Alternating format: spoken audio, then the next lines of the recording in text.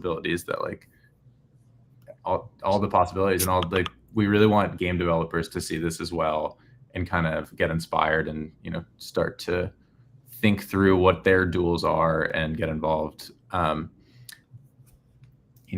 Victoria, Sean, I think this is actually Sean's vision. It's Sean's baby. He's a genius, basically. Yeah, he's going to give us the rundown. He's going to give us the cracked out version of the thought behind HypeDuel, why we built it, how long it took us, why we're excited about it. But yeah, I think this is the HypeDuel official release announcement. We've been teasing it, Rachel, with you on a bunch of streams.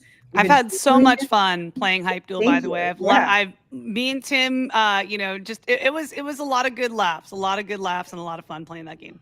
Yeah, so we're super excited to finally go live with it. We're super excited to bring it to everyone versus just the small group of folks that have been helping us test it, dog food it, provide us with feedback. So today is day 0, essentially, and we get to hear from the mastermind behind HypeDuel himself to kick us off on this like 24-hour live stream that we're going to be doing with a bunch of the team hopping in at any given point and just playing the games and streaming the gameplay. I think maybe it might be worthwhile to do intros just really quickly because, Sean, I think we have not had the pleasure of having you on. Oh, man. I know. They keep me in the basement. I'm over there coding, no, I mean, in actuality, I'm very fortunate that we have the space to go and innovate and try to create things. So building HypeDuel, which is what myself and many of the folks on the engineering team have been doing for the last couple of months, has been a really, really fun experience. And I am thrilled that we can share and let everybody else, have some of the same fun we've been having. But I'm more than happy to give a quick intro. I'm Sean. Hi. An engineering-minded person. I joined with my co-founders, Victoria and Daryl, and B3 from Coinbase. So I was engineering manager there, led engineering in multiple teams like Coinbase Wallet and retail and NFTs back in the day. And I came to Coinbase through kind of like an acqui-hire situation. So before that, I was building in Solana, had a lot of experience in one of the early NFT days there. We helped launch some of those early NFT projects. And so, had originally joined because they wanted somebody who understood some of the on-chain primitives, but also because I think I'm a bit of a degen. And so, that kind of energy is why I'm excited about HypeDuel because, I think Base and Coinbase, there's certainly more of a polish, this is a reliable, secure corporate-ish chain that's been launched by an exchange. And what some of the energy, right, in the crypto space that I think you're missing from some of these more, we'll call them in the trenches chains like Solana, is some of those magical, degenerate feeling crypto experiences. And we've not had a product today at B3 that kind of addresses that community well. And I think that HypeDuel was kind of our first parlay into that space and why we're really excited about it. So, I mean, I don't know where the best place to start. Should we talk about why, or are there anything else we want to cover before we dive in? Yeah, I think providing the why, the context, and why you were inspired to build this. I think when you first came to the team with the idea, you're like, guys, I have the perfect idea. Hear me out. So I think starting from the beginning, I think it's helpful to just get the lore for and sure, the inspiration too. Yeah, no, for sure. So we've been experimenting in gaming for some time now. And admittedly, most of my career has not been in gaming. And so I was able to kind of look at it with a fresh pair of eyes. And in part of the research that I was doing, I stumbled actually upon a very interesting documentary series about the early AI and ML models. And so for those of you that maybe don't have to, and I'm no AI expert per se, right? But as you know, that space has been growing very rapidly. But in the early genesis, I don't know if people remember, Google originally, acquired a company called DeepMind. They were the innovators in the space when they built an AI agent, or back then we would call them really ML models, that beat the best human at chess, and then the best human in Go. And it was like kind of the whole start of the AI revolution many, many years ago. And so I think a lot of people don't know this, but those early models and the foundation for the modern AI models that we see today are all based on something called deep reinforcement learning, which is, even if you go watch this documentary, you go like do some research here, it's games, right? These original models were built to play games, and the way that they would train them, the one before the famous one, which really like helped DeepMind take off, which is the Google ML model, was actually an Atari based model. So it would play Atari, like N64, like Pong and Space Invaders, like those style of games, and it would train them off of those very simple games. And the way that deep reinforcement learning essentially goes is you take a agent and you give it a reward and kind of like a disincentive. And so you say your reward is like, I want more points, right? Every game you try to get the highest score. So you say points is good. Every time you get a point, the agent knows it's doing something good. And it would just, without teaching it anything else, force it to run simulation after simulation in these games. After the first, couple hundred, not much happened. The agent got a little bit better, but it sucked, right, at these games. But then, like, what they noticed is after they ran like thousands of simulations, the agent got very good very quickly. And so, that really inspired a lot of the AI models today, which is we don't want to build something that's very explicit. We want something that can kind of self-learn and adapt like a human would. But obviously, with more simulations, we can achieve greater and greater performance and accuracy. And so I remember I was like watching this documentary, and I was like, oh, like, that's actually pretty cool. Like, I think there's an angle here with AI and gaming, because this was like the genesis, right? This is what gave us ChatGPT and all the things we use today. And so I think, I had observed other people in the gaming space trying different things with AI and gaming. So for example, like people would use AI to try to generate in-game assets, and AI was largely being used as a part of the game development process. There wasn't a lot of AI usage in the gameplay itself, and I think in most of those situations, people were like, oh, maybe I'm like talking to, like, instead of an NPC, right? It's like an AI that maybe remembers a little bit more, or has a little bit more unique things to say. And I just thought that was like pretty boring. And so like in my mind it was like, what can we do to flip the script on this, right? Like, what if instead, and I think this is also a time when I was seeing a lot of fear around AIs. So I know maybe in like the Twitter space, and everybody who's watching the stream is probably a little bit more tech forward. But if you zoom out and you go ask normies, there's like a decent amount of the population that's like afraid of AI. Right? I think the fear is based around like, oh, it's so good, it's so powerful, I don't know what it does, and it's this like black box like mystery thing. And so, I think AI is a tool, and maybe like to take away some of that fear and the power is like, what if they're, agents for entertainment for us? Like, why not be entertained by AI in a totally different sense? Rather than us having an interaction with it, why don't we pit them against each other and see how they do against each other, right? Kind of like gladiator sports, but obviously a lot less bloody. And then I just did some research. I was like, what, does this exist? Like, are people doing this? And if you search like AI versus AI battles, I found a lot of like Reddit threads and some discussion on Twitter, and like there are a lot of people looking for this. And there's some games that had some version of AI versus AI in it, but there was like really, this is like a very new genre, right? That like I don't think really actually exists. And so, we're hoping to go and create the segment here.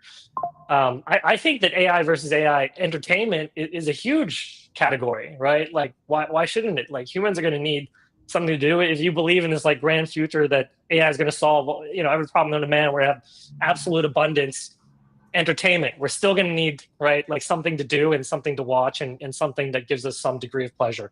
And so I think that, our thesis here is around creating a platform that gives the gaming industry a very new model for how to build games, how to monetize a game, in a way that I think is a lot more fair for all the participants, right? Because I think previously, and I'm sure Victoria can touch a little bit more on this, like the gaming industry is struggling with the legacy gaming industry is struggling with many like monetization and publishing issues, right? And so we don't think this has been done before, and what we'll share today kind of shows the thinking behind it. But that's essentially the genesis, right? Is just a wacky idea. I went to the team and so like, I'm really into that. Like, let's give it a shot. And so we had to build a lot of very novel infrastructure to get here today, including a way to make this predictably fair, right? It's rendered in real time. People know that it's real time because they can interact with the game and influence the outcome of the game. But in our version, right, I think the game is the wrong word, and sometimes we'll call them duels or simulations or matches. But we as the players, the human beings in this process are really the observer, and we can do some things like play a card or an action or a boost that impacts the game, but we are not participating in the game ourselves. Yeah.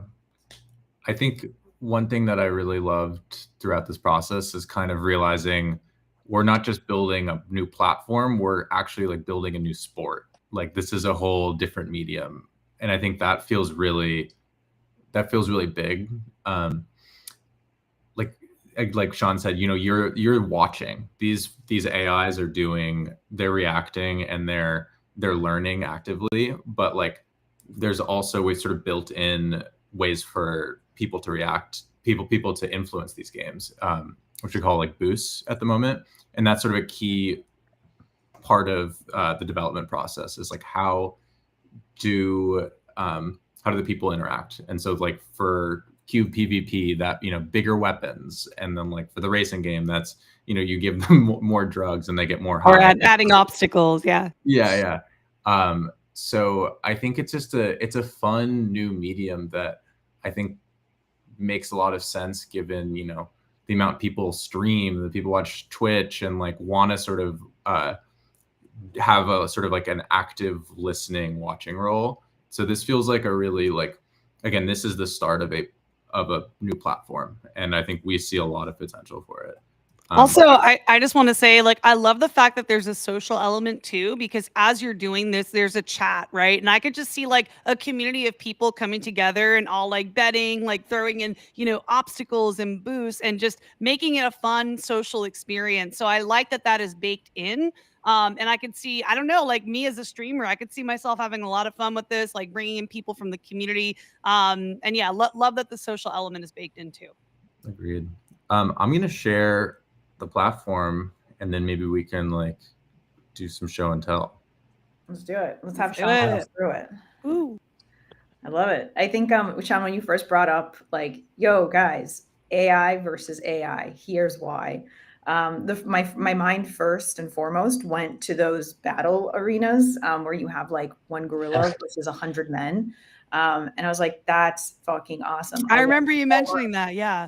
I watched so much of that content, like 1,000 like wizards out of Harry Potter versus like one Gandalf.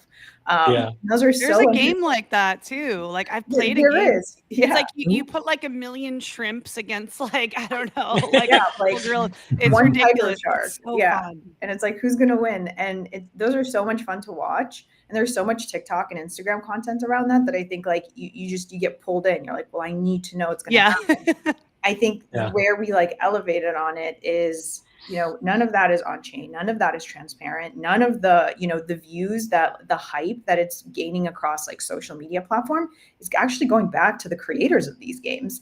Like it's like memes all over again. And the premise of like why NFTs came about.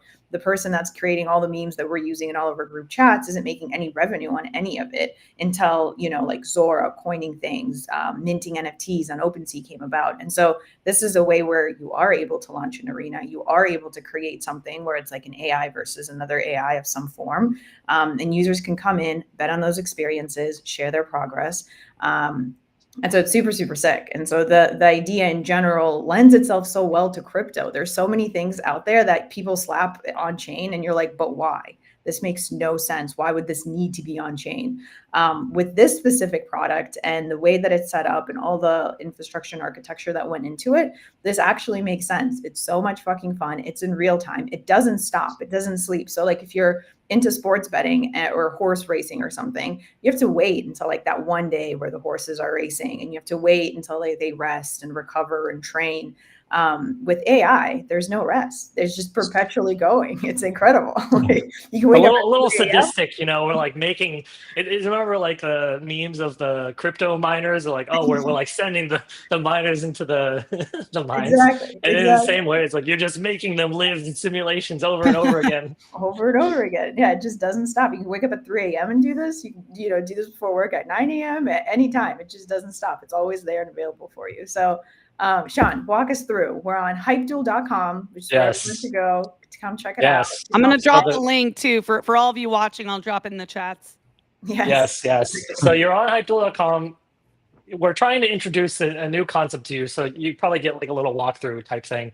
But there's very important part of the design here is we really wanted like crypto to be invisible, but also core to the experience. And so we've abstracted everything away into a platform credit called Hypes. They are essentially a smart contract, like escrow locked version of B3. And so they're one-to-one with B3, but for the purposes of the platform, we're just going to call them Hypes. You can withdraw and deposit. Like I think about it as casino chips. You walk into a casino, you give away your like $100, you get $100 worth of chips, and then use those chips to play games. So like Hypes are chips essentially. Exactly. Yeah. You can always withdraw and deposit them. So everything is essentially priced in B3. We also, as a part of the what Tim was just showing, the bonus is a part of our launch. We're going to give away free Hypes. So when you come and join, you don't actually need to fund your account. You can just click like, let me collect my bonus and start playing instantly. Those Hypes are locked so that you can't just withdraw them and people can't just rug the platform for money, of course, but they're to incentivize you to actually participate and begin trying the games with no risk at all. And so definitely take advantage. Don't know how long we'll do that, but definitely a fun like intro package. Yeah, don't know how long we'll do that until we go bankrupt. But yeah, please use the money. Take advantage of it. Yeah. Take the free credits. Yeah, take the free credits. And so let's see. With HypeDuel, there's a few important concepts to cover. One is the idea of arenas. So arenas are what we call games themselves. What we built is the platform, and we seeded the platform with a few games. We have a few more in our backlog. I see a lot of folks commenting about the one gorilla versus the 100 men. We actually have a game very similar that we'll release in the future, kind of for that style of concept. But our goal is very gory, very not bloody. Yeah, not for children. But I think even in the realm of arenas, there's so many different types of arenas. So Cube VVP is a very simple one AI model versus another AI model battle. We've trained the AI models a few times. So Tim, if you actually go to the agents page and scroll down, all the way down. So this is some information about the AI agents. Keep going. There's a little video on here of that shows a little bit of the training process. And so you'll see is what we actually do is we simulate these agents in thousands of battles against each other. And then those model, the weights, configurations, the data that they've kind of been trained on, learned, et cetera, get moved into the production server where they then fight each other. And so not in the future, we'll have the ability for people to kind of create their own models, to train their own models, and of course, to improve upon these models. So there's a whole segment here around ML teams who want to compete against other ML teams. Now, I'm not an AI researcher. I could not build you a very, very good AI gamer. So what we built are very bad AI models that are somewhat equally weighted, right? In that you can see them clumsily fit each other. These models we did not give them incentives to stand upright. So you see them just rolling around and swinging their violence. It adds to the charm. It adds to the charm, though. I love it. It's just it adds to the entertainment of this because you are, at the end of the day, you are going to be watching these AIs. So you got to make it fun. You got to make it quirky, and have a little bit of personality. So I like that. One of the things we thought about is this system, the science angle of this, and part of the reason I was interested is you create through crypto and the incentives right around competition, you create a system where you can build very good models. Now, why would you want to train video game models? Well, like we talked about before, these are the foundation models that then get used in your IRL applications. So many of the same models today that you see these companies who are building robotics or in medicine, who are building, humanoid robots are going to help us one day carry our groceries and do whatever. Those models get trained in simulation environments like this. And usually it's just one team, right? They're trying to make the model better. But if you were to take the ethos of cryptos and try to democratize even just that segment of it, right? What you really want is for everyone to be able to train their own model and somehow compete those models against each other so that the best model wins and that like it benefits the net good, right, of all the research and the people who would then be able to, enjoy the IRL application. And so I think sometime in the distant future, like if we see more interesting games or people build games specifically around like, I really want to get really good training data out of this for my application, then you start to get competition around teams who compete their models. And through that process, you can get really interesting advances that maybe we've not seen before when you open up systems like that for anyone to try to train models. And so, yeah, there's enough of me maybe geeking out on the AI side. We'll continue with the walkthrough here. But you've got these games, you've got these AI agents that compete in these games. And the third component is the players, right? It's us. And so really what the users are doing, and Tim's going to take us to Mount of the Matches. I think this match is ongoing right now, is we're going to bet and we're going to try to influence the outcome of the game. Now, if we only had betting, what would happen is there is a purely statistical outcome here. So you can see that these two models have different win rates, right? One of the models tends to win a little bit more often than the others. Now, it's not like 90-10, right? It's going to be closer to 50-50. And in this case, I think one of these models is winning closer to like 40% of the time, the other is like 60, right? Now, if it was just that, then every time you would just bet on the model that has the higher chance of winning, right? Of course, it's not guaranteed. It's like flipping a coin with slightly better odds over and over. But if you were to keep doing that over and over, yeah, you would come out on top. And so that, I think, is not really the right way to do this platform because, the odds are always going to be skewed towards the statistical model that wins. And so one of the important concepts that we introduced is a concept called boosts, which you see underneath. Now, boosts are in-game effects that you can purchase as a user and then play. They don't help any given model. And that's just in the game design of this. As other people contribute games, we're not going to control what you can and cannot do with boosts, but it's an important lever here that, one, demonstrates that the games are happening in real time because you can buy a boost and then use that boost and see it play out on the screen and have an impact on the outcome of the game. And so no one knows the winner right ahead of time. The other piece here is in this design, the boosts have some random impact. So you've got 3 boosts here. One boost makes the weapons gigantic, so it changes the damage that the models can do. One boost randomly drops a healing circle on the screen, which and one of the models is in the circle, their health starts to go back up. Another model is, another boost, is an attack. So it randomly rains like, a spell down on some random area of the game. And so boost can change the outcome of the game, right? Let's say I bet on the underdog, blue in this case, and I'm losing. Orange has significantly more health than blue. One strategy I might employ, especially if I have money on the line, is to start to play boosts because, hey, I'm already losing, right? So what my downside is not as nothing as to good lose. Exactly. So I'm going to start playing healing circles and I'm going to start playing orbital attacks. And you might see like what's happening right now live is that blue is now winning because of the boosts that I've played.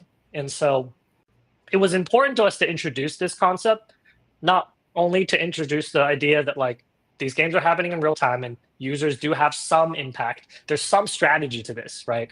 And as the game developers come and add more games to the platform, the opportunities of how to use a combination of boosts and AI models and in-game gameplay is really quite like limitless. And so boosts, yeah, unfortunately, Tim lost betting on the the fan Tim, favorite. guess who bet on blue? Your The girl. blue lost, So- yeah.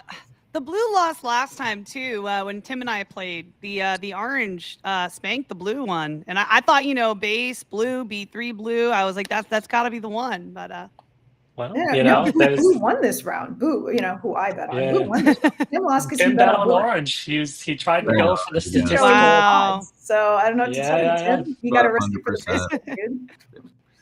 biscuit, dude. I'm on top. Another important thing you're seeing actually here did is like all the healing circles, or a lot of them. one of the other things you see here as Tim is betting is that we've abstracted away a lot of the crypto interactions. So there's no transaction signing that's happening, right? And the way that works is because we use the B3 global account, which is a smart contract wallet that houses funds with session keys that our platform has to be able to withdraw only the deposited amount. And so through that magic, basically, he's able to go through the platform, click on buy, sell, without having to sign any transactions. The only time you're going to have to sign a transaction is on the deposit or on the withdrawal. Once you put money into the platform in the form of hypes, we'll let you convert from any crypto, by the way, so you don't necessarily need to have B3 to move money in. Once you have money on the platform, you don't need to worry about signing transactions. Everything is smooth the way that you would expect a gaming platform or any Web2 experience to be, and you can just go, right? So I think this is the first time you're seeing some of our global account technology make it into a production site like this. We've had it for a while. We've been testing it on some of our other surfaces, but the real magic of seeing, no transaction signing, instant click, and boom, you have, purchases and deposits and boosts, I think is a part of the experience that not a lot of crypto apps have, because I don't know about you, but I'm super used to like having to sign every transaction. Obviously, that's like a meme in itself for gaming, right? So it's very important that we did not have that as a part of this process. Yep. I think the other really cool thing about this, sorry, go ahead, Tim. No, I can't believe the orange is on such a losing streak. Yeah, I wasn't expecting after my last experience. I was expecting more from orange this time. I don't know. AI versus AI, unpredictable. That's the beauty of this. The other thing that I really love is if you scroll, like this is awesome, and you can kind of watch it, and it's going to keep going, keep betting on every new match. But it's like, what if I want to make an informed decision, right? To Tim's point, he's like, I can't believe orange keeps losing. Like, what are the odds? Like, when should I bet on blue? Is it the next round or the round after that? And so if you scroll down, what we included is just like stats of like rounds, like what the probability is, like what happened. Everything's on chain, so you can like verify, and this is on base, so like you can verify on base scan that like blue one or orange one. You can also see who's participating here and how much every individual won, as long as your own personal history. So there's two tabs of like all the bets placed and then like your history. And so you can see what your odds have been and how successful you've been. I mean, Tim hasn't been very successful here. So, like me, it's all green over here, Tim. It's all green. So I think that part is really cool and like very interesting to like take a deep dive into. And again, it's one of the, like I mentioned at the beginning of the stream, like there's certain things that should not be on chain. This is one of the things that actually makes sense. It allows for transparency, allows for people to feel like this isn't gamed. It's not Sean controlling and like just inputting blue's going to win like 50 times in a row. It truly is an AI model running, and it's all published on chain for people to see, explore, and see how like what they want to do with that information, how deep they want to go down the rabbit hole, because it's quite you could go as deep as you want. There's no end here. Yes. I see some great comments here. Like it is in fact actually a prediction market. So what we've written is a couple of contracts here. One is a prediction market contract that settled as a part of this bet. The core, I think part of the magic also of like what took us the first hurdle and one of the core innovations of the platform is the way that we stream the games, right? Unity is not really set up for this. What you're seeing is a very specialized setup of a Unity server that is streaming events real time to the client. This is something that Alex, one of our incredible engineers, had innovated on and has now made it into production. But this concept, I think, doesn't exist in traditional gaming. And so another very cool thing to do. And of course, we're reporting some of this information on chain so that it is verifiable and it's paired to the prediction market that you just participated in whenever you bet and then settle the bets. So all of that is happening magically in the background, and so for most of you guys, you're not going to care. Just bet and try to win some money. I think outside, so there's 2 games you can play. There's betting on each games, but because Sean doesn't just stop there, Sean doesn't just create something so simple. There's also a concept called arena coins. Sean, you mind telling us what arena coins are and where that came from? Yeah. I think it'd be a shame if we didn't tokenize stuff. We've not done too much of this in the past as B3, but we are doing it today. And so arena coins are 1-to-1 paired with every game. So whenever you launch a game, you're launching an arena coin with us. This is very important and core to the new monetization model that we're introducing for both game developers, but also users. One, we want people to be able to have upside in the games that they love. You don't even have to play a game to care about your favorite game studio or your game developer, or you just love this experience. So you think it's going to do well, and why not get some upside on that in the form of a token. And so whenever games launch, they launch through the arena coins page. They are bonded through a bonding curve. I think one of them is bonding now. Yeah. So we have 2 arena coins. Did Cube bond? Can you go to Cube? Cube did not bond. Oh, yeah. Looks like it did. Yeah, the indexer might be a little. Okay, someone bonded. We haven't even explained arena coins, and people are picking up on arena coins. Yeah, wow. So people want to ape the arena coins. Got it. I think we just launched this like 10 minutes ago too. What the fuck? Yeah. Wait, can I swear on this? What the heck? Great. So what is an arena coin? Is it just the meme coin? It's not a meme coin. The arena coins are a custom contract that we've written on Uniswap v4 that splits fees across the games and bets to an arena treasury. So the whole idea here, and I think if you check on our Twitter, there's like graphics that talk more about the flywheel for arena coins, but they are a value accrue system for games. So when a game developer comes to us and says, hey, I want to release a game with you guys, we explain the concept of arena coins, and they would earn part of the fees, right? Whenever the coin bonds, that's a great way to just kind of recoup the cost of just development, right? Then from there on, you now have a distributed community of users who hold your arena coin. And as people continue to play the games, part of the fee, right? The majority of the fee in most cases is going into the arena coin. So there's a couple places, right, where users are spending money on the platform. One is betting. Whenever you bet, I believe it's 15% of the betting fees are being funneled back to the arena creator as well as the arena treasury. So the arena coin treasury is essentially what it's a temporary wallet that is going to buy back the token at unpredictable intervals. And so it's constantly creating buy pressure on the arena coins. As more games are being played, the arena treasury grows. The more the treasury grows, the more arena coins are being bought back. And so you have this consistent floor that is being set by the usage of the games purely from the betting volume side. Another way to fund the arena coin treasury is through boosts. So most of the boosts it's split, because boosts are not really a bet. So there's no one that's a counterparty, right? 50% of those go straight into the arena coin treasury. The other 50% go to the game creator. And so treasury is, every time you're using a boost, treasury is gaining value. Treasury is going to buy back the arena coin token pair whenever we schedule, it's going to be random. And so there's constantly this buy pressure that's being created in a very nice flywheel for both the arena coins and the games and kind of the functionality among the games. And so if you say, look, I love this game, but I'm just not much of a bettor, right? So I'm not going to come and bet every time, but I do believe in the value of this platform or the value of the game. arena coins are a great way to express that conviction in the form of just like being a holder, right? Because as the games get more usage, theoretically, your coins will gain in value. Similarly, if other people are buying, I mean, it's a DEX coin, right? So are you really utilizing the magic of crypto here?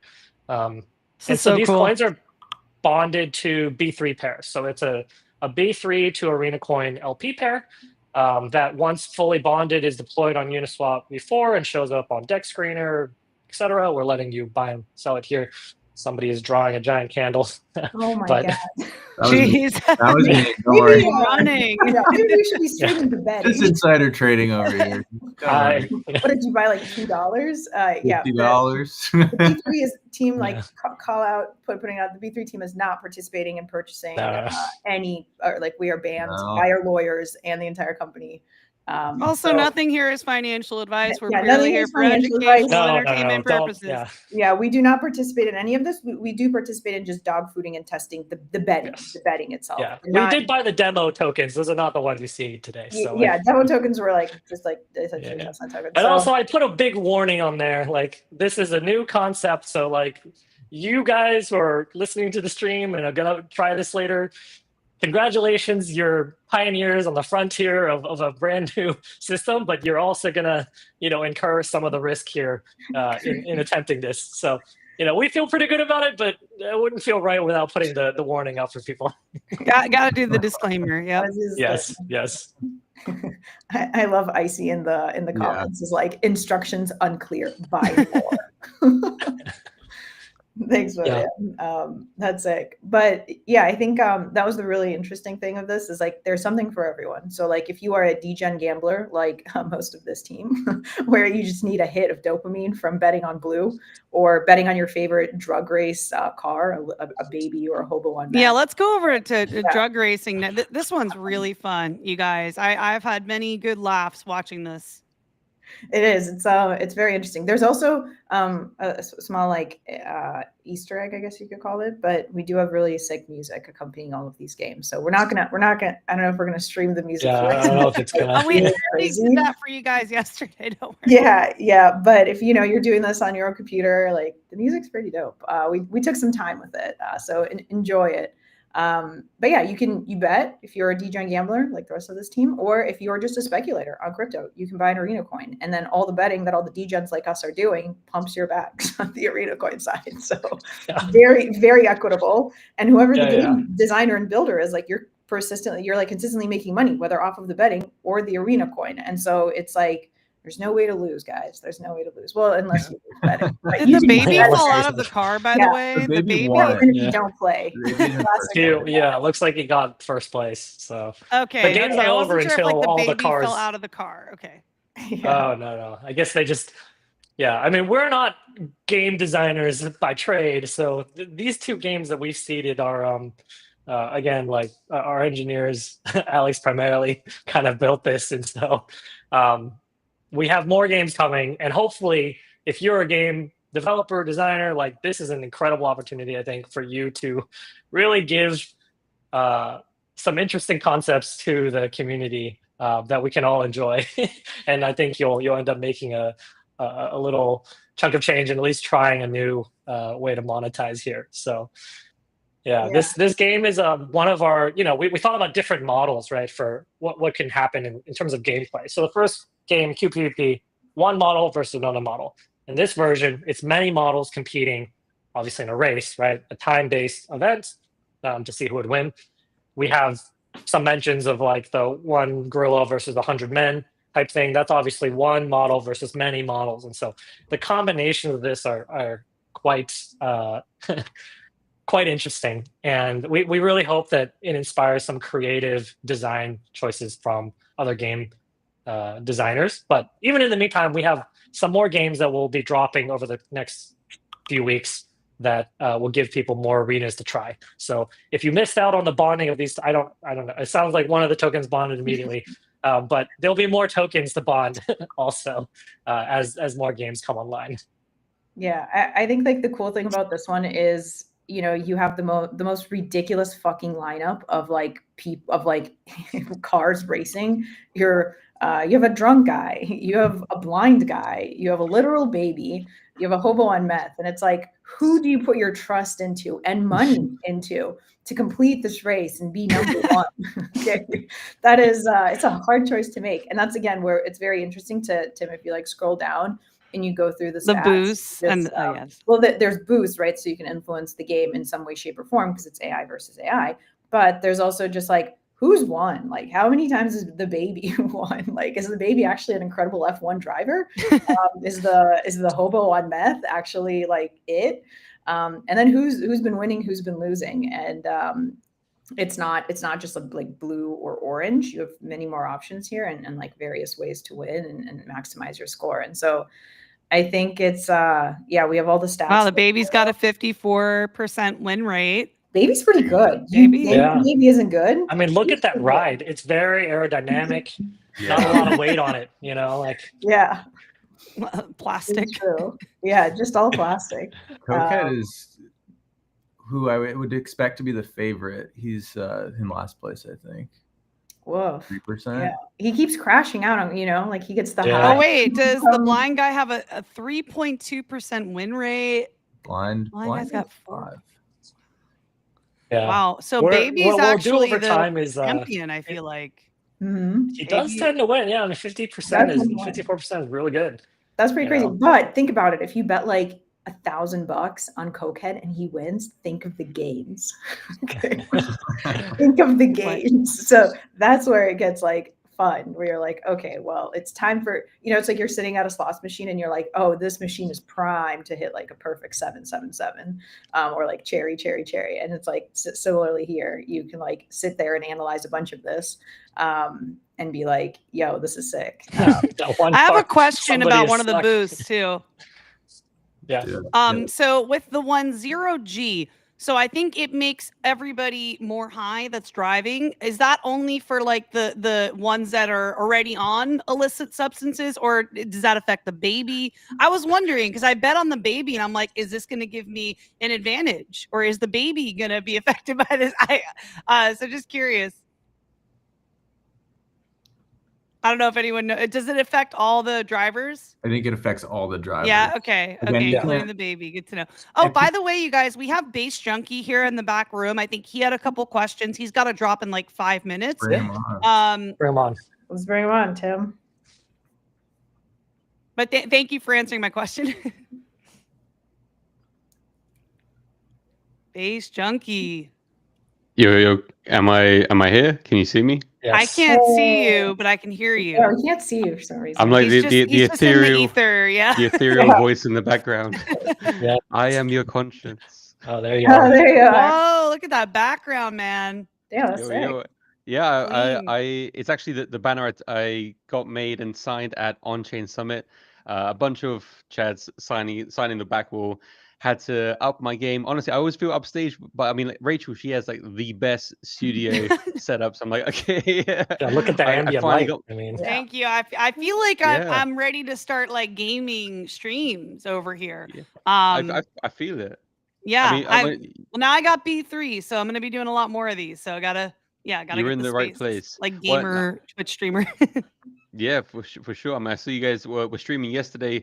You guys are becoming proper pen pals. But honestly, so yeah, unfortunately, I only have a couple minutes left in me.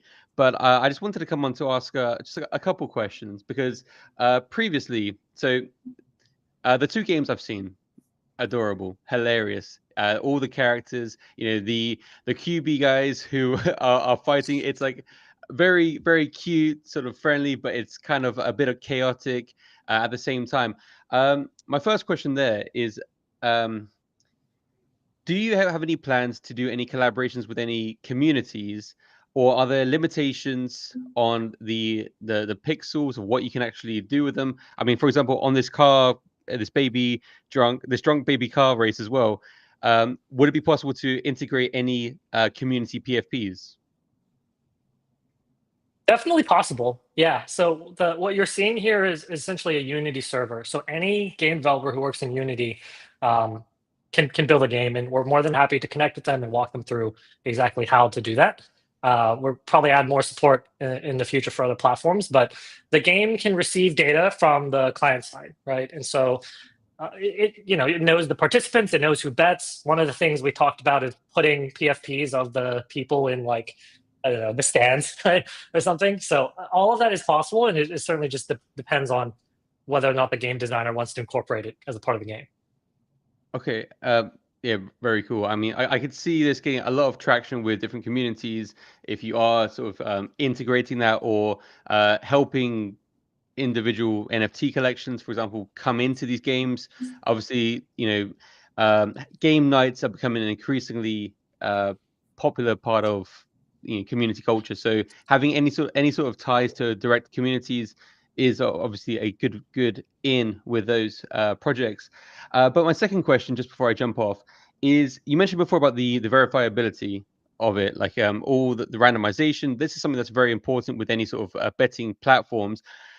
Are you guys using Chainlink VRF, or do you have another sort of randomization model? And if you're using something else, are there any safeguards to make sure that people can't peek behind the curtain to get an unfair advantage when placing their bets?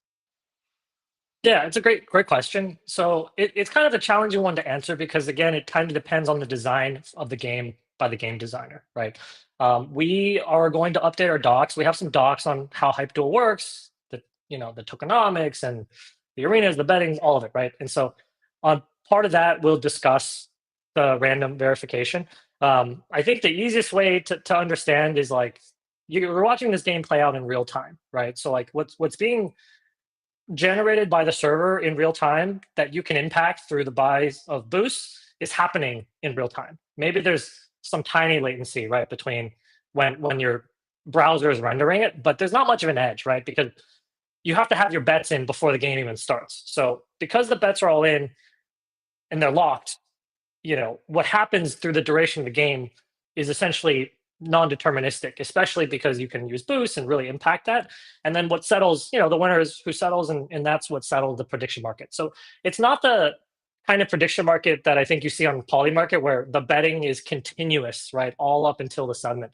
We stop the settlement. We stop the betting before the game starts so that there cannot be some weird arbitrage opportunities that exist. And it's a part of our way of making it even more fair for people. Brilliant. And then just to understand about the VRF, the randomization, was your answer kind of like you don't need to use that because it's not deterministic? Yeah, that's part of it, right? You can choose to, right? VRFs are great for generating randomness within even the game play itself. And so, like, we've worked with a number of partners who provide VRFs. To be honest, I'm not entirely sure if a VRF you use in this exact game. I'll have to talk to our engineers, but you can certainly choose to. My point being that, like, even if you introduce or you don't introduce the VRF, it doesn't matter because the outcome is still non-deterministic either way. Brilliant. Well, listen, I do have a hard stop. Rach, thank you for bringing me up. Of course. Victoria, Sean, pleasure to connect. And then the other gentleman who I seem to have bumped off the screen. Thanks for letting me sit in your seat for a moment. It's been a pleasure. I'll catch you. He kept the seat warm for you, Tim.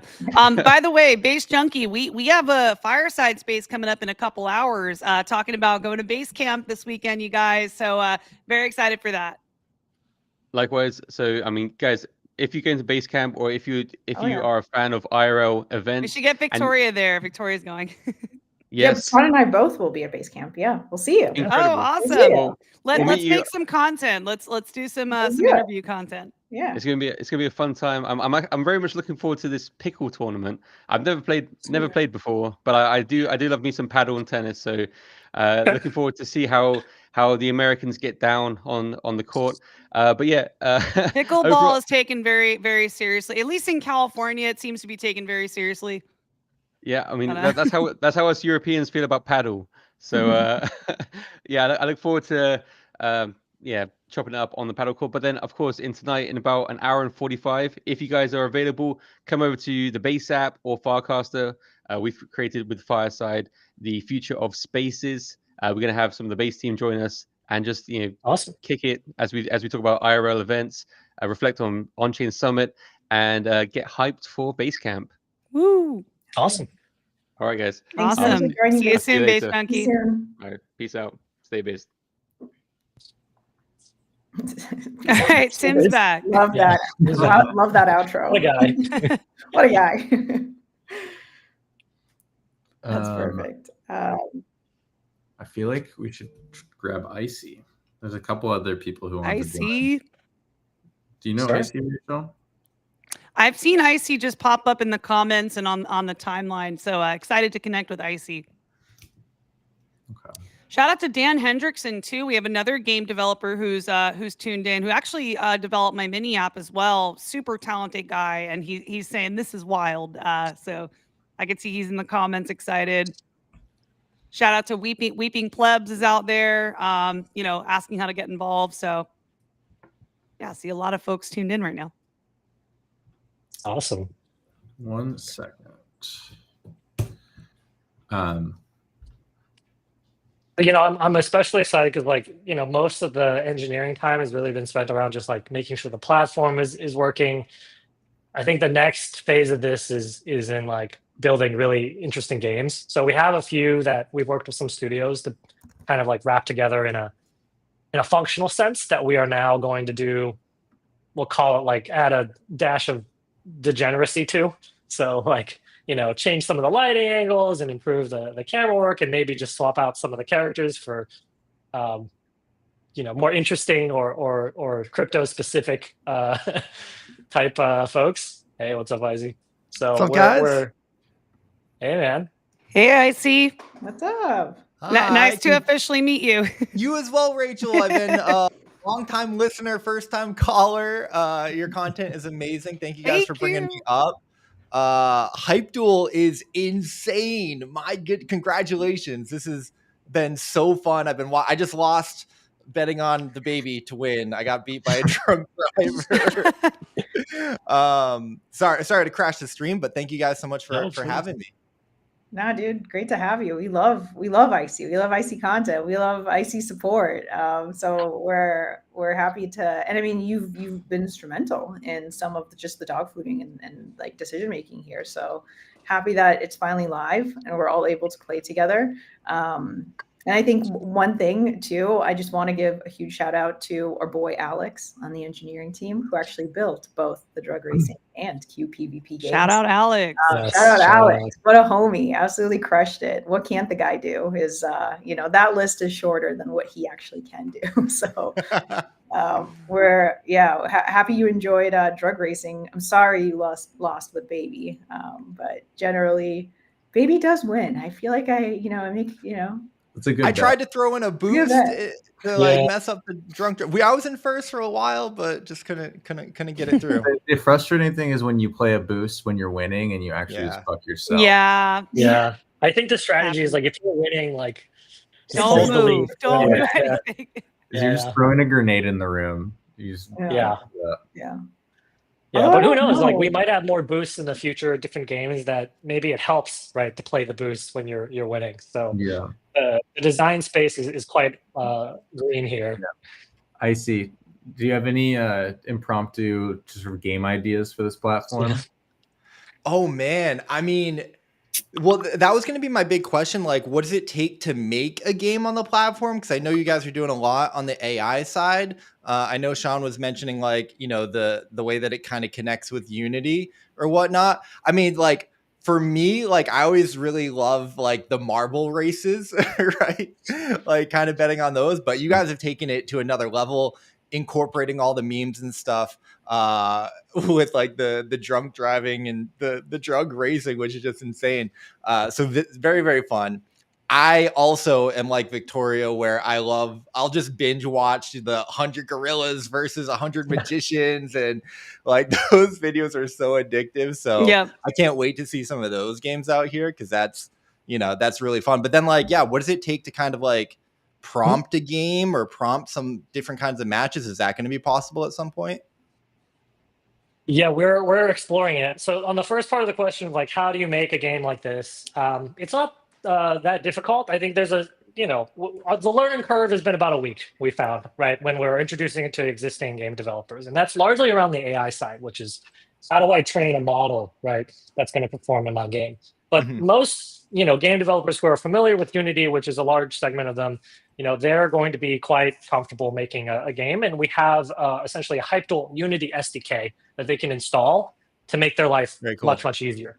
And so if you are a game developer, you have a really awesome game idea, please let us know. Even if you're a community, right, or project group, whatever, you want to make a game, we are happy to connect you with a game developer who is already familiar with how to do this, who can help see your game to life. We're more than happy to support those that type of creativity as well. So the second part of the question about what are the future prompt options, one idea we're experimenting with is giving the users more control in the match design, right? So you mentioned marble racing, right? So in marble racing, the marbles being AIs probably don't make much of a difference because you're just rolling, right? Right. So there's not much you can do, but maybe the AI is actually randomly generating the map. And so AI can be used in many forms here, but all of the ideas are really centered around the entertainment factor. And so we have the 100 men versus a gorilla style game. I think it'd be super interesting for people to appear in those maybe it could be Icy versus 10 Tims, 3 Victorias, right? And so there's a little bit more infrastructure that would need to happen to make that stuff possible, but it is something we're planning to experiment with. Yeah, I think to Sean's point, the goal of this is we want, and if you have a really fucking sick idea, or you're an incredible game dev that's already versed in Unity and you don't have a platform to go live on and you want to explore something in the AI space, and in both situations earn revenue from this, you are the owner. We launched this with 2 games that we built, but you will be the owner of it. We will help you in any which way you want, whether it's figuring out the connecting you to a game developer that can build your idea out for you, or if you already have an idea but you just need a little help on the AI side of things, our team can fill in those gaps and help you launch this. And then again, betting is open for users to come in and start betting on the AI and the game that you want. You get a percent of that revenue. And then arena coins, passive income, it buys up, so the betting buys up a percent of the supply of the arena coins. And so there's 2 ways to really make revenue here, and it's all yours. And that part is super exciting to us. And so we want as many games as possible. We kicked it off with 2. They're fun, they're seamless, they show off the concept in a really, really good way. And we have a few more launching too, just from crazy ideas on the team. I think Tim's personal favorite and one he's incredibly passionate about is sperm racing. I don't know if you want to share. Wait, say that again. You heard it right, Rachel. Okay. Is it sperm whale? But some of them are fucking crazy. Others are, a little more legit, 35 wizards facing off, an army of tigers. So I think the interesting thing is with AI, there's the duels and the battles of it all, but I think it's the boosts that make it really interesting. It's what if you arm the tigers with shields and full on armor all of a sudden? Are they invincible against the wizards? And so it just it allows for people to keep iterating and keep having fun and keep testing things out, because there's no one way that this could possibly play out, while also tapping into your inner degen and just gambling your life away. I don't know if anybody else outside the PvP gorillas whatever content, there's also these Japanese and German game shows where oh my god, yes, the Japanese ones are so good. I'm a fan of those where they're is this cake or is this a real item, and people have to so fight entertaining. a shoe, and it's a real dirty shoe versus a cake. Or in Germany they do a lot of you have to slice something perfectly in half, and you have to measure it out to make sure that it's equitable, and you bet on whoever's going to have the perfect slice. It's the most German thing ever. I fucking love it. And so I watch a lot of that content, and if I could bet on it in real time on chain, I absolutely would. I'd just be stuck and I'd never do my job at By the way, you guys, I just want to give a shout out really quick. My little brother from New York is tuning in right now. I was telling Sean, I come from a household of gamers, you guys. He's 18 years old, just graduated high school. I saw him pop up on my Steam notification and playing a game. I was like, hey, hop in. We're talking about on-chain gaming. So yeah, he might drop some questions throughout. Great. And then also shout out to Dan Hendrickson. I'm going to shoot him an invite to join us right now. My mini app dev, also a really talented game developer. So we're gonna throw him in the ring. Cool. Yeah, Dan actually asked when JavaScript SDK. Sean, do we have an answer for that? Well, yeah, it's a little trickier because it's a different setup. Like most times, JavaScript game, typically it runs like client side. And so that would make it harder to make sure that it's secure, right? From like, but it's certainly possible, and we're happy to connect with them to kind of walk them through how the current setup works.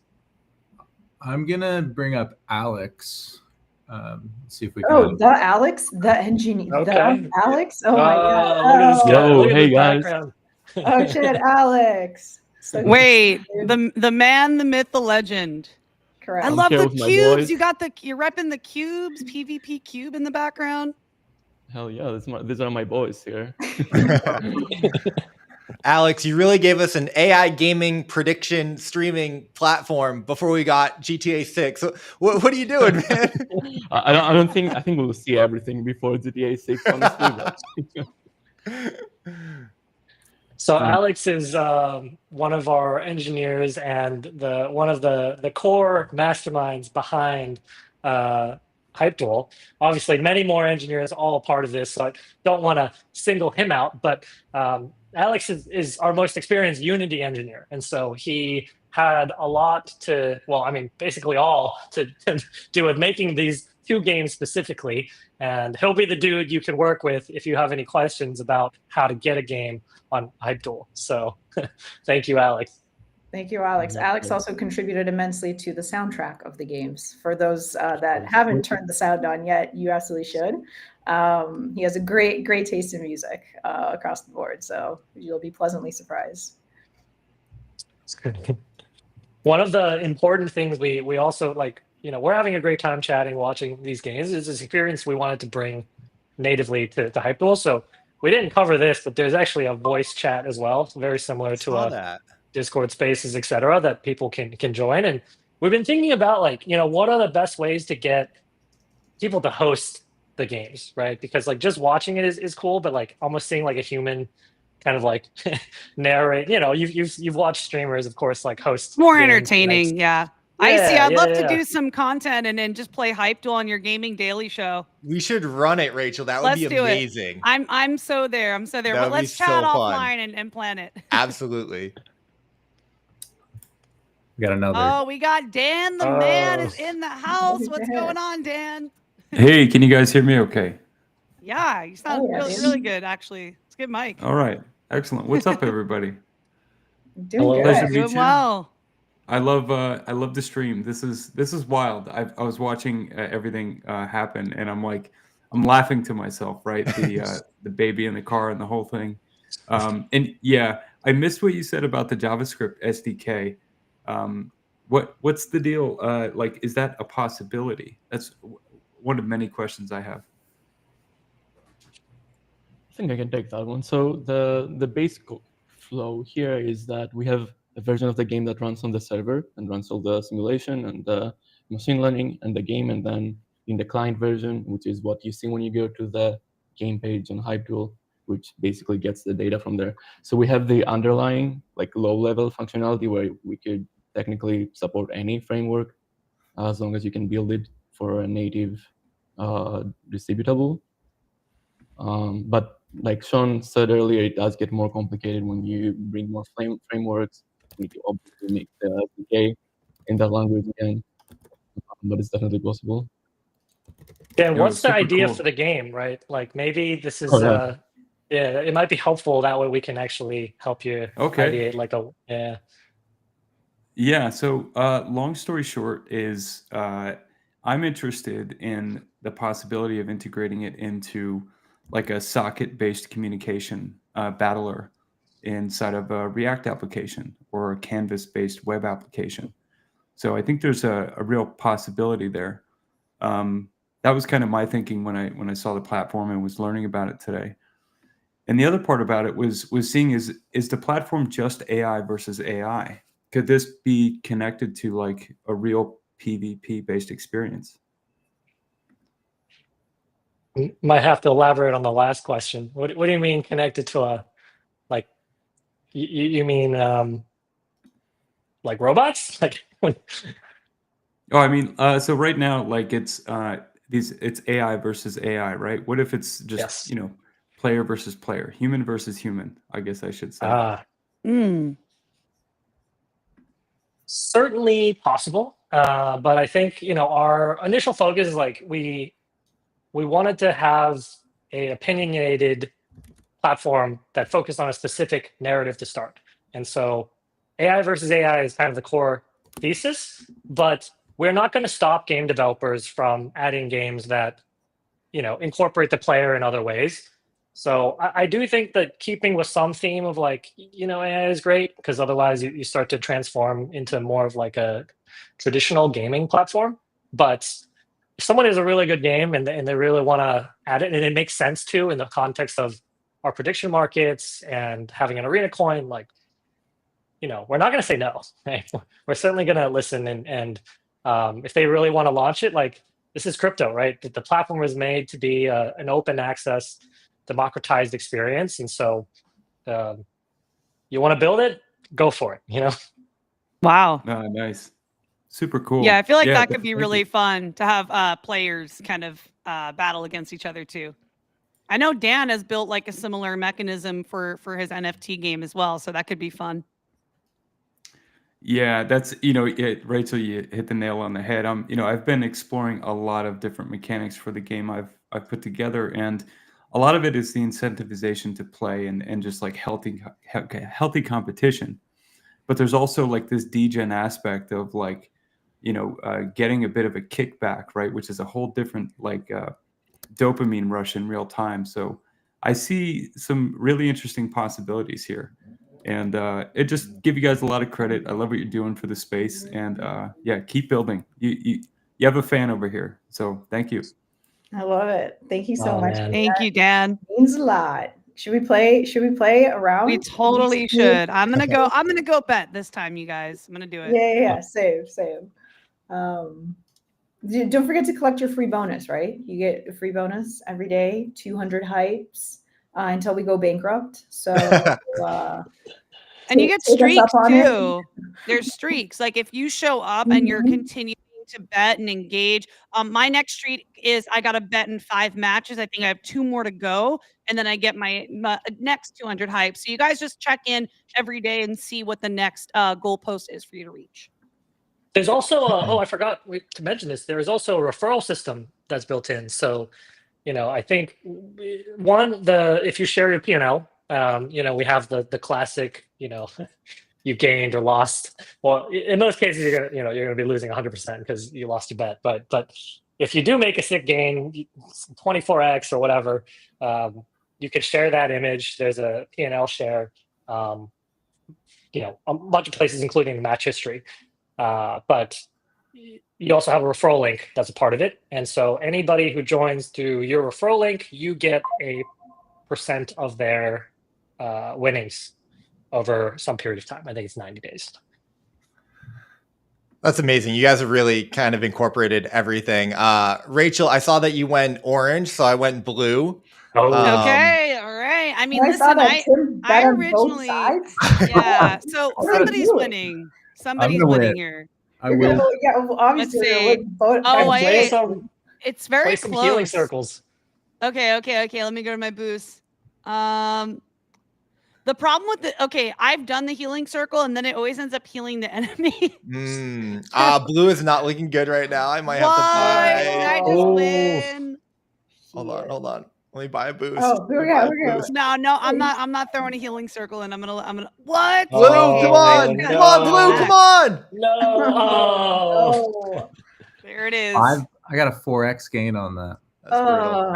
Cool. Even though I voted. Yeah, share on Twitter, dude. I'm sharing this actually. I lost. Oh, this Okay? is cool. So it like pre-creates like something you can share on socials. That's awesome. Yeah, you get to choose the background too for your favorite meme. What? Fun fact: Sean has one of the Oh, best meme repositories possible on Earth. I don't know how he does it, but he has a meme for every moment, every situation that you could. I just possibly collect want. them as I scroll Twitter. You know, I'm like, oh, I like that one. You know. Yeah. So yeah. So How you long can did share. it take? Sorry if I missed it earlier. How long did it take to build this platform? Because you guys literally have so many features and it's so fully built out, not only just on the prediction side, the arena coin side, the game side, the streaming side. It's really impressive. I know other projects are like, you know, have these ideas for AI versus AI and they feel like they've been, you know, in development for a long time. And you guys really have a fully built out platform. It's insane. Thank you. Yes, I think it's because we have such a great engineering team. So definitely the credit goes to the full squad. We have a number of products that work on any given time, but usually a few that take most of our core interest. And so this was one of them. And I think this is built in about 2 to 3 months. So crazy. It's amazing. Thank you. Yeah. all right. I just posted about it. It's you know, one of my favorite ways to build is kind of like Lego block style. So a lot of the time that we spent in the early, you know, B3 Genesis is about building like these primitives that now get used in all the products we build. So, you know, the system of global accounts, which keep, you know, no transaction signing a thing on the platform, even chat and like prediction markets and our bonding curve, tokenization type SDKs. These are all things that, you know, took many months to build much before this, that became the building blocks, right, to make this possible very quickly. And so, you know, 2-3 months is definitely very fast, but only because we invested previously in putting together these primitives. And are there any collaborations planned with any other projects or NFT, you know, projects or like other games? Because the possibilities are really endless with a platform like this. And one of my gripes with like a lot of NFT projects is like, you have this amazing community, this amazing IP, these characters, but like there's not much more to do beyond that. And a lot of the games that have been developing are like, okay, we're going to, you know, go develop this game, but it's going to take years to get that out. And I've always like wanted, even if it was a vertical slice, you know, something to engage with the IP and the community. So I just feel like this is the perfect playground to foster, you know, competitions and games like that. Like you could imagine, you know, Pudgy Penguins going against Bored Ape Yacht Club, like things like that. And, you know, you have the infrastructure to facilitate that, and anyone can kind of plug in and host these big activations where the communities are coming in and, you know, betting against each other and boosting and all that stuff. So is there That's anything pretty like brilliant. that That's absolutely brilliant. Yeah. Well, I think we love all those possibilities. I'm gonna come back. But yeah, I think this is an open invite to developers to like come in and do it. And there is a real incentive for them to do that. So I mean, I'm gonna share just this thread for a second because I think one thing that we've been talking about since, you know, Basement is this idea of like the monetization system is just broken for developers. This is obviously not just like a traditional game. There's like real upside for game developers to build here.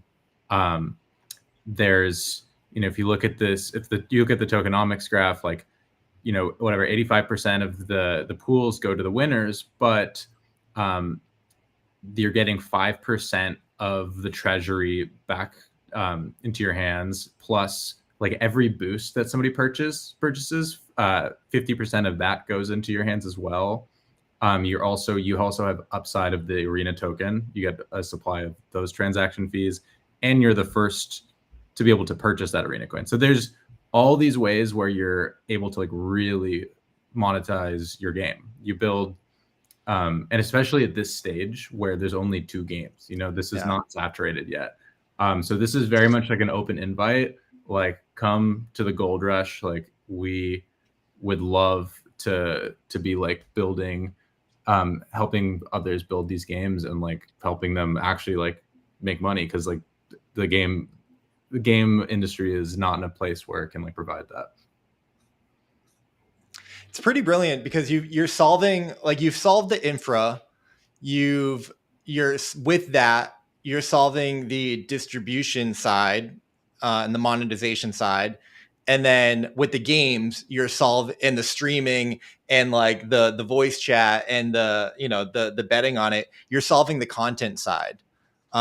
Because you can just, I mean, the speculators become the gamers, but in a passive way, which is very crypto native. A lot of like, as someone who is a crypto gamer, plays a lot of games, but also degens on the crypto side. I understand a lot of the crypto space doesn't want to be playing games for hours and hours and hours, but they do want to speculate and degen, and they can just do that here. It's pretty brilliant.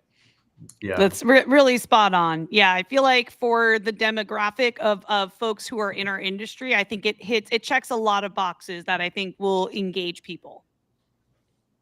Yeah. And I think, for you content people, like, we love this idea of, this just being on in the background. It's a casual activity. You're making or losing money, but it's fun to watch.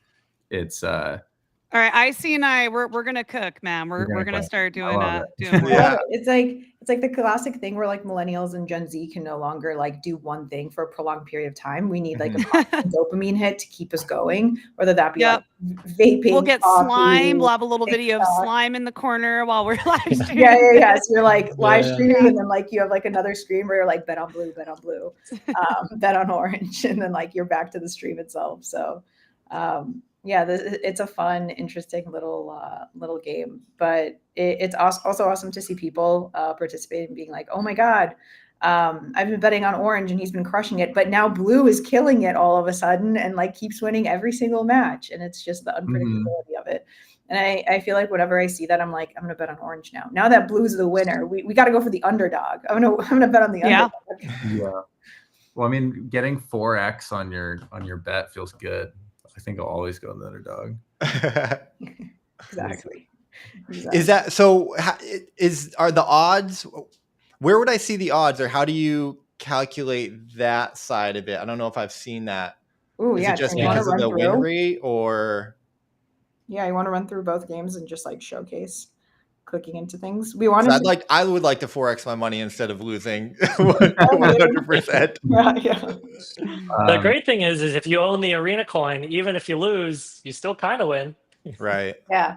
Tim, I think if you go to the agent page, you can look at all the AI agents, and then you can have all the stats there for you to evaluate, and it's all real time. So as the games continue to be played and people continue to bet on them, like this is constantly being updated. And so you are able to make the most informed decision possible. Yeah, so unlike a Vegas, right? Like you approach a slot machine and you're like, fuck, like how many people played it today? Is it warm? Is it not? Is it going to hit a perfect like 3 or not?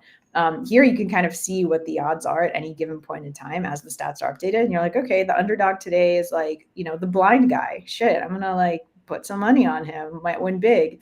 Or, Hobo on Meth has been crushing it for far too long. Let's go after the literal baby. The literal baby is going to win. Literal baby has won a lot. Yeah, little baby's pretty wild. Crushing it. Yeah. We'll have to continue to try to, I mean, we can like try to even the odds a little bit more by training some of these models a little longer. But what you see is, kind of our demo set of of games. Yeah. So if people complain about the win rates for little baby, then we'll make some adjustments. But it's also, you go to a horse race and there's a horse that's favored, and that's part of the game. And like, you decide to root for the one that's the underdog, and you're like, are you going to make 1x or are you going to make 3,000x? What are the odds you want to go after? Can I just jump back real quick to the agents, right? Like so cool. and we're gonna at some point be able to train our own AI agent and like have our own agent. And how does that gonna work? How's that play into it? Is that gonna have like a coin as well, and someone could, I don't know, be like play, HypeDuel purely through that of having their own agent, training it, speculating, building it up, kind of build a whole community around this agent that competes in these games? What does that look like? Yeah, it's something we're still developing, but I think the first version of this will be ability for people to bond their own agents without training them. So the training piece is difficult because it's not so much reinforcement learning as much as it is like kind of watching you play and then learn. So it's a totally different like infrastructure that we have to set up for that.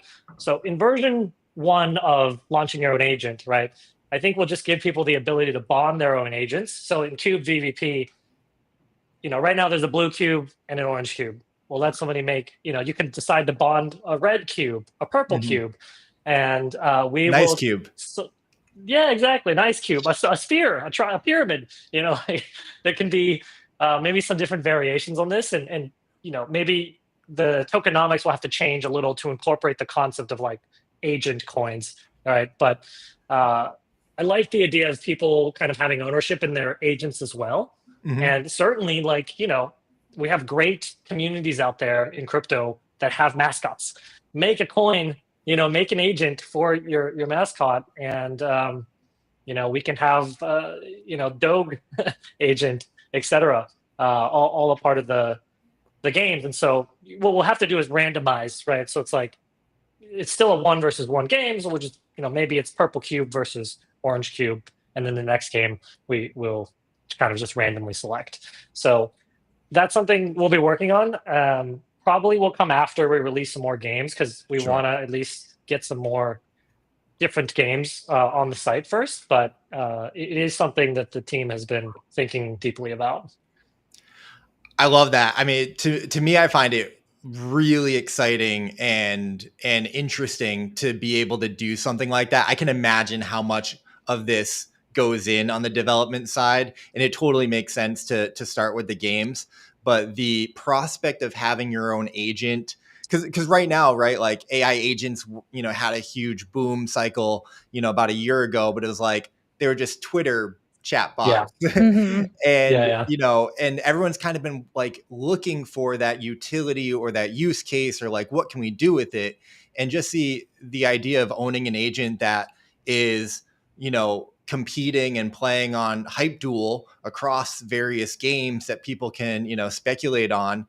I mean, not to like draw a direct parallel to horse racing, but it's like having a horse and investing in that and seeing how it performs. And there's just, I mean, really the possibilities are endless, and the platform seems endless, which is really exciting. Congrats, well done.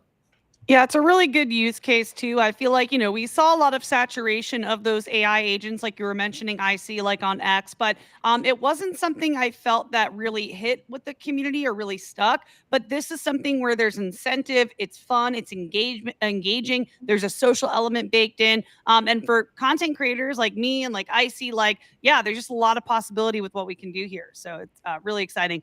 By the way, shout out to Zach Prater. I think we're about to have Zach Prater from Base join us, who's just been an OG in the on-chain gaming space.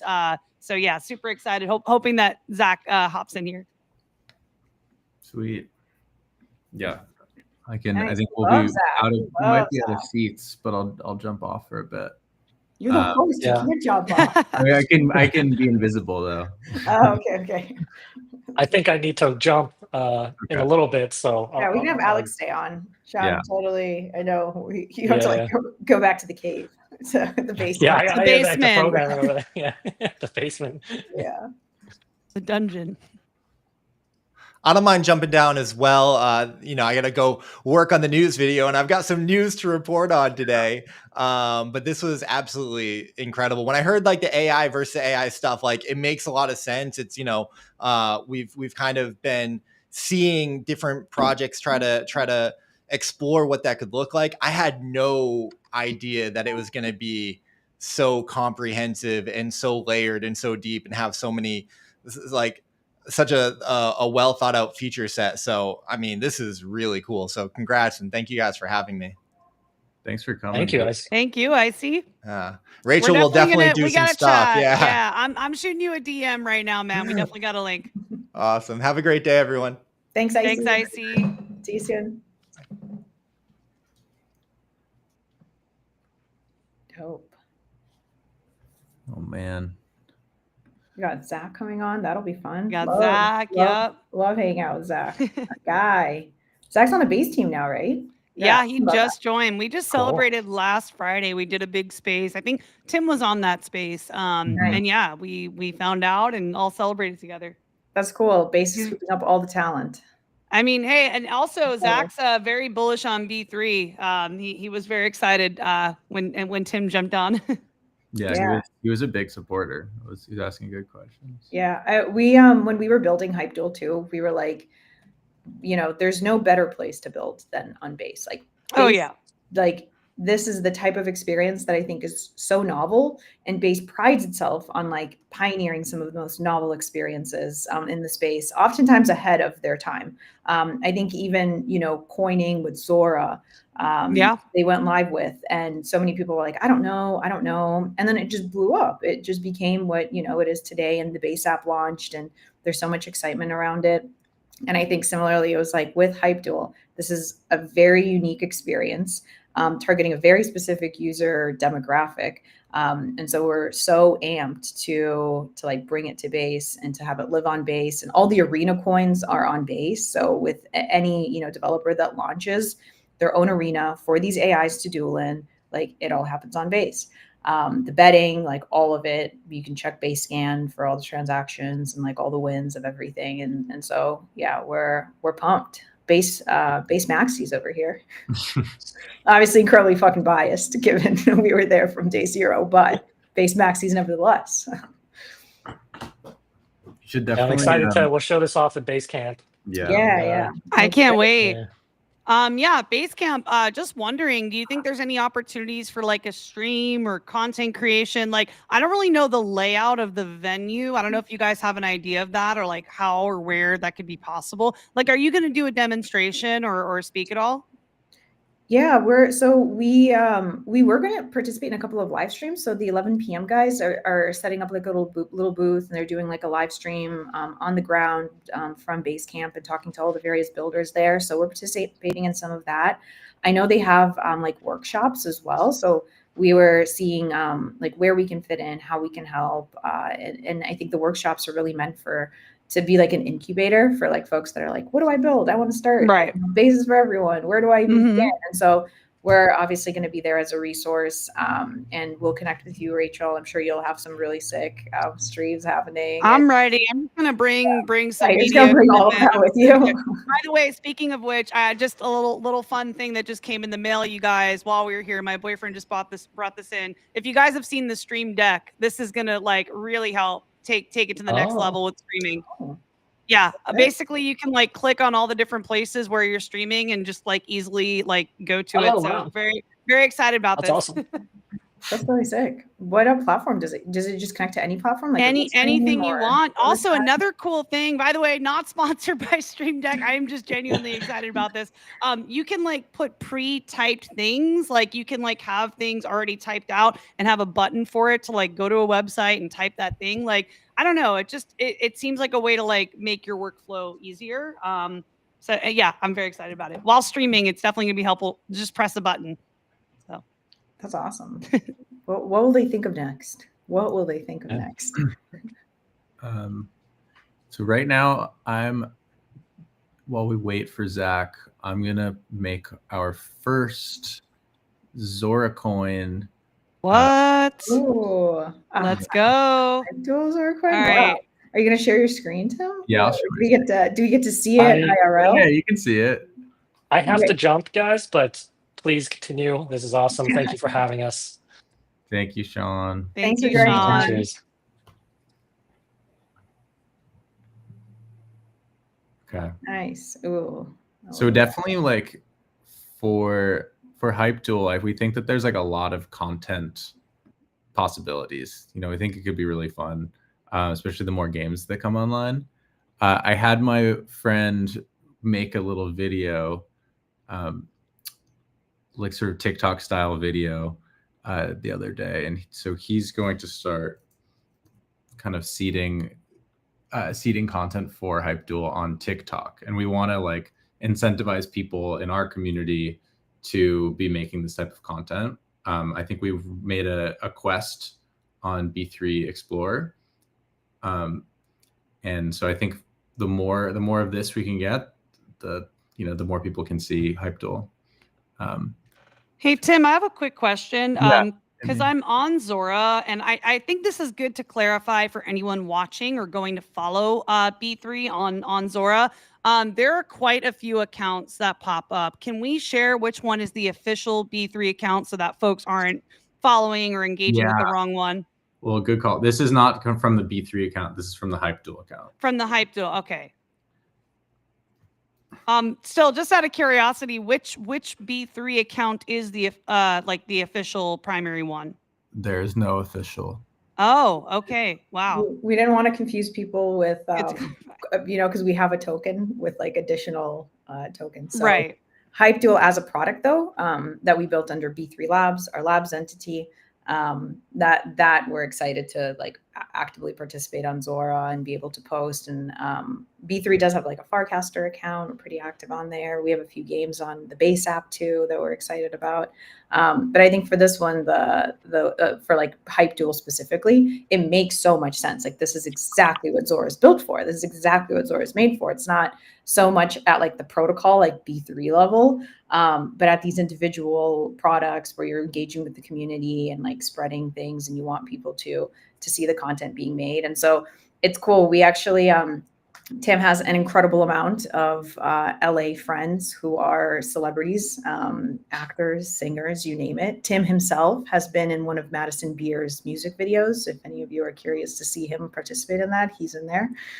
So he was able to tap one of his really good friends, whose name is Frank, who creates hilarious content in the style of like, I would say Nathan Fielder. If anybody watches Nathan for You, Nathan for You, brilliant. Yeah, love Nathan for You, or The Rehearsal. And so this guy is incredible. He's so funny. He's so creative with everything. And we've kind of demoed some of our products to him. And he was like, whoa, I really want to create content for you. So what we're doing on Zora right now is we're posting one of Frank's funny videos of him like exploring HypeDuel and like, creating content around it. And so Frank will really be the owner of that, and that coin. It's just for fun on Zora. So it's pretty great. We're excited. Frank's the man. Love the filter he had for his face there. It's really great. It's like, can we hear sound on this video? Tell me, can you hear it? No. I can't. Can you hear it? For maybe it's like muting it for the live stream, Tim, or because it's what he's saying. That's really the power here. Yeah, I don't think I can. I'm not seeing an ability. Fuck. Well, I'm gonna post it and you can watch it, and one of you guys can share it. Yeah. What do we think about this caption? Orange always wins. Is it the content of Frank's? He does mention that. Yeah, let's ship it, dude. Alex, who's your favorite, orange or blue? Of your two buds in the background of your filter. I gotta go blue. You gotta go with blue. Oh, okay. Yeah, I always play the dexterity build on games, so I don't like the huge hammer. I think you can do much more with a dexterous sword. Love it. That's awesome. The hammer looks more intimidating, though, I have to say. Like in theory, I feel like the hammer from the orange guy looks like it would do more damage, but yeah.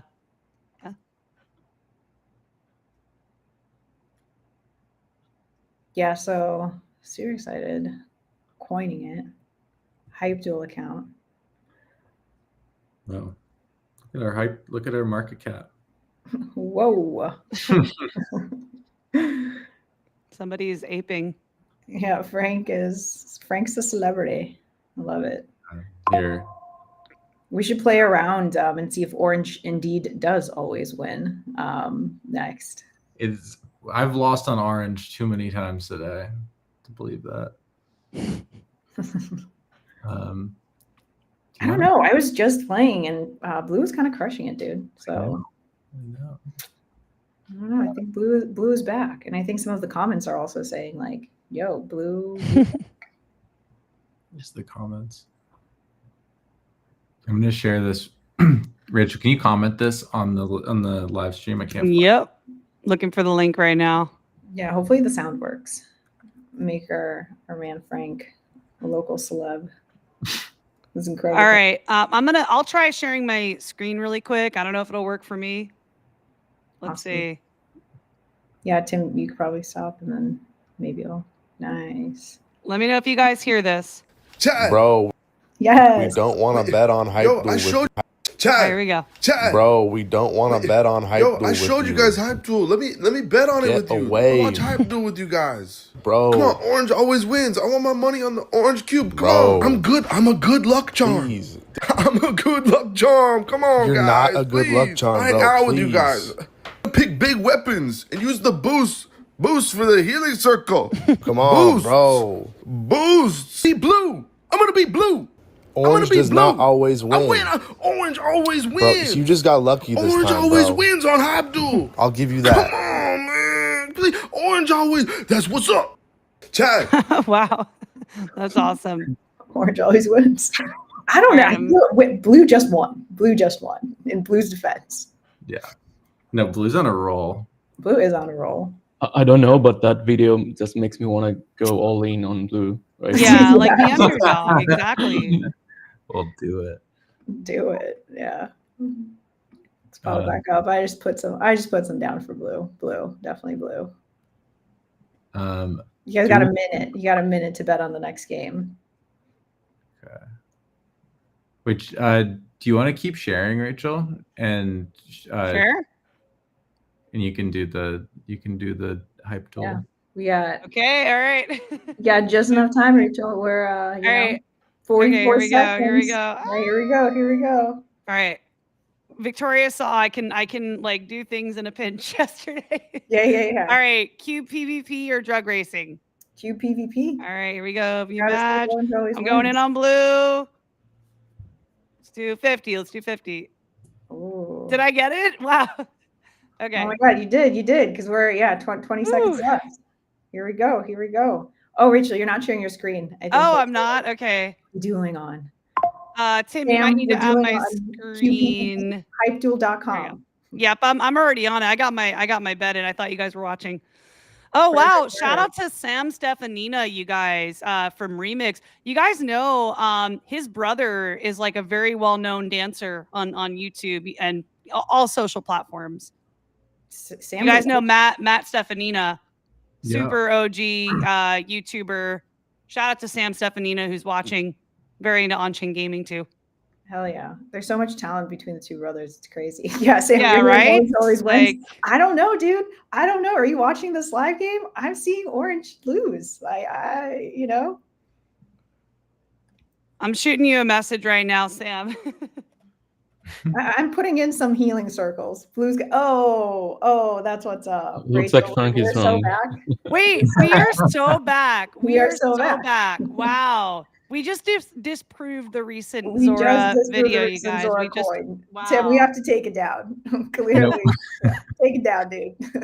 We had a moment. Frank's wrong. Orange does not always win.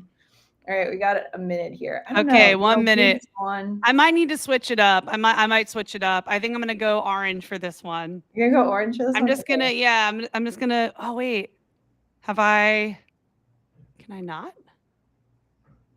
Max. Let's see. Oh, okay. You're gonna bet it all on. I'm gonna do 50%. Oh I'm my gonna do God. no. Let me do 25. Now Victoria's got me. I'm like, maybe I should go in. I'm Max myself. Yeah. All right, I won on blue. I'm gonna add to my bet. I'm gonna add a little more to my bet. I can see bets coming in. Wow. Quite a few here. Yeah, it's fun to see what people are betting on. There's a lot on. Oh, I gotta set up my avatar. Wow. Yeah, there's Hold a on. I avatar. want to see Victoria's avatar really quick. It's hard to see, but yeah, Victoria doesn't have a lot of wins in her belt, but there's some green there. Rachel, you've seen it. You just pulled up. You just pulled me up. You just saw what I'm all about. All right, we got 1 second. Here we go, you guys. I'm buying gigantic weapons. I'm gonna do it. I'm going in on the healing circles. I feel like that got me last time. That's where I'm gonna put some more chaos into this. I'm gonna buy some orbital attacks. Oh God, Blue is not off to a good start. Sam, I'm so sorry. I hope you didn't take my financial advice. But it's okay, Sam. I'm gonna make it big back for us here with all the healing circles. Okay, using gigantic weapons now. Using orbital attack now. I'm using it all. You know, this is a great deal. 1 hype for as the payment for these boosts. Damn. That's a bargain right there. That's a bargain. Is this a 1-day flash sale, Alex? Or what's oh my God, am I? It might be. There's some inflation on the drug racing booth. Wait, is Orange winning They right need now? money to get the drugs. God, come on, Blue, get in the healing circle, dude. I just bought like 3. You got this, man. There's a lot. I'm sorry, Sam. There's a lot riding on this. I'm trying so hard. Look at all my healing circles. It's basically a healing arena. Okay, wow. We're so close. Blue, come on. All right, Team Orange, you guys. No. Right. So look at that. You only got 40% gain because you were so favored. I love the comments from Sam. Victoria, how could you do this to me? Blue always wins. I've always said it. She's in your head. Shout out to the big bro. Oh God. It's okay. We're gonna make it back this time. I'm going. Okay, now I'm gonna go to Blue. This is my strategy. I'm just gonna go back and forth. Let's do. I'm gonna do 10. I'm feeling a little conservative on this one. All right, Blue. Let's see what's everyone doing. Oh, now Victoria's going to Orange. She's going to Orange. I'm doing both. I'm diversifying more portfolio here. And then you win. I'm more in Blue. You win either way that way. Correct. Correct. I just lose a little more. That's okay. We got 34 seconds till the next round. Sam said Orange always wins. I knew it. Well, betting on Blue this time. Maybe I should bet on Orange too. I don't know. Maybe Victoria's onto something, you guys. Man, I love Max Dev too. He won big. 40% on the last round. Got a lot of 40% on the last round. We had a guy, oh my God, 987%. He bet on Blue. took it home. Basically, 1,000% gain 8 minutes ago. Damn, good for you, dude. I feel that's probably in the last 10 minutes the highest. Yeah, the second highest is like 603% for a couple of people that bet. All right, we're starting.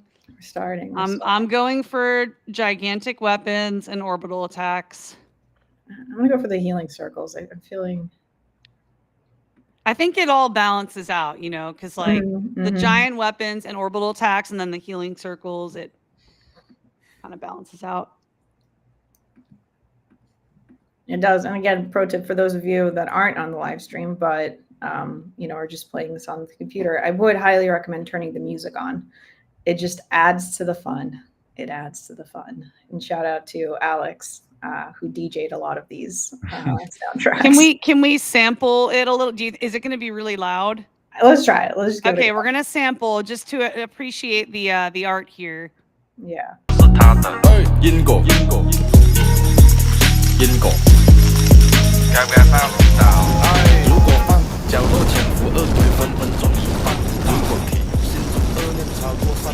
Okay, that was really loud for me. In headphones, I imagine. But you get sound effects, orbital attack starts hitting, and you can feel the impact of it. It's real. The weapons upgrades, the healing circles. It's fun. Wow, is Blue? I think that's my strategy, you guys. Just go back and forth. I just won on Blue. Blue is having a nice streak. or Man. something. Hell yeah. Okay, we're so back, Rachel. We're back. I Sam, I hope you bet on won. blue this Let's time, dude. I go. came through for you, man. We Wow. won. We Now won. it's like Healing I feel circles. like I gotta go bet on orange now. I'm just that's gonna be my strategy, you guys. I don't know. We'll see where it takes me. I know. It's pretty good. I'm like making money. With despite the losses, I'm still up, which like it's pretty good. The tactic of like back and forth, but with a little more bias towards blue, it's paid off. I gotta say, it's paid off. Shout out to anyone that's in the chat too. Drop some GMs in there. All right, I'm back to the betting.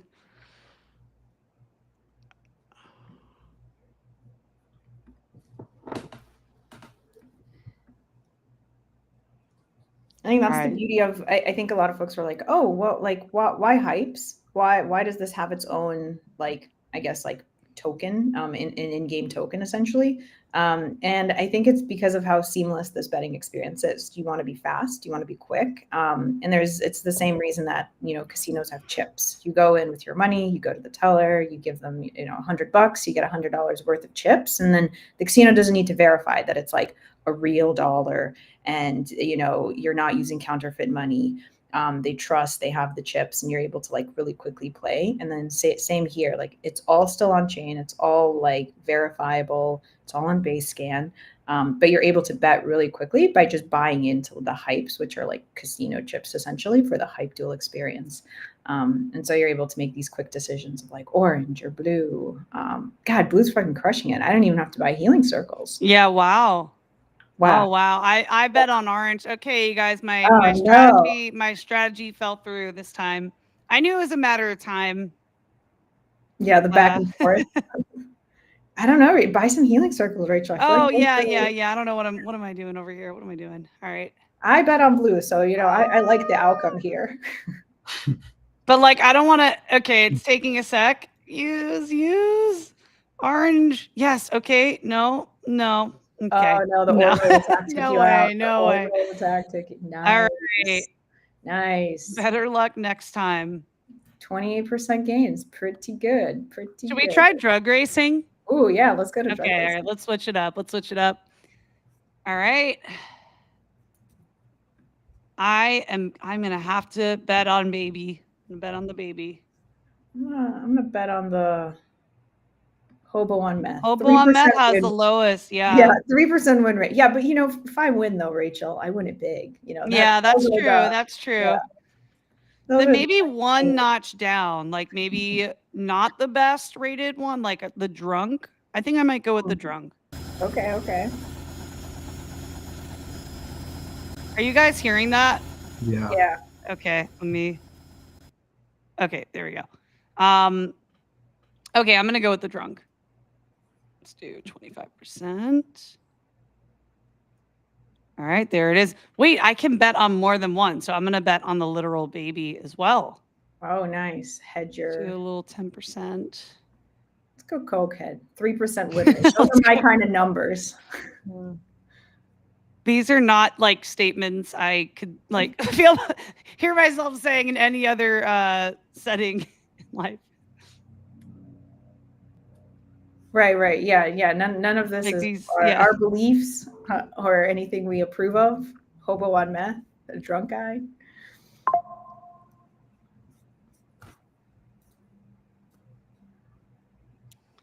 Okay, here we go. Literal baby must lose. Must lose.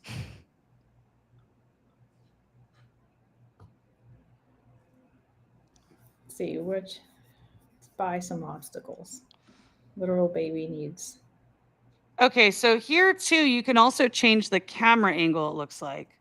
So what happens? Let's see. Okay, nothing happens if I press the center. All right, it just pans to the different drivers. I love the blind guy's perpetually driving backwards. Poor dude. Yeah, let's find the blind guy. Let's check in on the blind guy. Just doesn't even know. Oh, is the baby stuck? Oh no, what a shame. My God. There's the drunk guy. Thank you. I see somebody in the comments is like, Hobo on Meth is going to take this. I sure hope so. 3% win rate, you know? Man, he does not look good. He's got pieces of his face falling off. He's got this, He's though. gotta drive to a hospital. He has seen better days for sure. He's just so... He's reminding me of like a mutant ape or something, like NFT. Alex, how did you choose the make and models of each of these cars? You know, the blind guy is driving, what is it, a Mustang? We have a baby. The baby one is obvious, but like you have the drunk guy driving a Porsche? Yeah, let's look at the models of the car. Okay. Well, that does kind of like Porsche. This game, I kind of felt like an artist just putting paint on the canvas.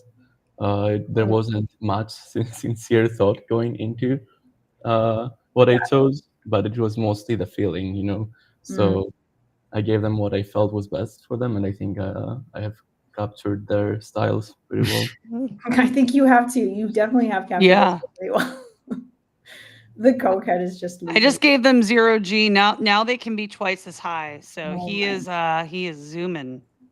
Wow. I'm gonna give him some obstacles. Wow. Didn't you just bet on cokehead?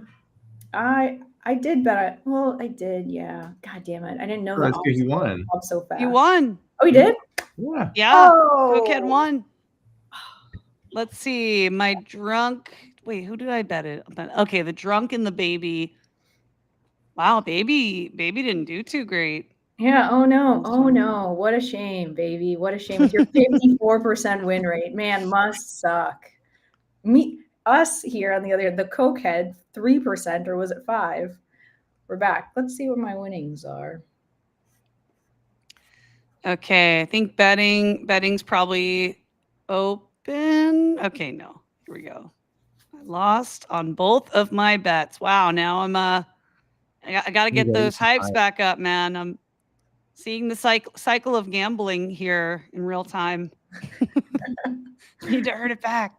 I need to earn it back. All right. What are we thinking here? Alex, what are you thinking? Who should I bet on? Give me your gut feeling. What is your favorite drug, Racer? I love the pause. What is your favorite drug? Okay, dude. Racer. We're there, huh? We have to clarify first. I don't do drugs, Alex. We do not condone the use of disclaimer. We do not condone the use of not finance, not life advice. Driving while using them as well. Yeah. Alex, I have like, what is it? 1 minute left, dude. Come on. What am I betting? I'm gonna bet on the blind. You're betting on blind, Rachel? Yeah. Okay. Blind's out because Rachel's betting on blind. I'm feeling drunk, the Porsche is too good to...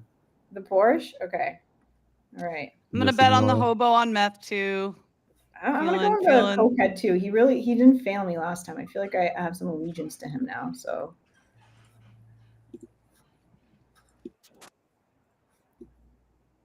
Maybe the blind guy too, the underdog. Let's give him some love. Okay, 3 bets placed. Shout out to the 1.4 thousand people watching on X right now. Oh my God. Account. Got another about 500 watching on my account. Got a couple folks on YouTube, including my little brother from New York. Shout out to Thomas. Thank you everyone who's tuned in. And if you guys don't mind, retweet the live stream, get more folks in here so we can play. Yeah, absolutely. This is great. That's crazy. Alex, so to 2,000 viewers, you just asked what our favorite drug is? Come on, Alex. Good God. Come on, Alex. Yo, we got Steve here. Oh, shit. All right, here we go. In here. I didn't even All right, look at that. on stream. I joined. Steve, what is your favorite drug? See my face live on Twitter, and I'm like, oh. So good to be here. Drunk is doing so good. He's doing so good. Come on, man. Just keep it going. Keep it going. I'm going to throw in an obstacle. Yeah, no. Drunk's doing too well. I got it. Sorry, Victoria. No, Rachel. I'm sorry. But we've done so many streams together. I know. Okay. Well, look, it's not letting me. It's not letting me. I think the only one that's letting me is 0G. So here we go. It's going to make everyone nice. a little wild. Wow. What is happening to the hobo on that? What are they? Oh, did I just? Okay. I made them twice as high. I thought that might like make them go fast. God, little baby's just zooming, you know. And is the drunk guy high now? Does that, or is it like increasing his blood alcohol content? I have a lot of questions. There's a lot. Yeah, Alex, you have a lot of questions, dude. I think that similarly to how they're flying, the concept here is that it's 0G. They're not getting high. There's a joke in there that I think you might have missed. Oh no! Oh, okay. Come on, dude. Just he's stuck. Alex, I feel like the mechanics on this Porsche are just not. He was just surpassed by Hobo on meth. What are we? You gotta use the boost correctly. You gotta use the boost correctly. Okay. All right. Hobo Well, on meth I is can't number one. Use a game. Sorry, Steve. How many boosts can we use a game? Is it? Can I just? They have a cooldown. It's unlimited, right? Unlimited? Yeah. There's unlimited uses, but there is a cooldown between them. Oh, okay. That's why I can't use any of them. Also, I'm broke, so. I lost all my money gambling on HypeDuel.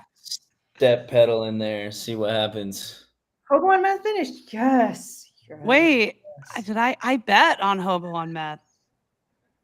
Nice. Whoa. Okay.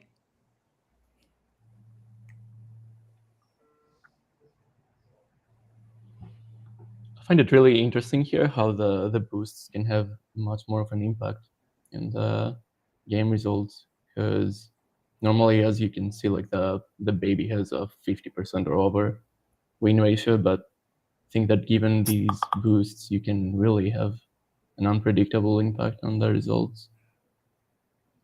Yeah, it's true. Baby hasn't won. Someone commented, I knew Hobo could pull it off. Came through for us. He came through for us. It's perfect. Nice. Look at that. Hobo on meth, bet on him. Drunk, also bet on him. Blind guy, I think I bet on him. This is triple win over here on my end. Betting on the little guys. All right.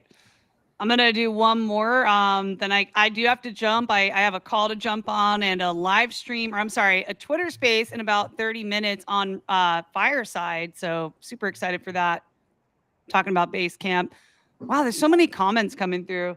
There are. I think someone was like, what is your team size? How have you gotten so many products in just 1 year? Thanks, dude. So we keep it pretty small. Most of our team is actually full on engineering. So that's why we're able to pull out so many products and build them so quickly. We are really fortunate in that we feel we have a stacked, just absolutely cracked team. And the thing that really bonds and unifies us together is we're all super passionate about what we do. We live and breathe this. So this isn't just a job. Like, we're on the weekends, on in the nights. Like Alex, for example, was the first one to be like, yo, here's a really quick, super rough Unity PvP of like 2 cubes that he sent over the weekend once as just a passion project. And Sean was like, oh my God, that's incredible. I actually just watched this documentary on AI. Let's see how we can work on this together. And so this small idea that was just like a weekend thing came out to be what we now see, know, and love as HypeDuel, and we released it today. And so I think the secret is incredibly cracked engineers, mostly engineers on the team, and then myself, Sean, Daryl at like the leadership level as the co-founders. But yeah, we're lucky. We love the team and we love what we do. So pumped that people like the experience. Yeah, this is a very high caliber team. Like, ever since I first connected with you, Victoria, the B3 team was just immediately impressed at the work ethic, the passion. Yeah, and it's clear from, you know, what you guys continue to build. Like, B3 has become a very comprehensive thing. So very exciting stuff. Hell yeah. Hell yeah. All right. What do we got here? Let's see. We got Hobo on Meth's on fire. We gotta add. I'm gonna add some boosts to this. We can't have a literal baby winning. Let's see. Pedal to the metal. Let's see what this one is. Let's see what happens. I'm gonna do this one.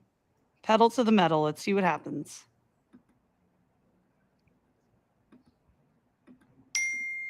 Alex, can I do like all 3 boosts at the same time and use them at the same time? Okay, so it's not like I have to wait for the pedal I am stuck to like cool down before I can include the obstacles. Dope. Yep.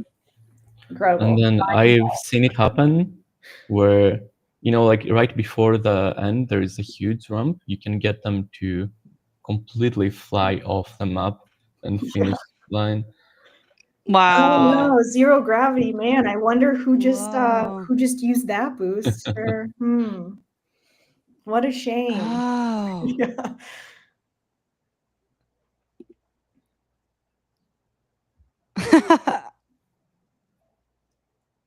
That's so cool. 0 gravity really fucks. All right, with I'm doing step pedal. Here we go. I love it.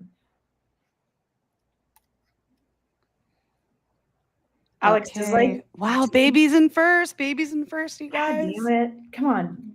I mean, for all the people that bet on baby, though, I hope you win. Yeah. Many wins for everyone all around, but I love how it says ready to trash talk here. There's a voice chat. Oh my God, I just realized there's a voice chat. there is. So you can truly trash talk in real time. So like kind of how we're doing this, you could like have this experience with your friends. You can share an invite. You'll get boosts for it. So like hypes, sorry, not boosts. You'll get hypes for free for inviting your friends. You can invite them all in. You could have like the 4 or 5 of you doing what we're doing right now. And you can just trash talk and like add in boosts and play and bet. But yeah, you can join at any point in time. Or if you're not comfortable doing a voice chat, you could also just like chat and talk shit in the written chat. I love that one of the comments is like, it just dawned on me that blind guy is driving backwards. Yep. Sure is, dude. He sure is. Let's go check out. Let's check in with blind guy. There he is. Check in with blind guy, drawing blind. Wait, did I just win with the literal baby? Yes. Oh wow, Rachel, congratulations. Okay, I'm really, really happy about that. Yeah. Let's see who finishes. Then unfortunately, I do gotta jump you guys in a sec here, but let's see the outcome. Is blind guy last? I feel like. Okay. Wow. Baby won. Right, Let's go. I'm rich. Rich, you guys. Congratulations. Made it on HypeDuel. Now that you're a whale, please don't forget us. Okay. Yeah. Don't forget the little people. So nice having you on. Thanks so much for joining. I think we can switch over to our boy Steve, and he can stream some games. But we'll see you soon, Rachel. Sounds good. Thank you guys for having me on. Yeah, we'll be doing a lot more of these. So stay tuned, you guys. Hell yeah! All right, much love. Dope. Awesome. We got our boy Steve joining. Steve, we didn't give you much of an intro, but Steve's on. Zach in the house. Oh shit, we got Zach. Oh my god, Zach. I need to change shirts before I'll show my camera, but it's an absolute honor seeing y'all around. Y'all been crushing not only the gaming space, but I think it's insane what y'all are doing for your app chain. Like I had Daryl attend one of the events that I did recently, and he kind of gave the full overview of app chains for specific gaming, and it was really interesting, just the thought process and all the details that y'all put into everything y'all are doing. It's so cool. I love it. That means a lot, Zach. You know how much we love you and everything that you do, your opinions, perspectives, thoughts on the space in general. And you're now on the base team, which like, fuck yeah, man. Congratulations. That's super exciting. No, I'm so hyped. Yeah. Rachel shared that you guys went out and celebrated. Was it last week? Yeah. No, so I joined her space, and I'll be joining her space again tomorrow. Mm-hmm. E3's invited if y'all want to chat gaming, but there's one product that y'all hinted at that I'm excited for, and it's No Mores. Ooh, No Mores. Y'all like showcased that, I think on Twitter. It was like an amazing video, and it's crazy the games that y'all are making, because it doesn't even seem like blockchain. It seems like magic. That's what it seems like. I love that. That's such a great explanation. We should have that on the home page, Tim. We don't make games, we make magic. And then just like a quote, Zach. Zach, 9/11, 12:29 p.m. Pacific time. That's we could probably change the dates, but yeah, maybe you're right. God damn, as I said it, I was like 4 abort. But it was too late. It was too late. Yeah. Like there's so many viral games that y'all are making that you see all around YouTube, you see all around TikTok and Instagram. No More's, in my opinion, is one of those. Mhm. And it's kind of a weird thought that I changed my shirt so I can actually show my camera a little bit, look more professional. But y'all remember 2021? It was Axie Infinity, and that was the biggest game out there. And then y'all released not only HypeDuels, but y'all released No More's, and y'all have a whole long pipeline of other games. So I think it's really exciting. Yeah, no, we're super pumped. We also, Zach, you'll love this. We have a Sanctuary coming from the Parallel team right here in October. We've teased it a bunch of times. We played Sanctuary a little bit in February in Vegas when they were having the Parallel tournament.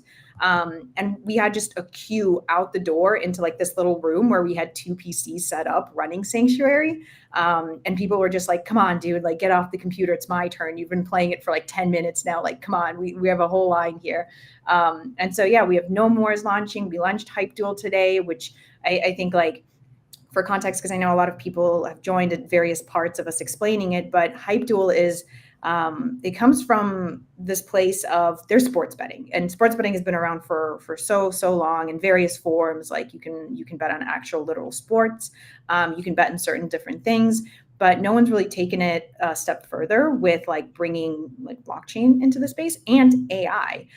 AI is such a big part of our everyday world. Like every one of us talks to chat these days, and we kind of use agents. But what if you could watch 2 agents, 2 AIs battle it out in the most fair way possible, in a way that you can track on chain, that like no developer is gaming the system, nobody's trying to influence this or that. And as you watch these duels unfold, as these AIs play thousands and millions of games nonstop, there's no like, oh, it's over for the day, now you have to come back the next day to play again. Like it's just going to keep running and modeling and learning and getting better with each time that it runs.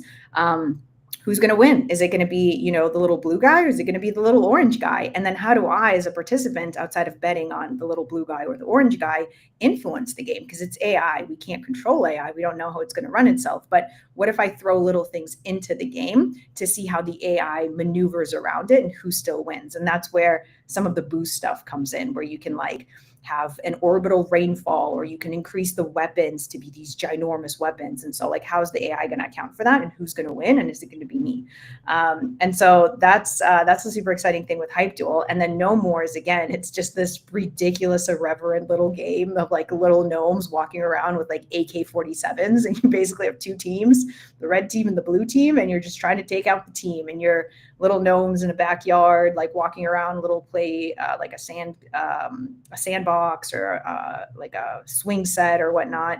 And so that's fun. That's launching super soon. And then again, like Sanctuary at the end of the month. And I think the intent here is we really want to showcase the various things that you can do on chain and forms of entertainment. It could be a pure play game, a 3rd-person shooter like a Sanctuary, or it could be something like this. This is a fun little way of like a gamified, entertaining experience that's all built on base, that like all lives on base and like brings in the audience. And so there's just something for everyone. Gaming doesn't have to be one thing or another. It doesn't have to be just like modeled after an Axie Infinity or just after like pixels. There's so many different ways and different paths you can take on-chain gaming. And all we're trying to do is just explore the various facets, the various ways, and put that power into like the hands of users and developers, and have them evolve and grow from there. So super excited though, Zach. Lots coming out, all built on base, all on base only, base maxis over here. Well, it's not only is it built on base, but y'all have so many different tooling for other chains and other ecosystems as well. I think Daryl gave me an overview of AnySpend, which is something on your platform which allows any token or I believe it's any token from any ecosystem to just instantly be integrated into B3. So I think it's really amazing what y'all are building. Can I ask a few questions about HypeDuel? Is that all right? I don't want to put dude. Ask all the questions. We got the dream team here to answer. So everyone knows that B3 is the L3 of base. Everything is on a 3rd layer. Daryl recently gave me an overview of y'all's Explorer. Whenever you say that every match, everything is fully on chain for HypeDuel, can I go to the Explorer and actually see those transactions taking place? So that's a really great question, actually. HypeDuel is built on base. It's not built on B3. And so everything is going to be on base scan. And so, you know, you're actually able to see, and I don't know, Tim, or Steve, you're streaming. If you scroll down a little bit, like you're in the, if you scroll down here, you can kind of see the various matches on the left, and you can see which driver, the cokehead, the drunk, the literal baby, who won, who bet on each individual one of those, and you have a transaction ID. And so you can click into that and verify, like, this actually happened. Like the locking mechanism of people placing bets, and then it locking itself so that you can't influence or bet on like the literal baby if you see the baby winning in the immediate now actually happened.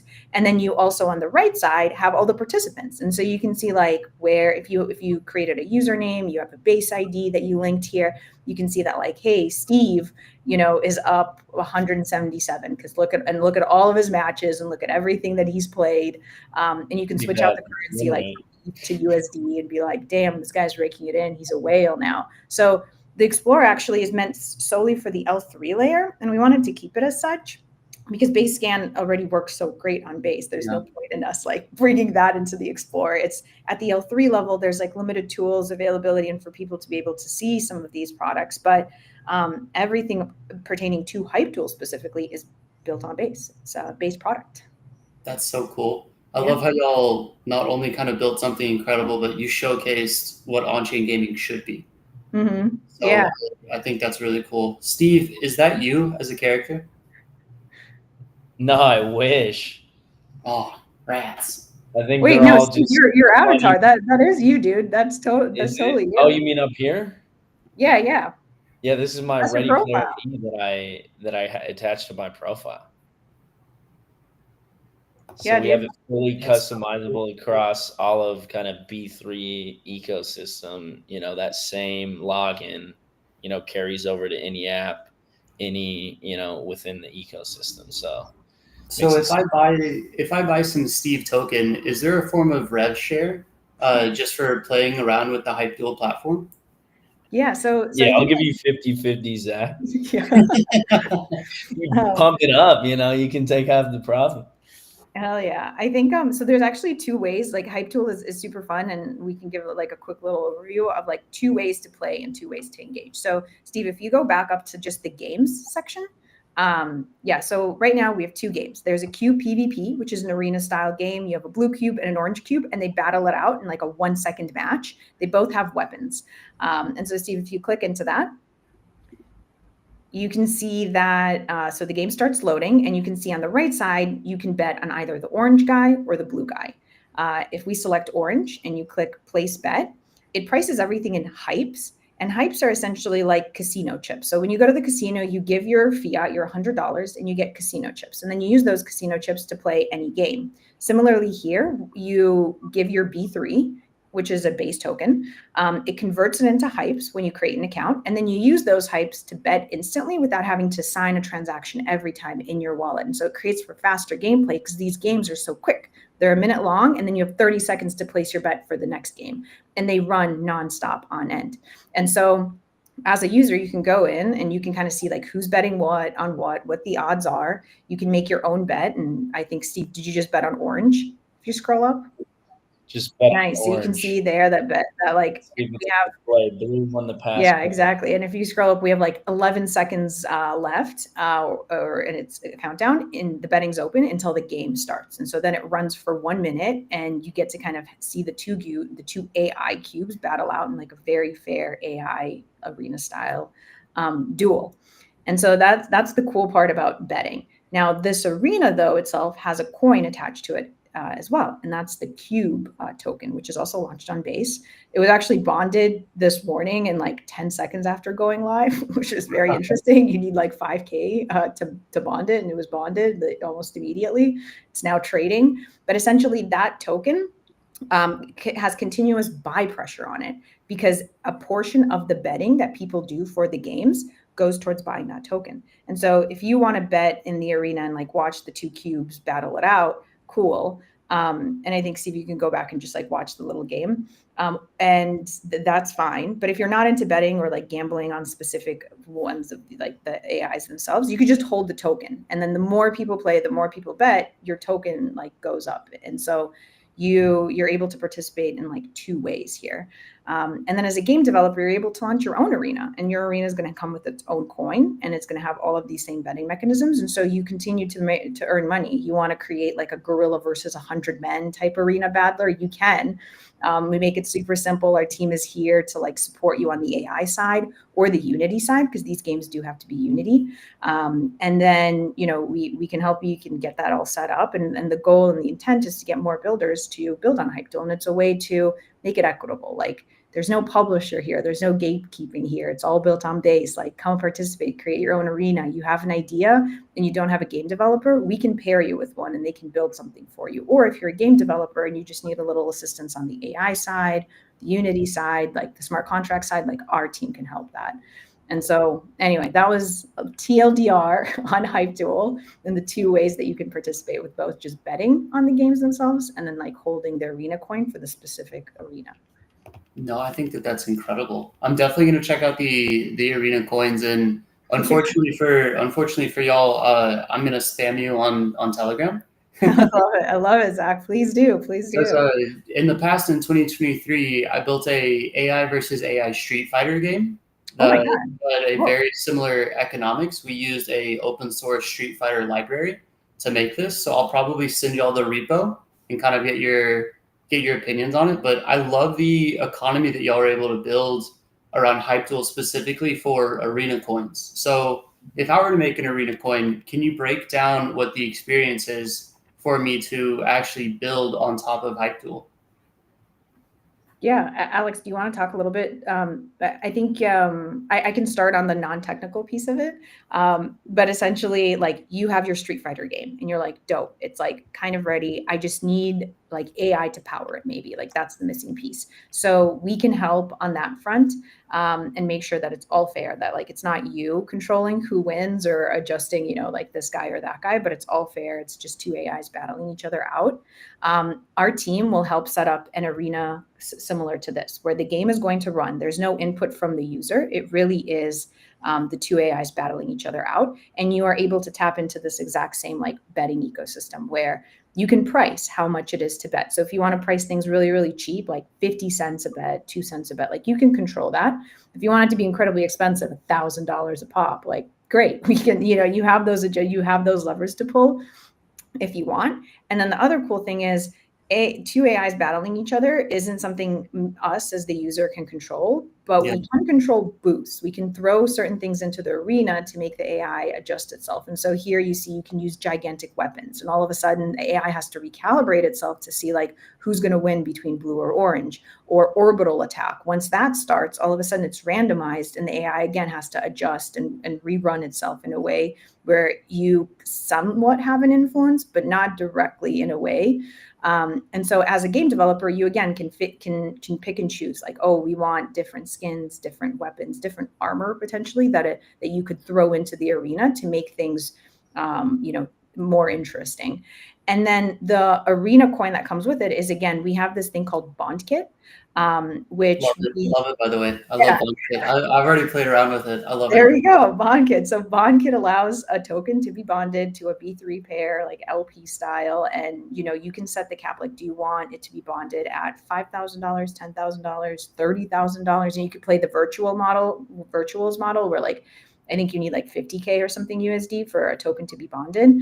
Or it could be something low cap, like with Pump Fun, where it was just like 5K and then you graduate. And so similarly here, you have this game as the developer, you're taking in the full proceeds of all the betting that happens and like part of like the losses and the wins and stuff. And then the arena coin itself is bonded to this game. And so a portion of the betting perpetually goes in to keep buying up the supply of that arena coin. And so the more people keep playing it, imagine like hundreds of thousands of people are playing your game all the time, and there's fees trickling in. Those fees are used to buy up the arena coin. And so the token goes up. You as the game developer obviously own a portion of like most of like the portion of the supply that you preset, whether that be like 1%, 5% of the supply, like whatever it is. The rest is openly traded on a DEX immediately the minute it graduates.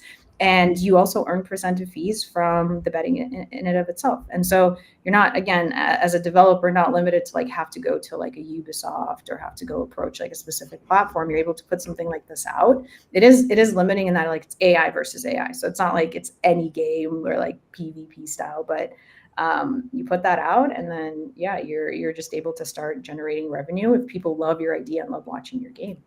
Yeah, I think from like a game developer standpoint, it's the thought of imagine building something, building a character, building your lore, and then not having to host it 24/7 and just have the fees trickle in from the revenue. Because if you're a Unity developer, you have to focus on hosting itself, and that's kind of a big challenge. If you want to even turn it into MMO, that's even worse. You have to go a lot into networking, and that's really difficult. So I think HypeDuel is really interesting. I do have one question from the Unity perspective, because B3 is really big on Unity. There's over 50 million game developers out there that specifically focus on Unity. There's Unreal Engine, that's cool, but I'm a Unity developer, so I love Unity. Can I use existing assets from the Unity asset store to create a character in my own kind of arena? I don't think we'd have an issue with that as long as you have the rights. You decide how and when and what are the mechanics of your game. You can use any assets that you have the rights to, that you own. And then, of course, it's a matter of implementing a very simple to use SDK that we have made for HypeDuel, which brings all of the capabilities of running the game on HypeDuel with the AI, with sort of quote-unquote multiplayer is what I like to call it, because essentially we have a multiplayer game right here. Yeah, that's all for the Unity side. It's really simple, really straightforward. I like it because I feel this is very memeable. You really could have, the two presidential candidates fighting against each other in HypeDuel, or you could have Brian Armstrong, the founder of Coinbase, fighting against the SEC or anything like that. I think it's very memeable, the possibilities. After I create a arena coin, is it possible to change the game assets in the future to kind of focus on current day trends?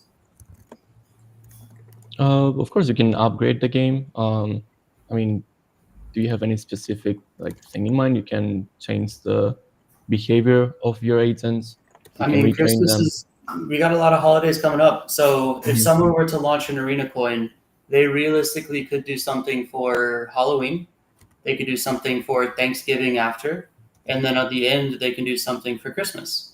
And I think that there's a lot of things that you could play around with whenever it comes to the current day-to-day trends and current things that come up, such as there's going to be the Olympics that come up, and they're happening in the United States where I'm from. It'd be really interesting to kind of have like a HypeDuel Olympics and just, throw in Simone Biles in there and give her special agility or something like that. I think I love the customization of what arena coins could be. Yeah, for sure. I think it's if you think about it as an ecosystem, then it needs to be lively. It needs to change. It can't remain static. So I think it's definitely good to keep on adding new features. Of course, you can add new boosts based on current events that are happening. And you can definitely improve on the game mechanics, add more agents, add more mechanics to the gameplay loop. I think it's really interesting. Yeah, I love all the ideas, Zach. You should write just like a list of ideas, and we can put it out and be like, "Yo, calling all game devs building in Unity. Like, here are some sick ideas ahead of Thanksgiving, Christmas, New Year's, Hanukkah, you name it. Every holiday deserves a HypeDuel arena." Yeah, I mean, I think today, if you think about it, it would be Larry Ellison versus Elon Musk. Yeah. Because they replaced each other on that, the richest person. Yeah, But, so tomorrow it'll change, but HypeDuel seems really interesting. Something else I think is interesting is the fact that HypeDuel seems that it's better for designers than it is developers. And that's a market that a lot of people haven't touched. Whenever people want to jump into Web3, they typically think, let's find a backend developer. Or the typical hackathon pair is 3 backend developers, 2 front ends. But with HypeDuel, it seems that realistically, after you get the arena going itself, you can just design and recustomize the assets. So it's really a kind of a product that focuses on a underprivileged area in Web3, which is designers that make everything look amazing. So I think it's really interesting. I think the best designer would absolutely destroy HypeDuels and win.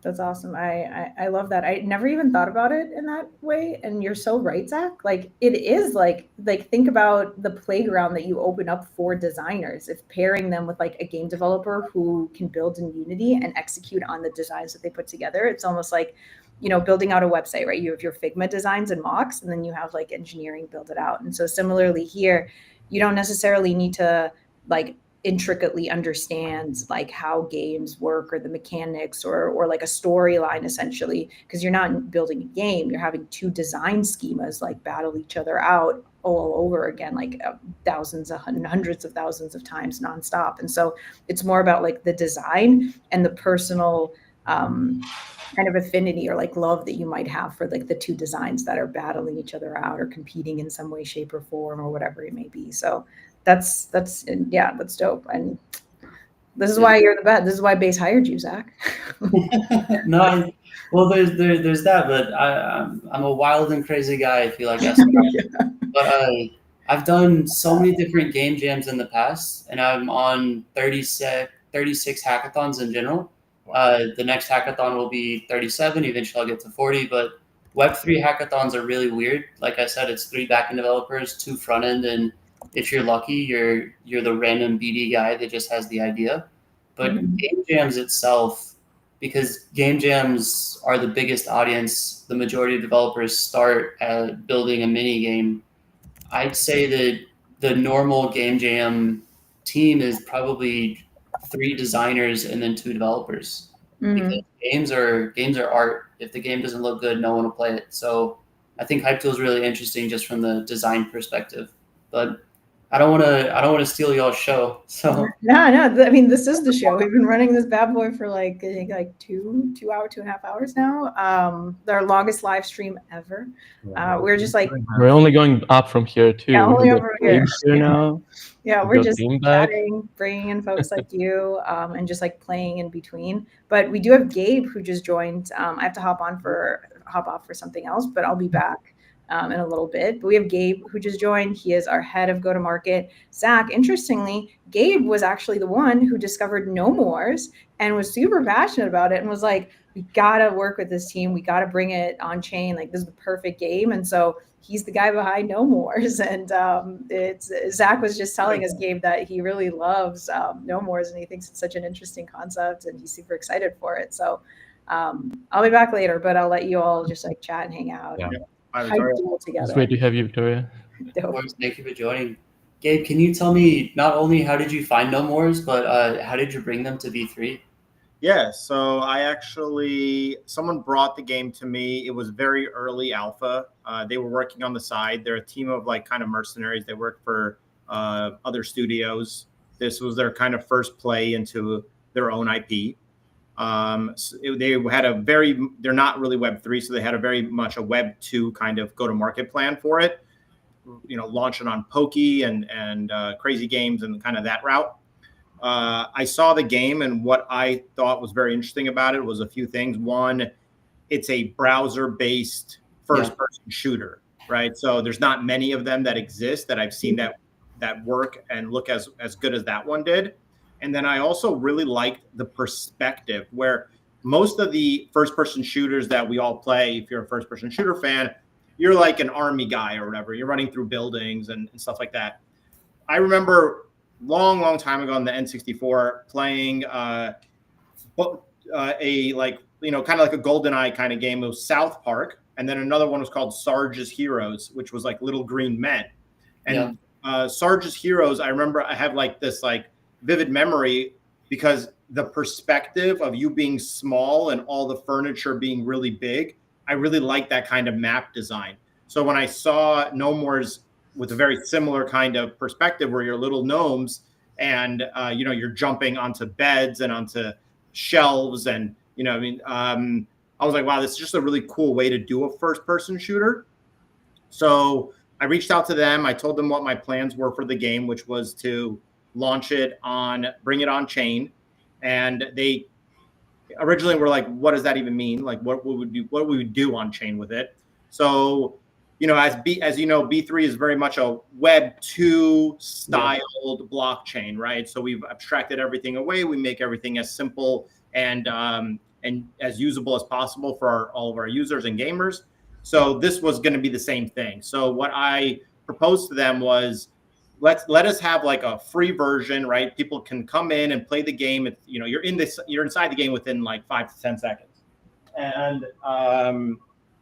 and then from that point, you know, let them choose their game mode, so a free for all or a team, you know, 6-on-6 team. And I was like, well, what we could do on chain is, besides the typical, you know, you play the game, earn the token. At first it'll be an off chain, and then we'll convert it to an on chain currency. And then you use that token to buy loot boxes. Inside the loot boxes, there's skins. So besides that, I proposed to them a pay to spawn, kill to earn system. So now people kind of say like risk to earn.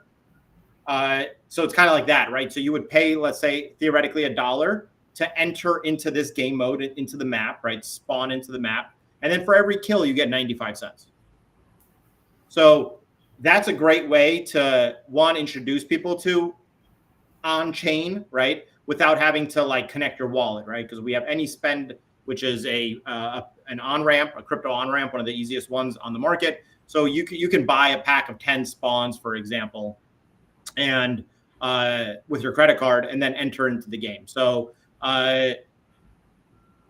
proposed that all to them. They were super excited about it. Let us kind of partner with them on it, and it's launching fairly soon. We're going to have the beta up and running, I think, within a week or so.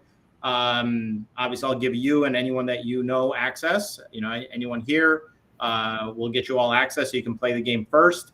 And yeah, we have a crazy go-to-market plan for it over the following months that I'm excited to share with you guys once we do a live stream for that. I like it. I like it. No, I think whenever it's out, I'm actually really excited to play. I don't know if y'all remember, but from 2020 through 2023, the top game on Solana and the top game in Web3 was a game called EV.io. It was a Web2 game that came into Web3, very similar to No More's, but they had massive traction in Solana, hundreds of thousands of weekly active users. And the reason why I thought No More's was so interesting is because I feel like the market is shifting within the traditional Web2 game development space. Areas to where digging a hole is the top game out there. And then after digging a hole, being a drug dealer is the top game. I don't know if I can say that on y'all's stream, but unfortunately I did. Yeah, that was a top game out there. Recently, there was a different game to where you were a spider that was just crawling around a kitchen. And that was the top game on Steam for a week.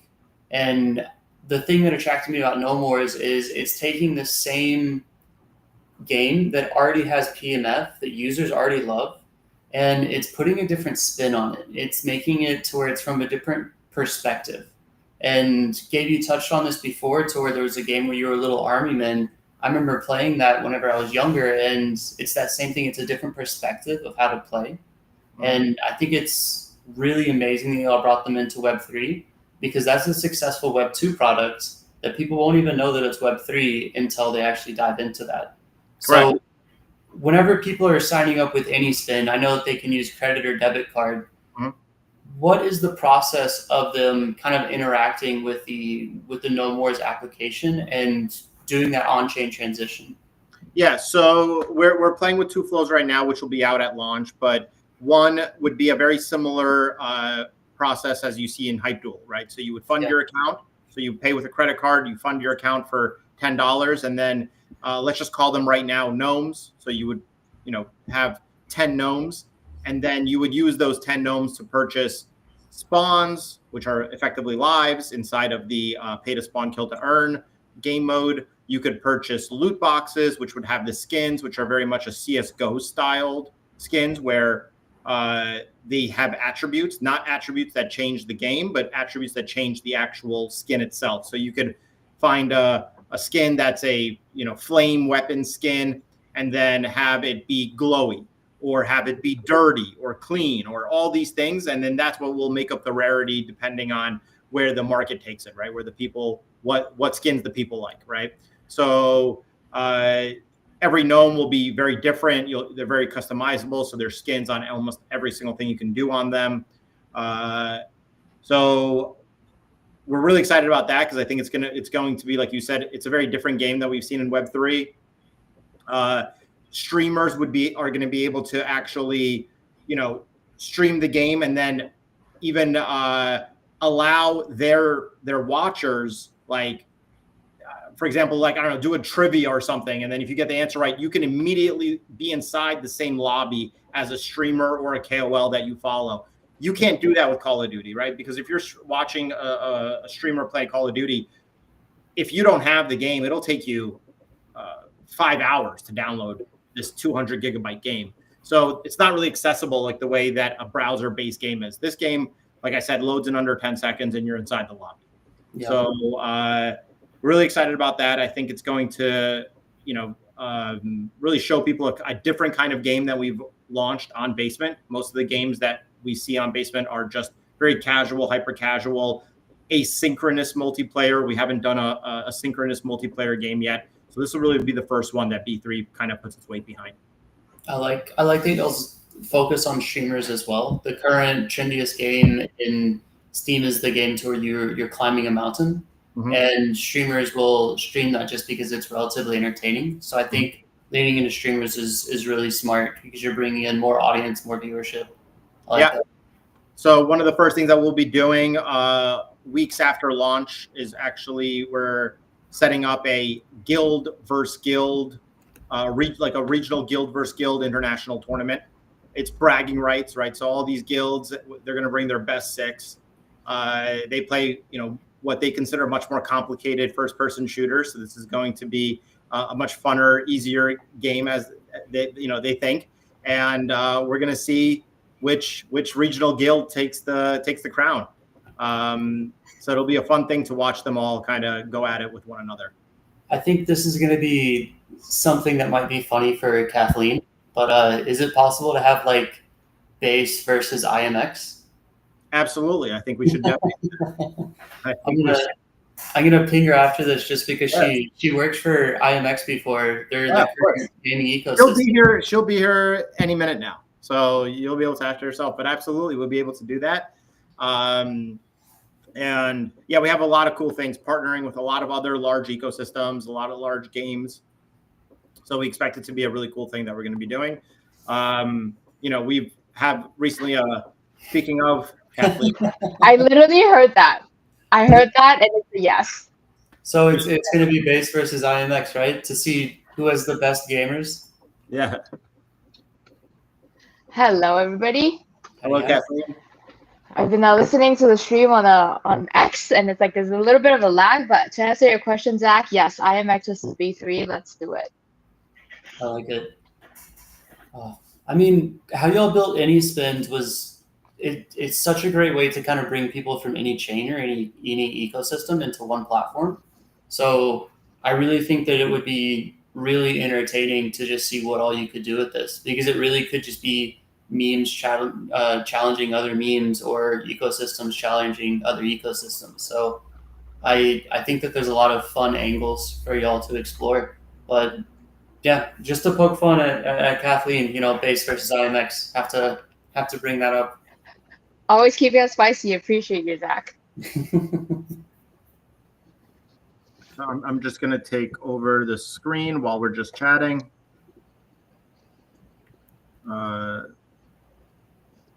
Cool. So I know that you've been playing a little of HypeDuel before, Zach, and I heard some of your your thoughts. And I think one thing that you were all touching on in terms of making your own games and more arena games and different style of arena games and who can compete. Brian versus the SEC. Brian will win as he normally does, but beyond even the arena games, I think what's really interesting is having people create games that we can't even think of, right? So like an arena game, we've done one. We're excited to see the other ones that people do, but we're excited to see what other games people can create using AI as well, using these AI characters and anything like that. So, racing, as we have kind of self-explanatory AI racing, we get it. So what I'm really interested in is how developers and designers take this technology and these SDKs and these developer tools and make games that we can't think of yet. Is it possible to do, like, theoretically a game jam around HypeDuel specifically, just to see where people would like to see it go? Like, game jams are all about creativity, and I've seen a lot of people do crazy things during game jams versus hackathons. If HypeDuel is just that normal SDK to where people can play around with, like, why not do a game jam? Why not bring on the masses? Well, sure. We will be bringing on the masses. I think that's kind of the plan, right? Yeah, that's a really good idea, Zach. Let me pitch in here. So we actually just co-sponsored the base fellowship in India, and it was like in the shape of a hackathon. The team that we're working very closely with launched a game, and it was very popular. And moving forward, we're actually going to do another one in Philippines, working with the base lead, and that's going to be more of a game jam. So exactly down the line of, okay, can we get some of these seasoned Unity developers to actually come in, or even just like designers, as you mentioned, tapping into a whole market. Get them in. As long as they have an idea, we can provide the assistance on the AI side, the Unity dev side, and just get them to launch a game on HypeDuel. Yeah, I think that would be interesting. That's going to be my 36th hackathon event. I'm going to see what kind of arena I'm going to build. That's awesome. We're excited to see. Yeah, we should definitely we will be hosting more of like hackathons and stuff like that to bring more builders and developers in, because again, with a lot of our SDKs, you don't need to be crypto friendly anymore, right? There's no crypto expertise required because of the way we've built all the developer tools. So you can actually launch most of these games. Well, just like on Basement, you can launch the games similar to Arena. With HypeDuel, you don't really need the Solidity understanding like the way you used to. So we're excited to see all the developers come in, Web 2, Web 3. We're just looking for the best developers. Yeah, no, I think it's going to be interesting because it's both developers and designers, and I think developers will be able to build a really cool experience, but I think designers will be able to just make something that absolutely blows everyone's mind. Yep, I agree. And just to go through some of these questions that I'm seeing pop up, one that stood out to me is, does it get more degen than this? It definitely does with, and I think when I came in, it was touched on arena tokens. I mean, on the coins and the agents. That's pretty degen, right? So when you're building out games and then you're able to bet on a blue cube or orange cube, but beyond that, you're actually able to have ownership of the blue cube because that's the one you like or the one you've won more money on, and then receive a portion of the funds that it wins. I think we're nearing top level degen at that point. Yeah, speaking of top level degen, I'm going to call out someone on the space now. So Steve, if I buy Steve coin, does that mean that, like, in the future you're required to go to a conference and meet up with me? Or even better, are you required to build a new arena with me? I think that would be a great marketing tactic, Zach. I mean, the outreach there would be insane. I think if you personally buy the coin, I'll fly you out and we'll do a hackathon together, Zach, and we'll make the next AI Arena coin, and then it'll compound and compound. So I can see these coins offshooting, endlessly and creating, more degen I think that there arenas. should be a Steve arena, because you could not only have yourself, but you could have, I think Steve is the Minecraft character. There's a lot of other people. If y'all watch Cloudy with a Chance of Meatballs, Steve is also the monkey. So I think that there could be a Steve arena coin, but that kind of shows the utility of HypeDuel, to where it's really just up to the creativity that person has to create that entertaining arena. I love that. I also we have our boy Flair in the comments being like, yo, guys, check your chat, bro. Got some questions about Zora cotton coins. Like, is that official? So to reiterate on that, because we did on the live stream create a HypeDuel account on Zora, which we're super excited about. We, as B3, have never created a Zora account or posted any content really, or coined any of our moments, because we're a protocol and we didn't want to mix things up. And we have the B3 token powering the B3 ecosystem. But HypeDuel was a product that was created by B3 Labs. And so it lends itself so well to the thesis of Zora, of being able to create UGC content and publish it and post it and coin it. And so the HypeDuel Zora account is official. Flair, it is real. It is one that's linked to HypeDuel, the product. And it's just meant like, there's no like selling ever that will happen. It is purely meant to just coin very special moments, funny moments, and UGC content for everyone to be able to participate in and post on. The very first one we posted was Frank, who is actually an aspiring actor, comedian based out of LA. We love the guy. He creates a lot of our content on TikTok and Instagram, and he just has an incredible mind. If anyone here has seen Nathan For You by Nathan Fielder or The Rehearsal, a lot of Frank's content is kind of that type of like sarcasm, real life comedy.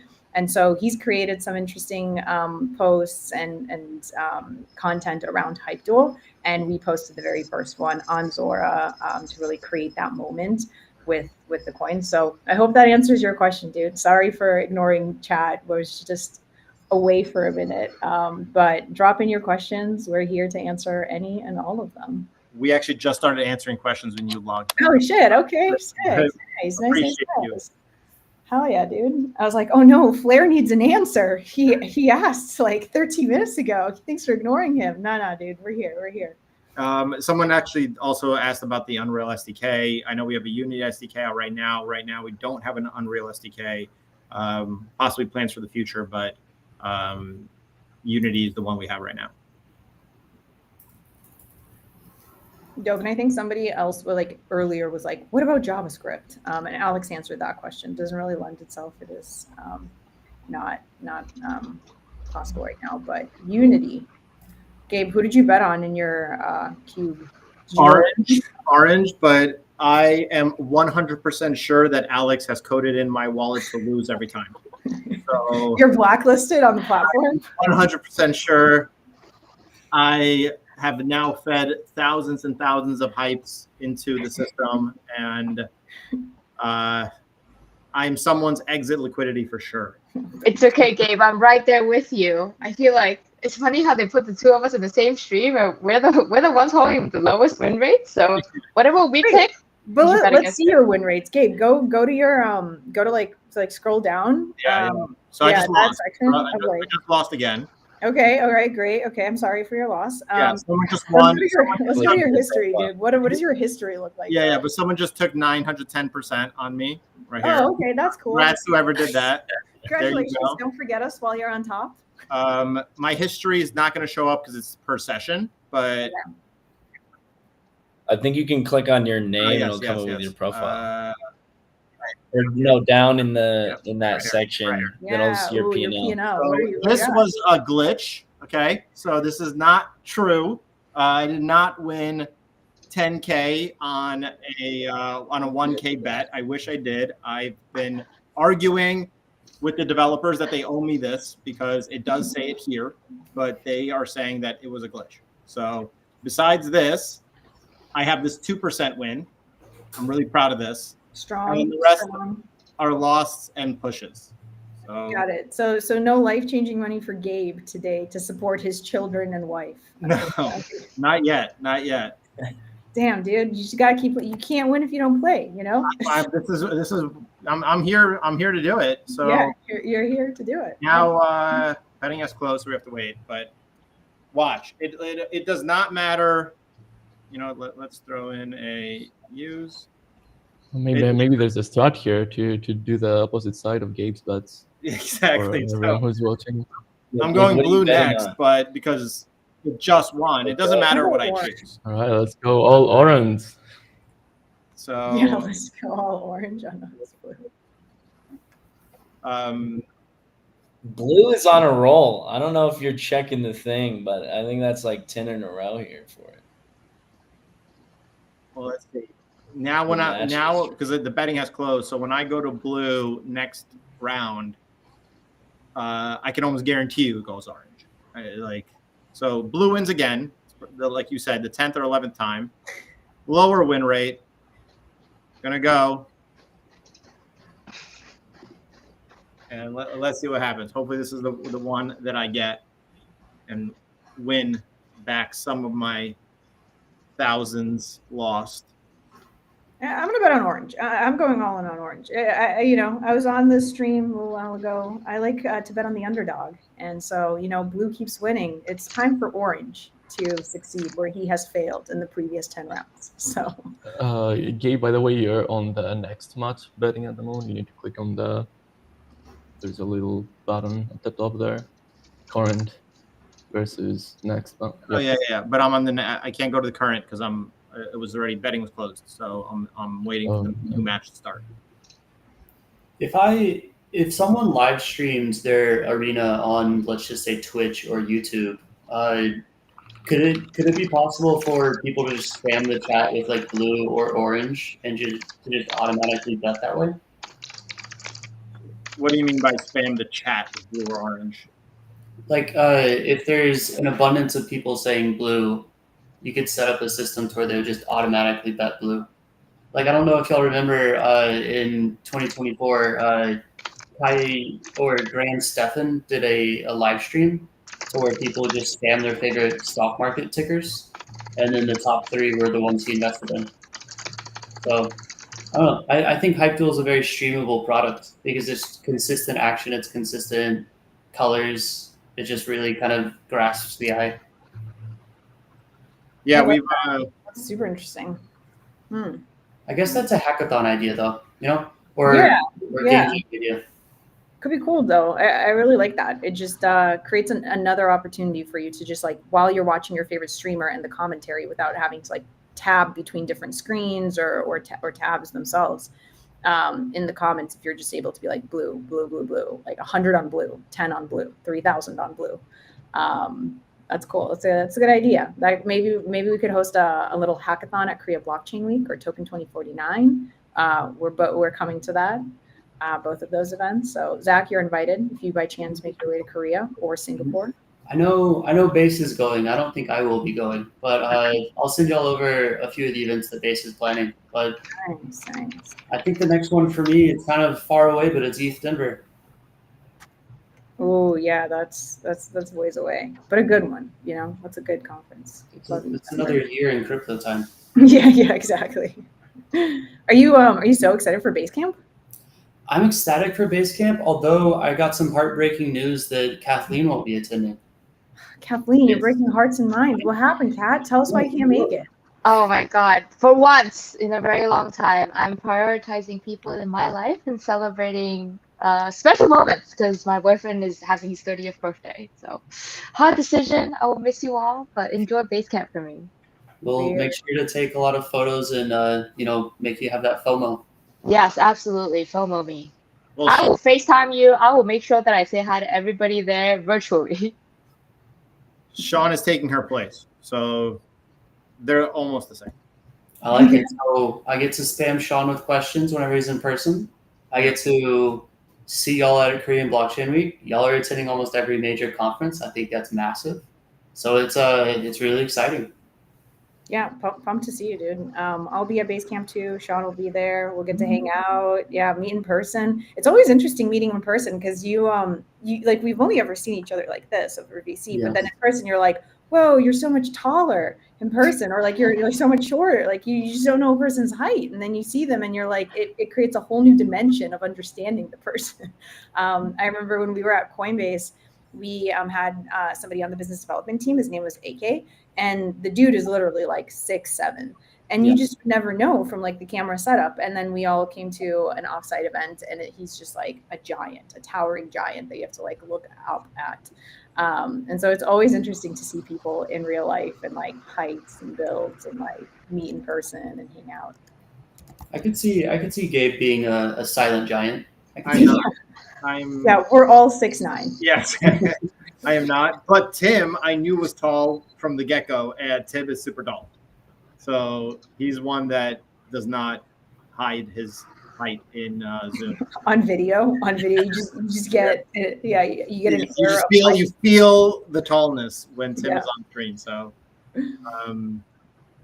yeah. No, I'm not that tall. Not that tall. I love that.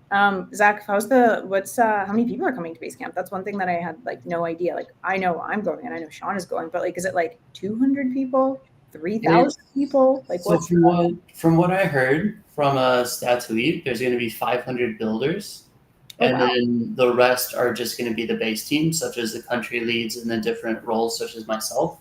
Mm-hmm. But there's 500 builders that are all going to be attending, and I think that's kind of crazy, but it's gonna be like the summer camps from high school. So yeah, I'm really excited. I just think it's that weird thought that if there's 500 people that are all going to be in the same place, they're all building on the same ecosystem, the same chain. What's the best way to kind of extract value from a situation like that? Because if you want to meet a builder, they're probably attending, or someone from their team is attending. Yeah. That's amazing. 500 builders. Oh my God. Because there's only like 1,000 people in crypto, and you have 500 of them attending Basecamp. So that's pretty cool. Yeah, no, I'm excited. It's going to be a weird program. Victoria, have you attended these Coinbase events in the past? So I was at Coinbase since 2021. So I attended a lot of them. And then when like myself, Daryl, we were on the BD team like day 0 of Base. So we like launched testnet. Mainnet. Onchain Summer was kind of the big project I led when we launched things on Mainnet, and we were all on spot in Idlewild, which was, I guess, like the first Basecamp ever when we launched on Mainnet and we launched the experience. Aneri was there as well, Jesse, and then there's that. I don't know if you've seen it, but there's like a photo floating around of like the 15 of us like in front of this like cool like camp style little cabin where like the launch of Base actually occurred, holding our little satellite Wi-Fi because like we couldn't get good Wi-Fi, so we had to get a Starlink. And so yeah, I really enjoyed that experience, and it was just so wholesome, and it was done in such a different way from some of the other launches I think that generally happen in the ecosystem, and it just lends itself to how Base overall thinks of things.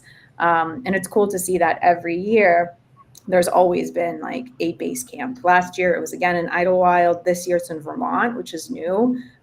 Interesting. So it's like a little like West Coast, and now like you all are trying out East Coast. It'll be cool to see, cool to experience, and kind of be reunited with you all. Yeah, I was gonna ask if you're excited to reminisce with past coworkers. Oh hell yeah! They're like, it's like family. You get to a point like I'm sure you've already seen it. Like everybody's so close at Coinbase and Base. Like we attend each other's weddings, and like we actually have things and relationships outside of just the work itself. Because I think Coinbase does such a good job of bringing together like-minded people. We all care about the same thing, and so you just get immersed in this team that cares about the same things you do, that has outside interests that are so similar to yours. So many people on the Base team and just Coinbase in general are also gamers, are also into like niche things, and it's pretty dope. So yeah, I'm excited. I'm excited to like meet some of the new folks. I'm excited to hang out with some of the older folks that have been around for a while, and see 500 builders. That's incredible. Like, that'll be massive. It's exciting. I'd say that y'all replicated the same kind of ecosystem and mindset at B3, just because to think about the fact that Rachel Onchain joined y'all's stream, and then she spammed me on Telegram, and now I'm on the stream, and y'all are probably going to keep going for a few more hours of live streaming. So I think it's an amazing congregation of like-minded people. I love that. Thank you. That actually means a lot, Zach. We do have like quite a small flat team at B3, and we're trying to keep it as small as possible because we do want to work really closely together for everyone to be an owner. Like we talked a little bit about this, but Alex is kind of, he's the mastermind behind a lot of the HypeDuel games themselves, the QPVP, the drug racing. The amount of detail that he's put into these games is so interesting. Even in drug racing, if you go in and like click on any one of the drivers, there's little like bios about each and every one of them, and you can read like what the individual car's interests are. Like, what is Cokehead interested in? What is the drunk guy interested in? What is like the literal baby interested in? The soundtracks that he picked for each individual driver. If you like bet on Cokehead, you're gonna get one song. If you bet on someone else, like you get a different song. The song playlist for like this QPVP game is also different. So it's really a labor of love, and it comes from all of us, again, sharing similar interests and really caring about the same things and enjoying what we do. So it means a lot that you're picking up on it, and you're like, these guys mesh well. They like each other. They're building for a better future together. So Alex, you're the mastermind behind HypeDuel. I do have a question. When is there going to be a Alex Arena coin? I think we could pair them all together. We can have me, you, and Steve fight in an arena, perhaps. We can all have our own coin. Like that. It's got to be more degen than drug racing. I mean, a lot of it is like Alex's brainchild. Like, his humor is everywhere here. So if we have an Alex-specific arena, that's going to be the bottom of how like degen it's going to get. Maybe we wouldn't want that. Yeah, it's true. It actually gets pretty dark sometimes. We're like, whoa, Alex, we got to bring it back a little, dude. Yeah, roll it back. But I love that. I think one of the next games that will actually be, fun fact, so there's 2 games that you can play now, QPVP and drug racing. There's going to be a boxing and a basketball game coming out soon. And then, of course, like the third game is the classic, like 1 gorilla versus 1,000 men, or like 10,000 lions versus like 50 wizards. And so those are fun little mashups that you'll be able to watch and kind of explore. But hey, I could see a basketball team where it's like Zach and like, Gabe against Alex and Steve and like Kat. And then, we see what happens. And we can add in like individual stats to each player and boosts to like each team and stuff. So I think that could be pretty cool. So many ideas of what you could do with this. Alex, after the stream, after I jump, let me send you my Street Fighter AI versus AI game. See what you think of it, because I love what HypeDuel is. I think it's a really interesting product, and I love that from a game developer's standpoint, you don't have to worry about hosting it yourself. It's just continuous and live. And then from the marketing standpoint, I think I was pretty serious about live streaming this, because it's an easy marketing interaction of content's there 24/7, 365. If you find a good distribution way and way for the audience to engage, it kind of takes itself off. But I do have to jump. I've got a meeting in 3 minutes. Thank you all so much for having me. It was amazing learning about HypeDuel. Gabe, I'm really excited for No Mores to come out. And then Victoria, I'll see you at Basecamp. Hell yeah. Good luck on your meetings. Good morning. So much to have you. It means a lot. All right. Bye, everyone. Bye. See you soon. See you soon.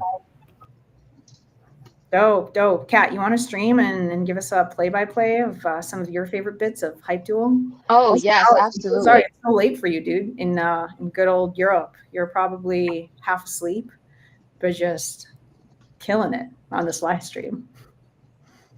What time is it there now? It's 9:30, 10? In Greece or mid Europe, it would be around, it's 11:30 p.m. right now. 11:30. To make great games such as drag racing, you need to be a person of the night. So I had to take on the role seriously when I was creating these games. That's where the inspiration kicks in. Sample each one to make sure he knew how they were going to drive. So he had to ingest and then drive down the streets. So Yeah, you were like, let me test out some of these mechanics. A literal baby. What if I have tiny limbs? what He what does used that Skippy mean? for that, and his nephew was a great driver.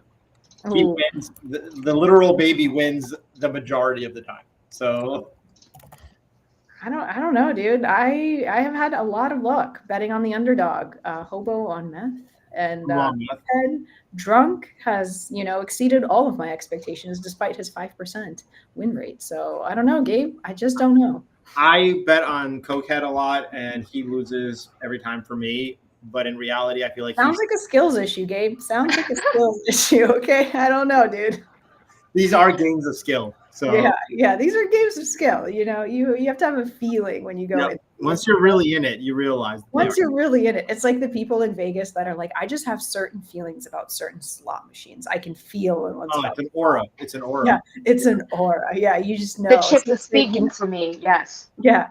There's just something in the air about the drunk guy that really is speaking to me this round.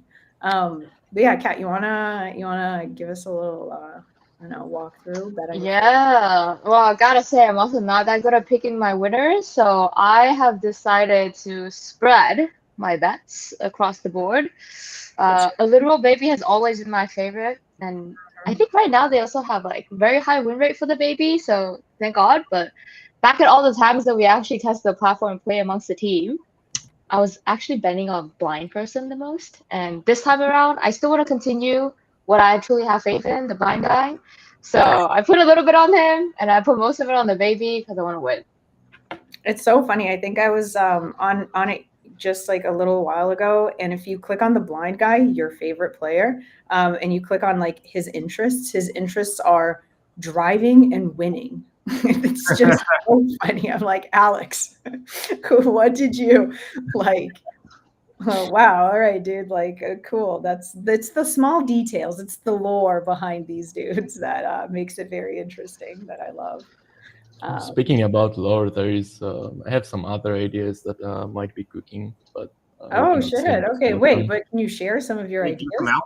Yeah, this is only a live stream with like 2,000 people listening to it. Well, pressure. I cannot say much because it's more of a mystery, perhaps, is all I'll say. Oh, okay. Are you worried you're gonna get canceled? Wait, no. No, of course no. Not yet. It's too early. But the lore will thicken and go deep for some of these AIs for sure. I also love these little like icons that you created. Very on brand. Little baby wins again. God, somebody needs to take down a little baby. That's just drunk guy. Let me bet some against. It's the boosts, guys. The boosts are actually what a lot of the time helps me. Oh, good job, Kat. Wow. Woohoo! You won. 60% gains. Hello. All right, let's do this. I'm on a roll today. You are on a The boost, you realize if you play them enough, like I feel like some of the boosts, not purposely, but help certain cars, or like in the arena, a certain boost like helps one of the blue or orange cubes more. I don't know if it's just like for me, but it's like whatever I boost, it's the opposite that is gonna do well with it. I was gonna say, because if you know what the boost, which one the boost helps the most, then I would expect a better bet history from you. It's the opposite. It's for whatever I'm boosting and betting on, it's gonna win the opposite. Anytime I put the healing down, it's the one I'm not betting on is like just sitting in the healing circle the whole time. Like I said, Gabe, it's a skills issue is what it sounds like to me, dude. So, it really is. It really is. Yeah. We have other. Lady Luck is not on your side today. I see people win so much, and I'm like, why am I losing? And so it's really got me hooked. I play this a lot, and but I think like a little alpha for anybody playing, you just watch whatever Gabe bets for, just bet against that, and chances are you're probably going to win and take all of his money. So it's a strategy, right? You start like I said, I am definitely a lot of people's exit liquidity for sure. Yep. Unlike Kat, who just made 62% gains on. This is the first day that I'm actually winning, guys. I've been obsessed with this Instagram account where this guy is letting like a physical chicken pick how he trades, and there's usually like 2 buttons that the chicken will go for. It's like over under, how much you're betting, and then there will be like a running P&L for the chicken. I feel like that has a much better chance of winning than me picking. I think I've seen that. Yeah, I'm a they big like fan. stock market, right? They like it's like monkey throwing darts. He like Yes. beats most hedge funds every year. So it's, I mean, this is we need something like that. We need to get a pet monkey or a pet chicken. So I can start To help you choose who to bet on, Gabe. Yes. Or company Blue orange, expert right blue here. orange. Yeah. All right, we're gonna do some obstacles here. Yes. Let's do it. Submit your expense on deal. I just bought a chicken to help me dog food. HypeDuel. So I am in the process of buying chickens anyway. Okay. Yeah. So Repurpose those bad boys to help you the potentially. chickens are coming for sure. Want the fresh eggs. There you go, dude. Love that. I love the attention to detail here. The blind guy driving backwards. It's like I don't want to do anything because I bet on Literal Baby and it's number 1 right now. So I'm like, I don't want to boost anything right now and mess anything up as this is going. Do you only bet on one, or do you Sometimes I bet on a few. I'll bet on the ones that have like the lower, the 5%, like the Cokehead or something like that. Right now he's running at around 5%. I'll put a little, 10, 20, 30, 50 behind him. And then like on a Literal Baby, I'll put down like 100 or a couple hundred. Interesting. I don't know. Drunk's in the lead, dude. Oof. Yeah. No. So bad. Use some boosts. Is time running It's out? unpredictable though. What if Drunk takes advantage of the boost, dude? Oh, Drunk all of a sudden started driving the wrong my God, way. a Literal Baby's back. What's going on here? He Boost. used this. Boost. Oh no, they're neck and neck. Oh, okay. We're gonna do another boost. Kat, flip through to go to the number 1. See if you can change your camera. Go to number 1. There we go. Yeah, let's see the leader. Literal Baby's That's back. how he actually feels right now. I'm stuck. Go. Oh my God. Music. No. Go. Catch up. This is where the boosts really matter. Oh, This is why you need to Oh my God, he's almost at the finish line. God, he's doing it. Oh God. Oh. Gabe can win every once in a while. Ooh. Okay, I am curious now. Go. Well, I guess when the game's over, but I want to see at the bottom. Once the game is over, of course, it'll say who won. I'm curious how many people bet on Literal Baby. Is that just a fan favorite? I feel like based off of the chat, everyone's like, "Let's go, baby." I think so. Don't let me down, baby. All right, let's see. Can we see how much, if you just go to betting, how much is on each? 1K is on. 1K is on Oh my Literal God. Baby for this. So 35. Wow. people are gonna get a little payout now. That's good. God, yeah, that's gonna be a fat payout. Good for those people. Sad for me, but good for them. Sometimes when I play, Sad for Gabe, but happy for everyone. sometimes when I play and I have the volume on, I'll pick certain cars because of the songs behind them. So I'll pick if I want. Nice 6% gain for me. I'm climbing out of this multi-thousand. Yeah, you're climbing out of the 3,000% you just lost on QPVT. It's 6% at a time, dude. Keep chipping away at it, buddy. You're almost there. Thanks. All right, we gotta do the baby again. Guys, You're gonna bet on the baby again, but what about the underdog? That's true. We will also Three babies do. in a row. I don't know about that. Win. A little we're gonna You gotta play single-handedly. stats here.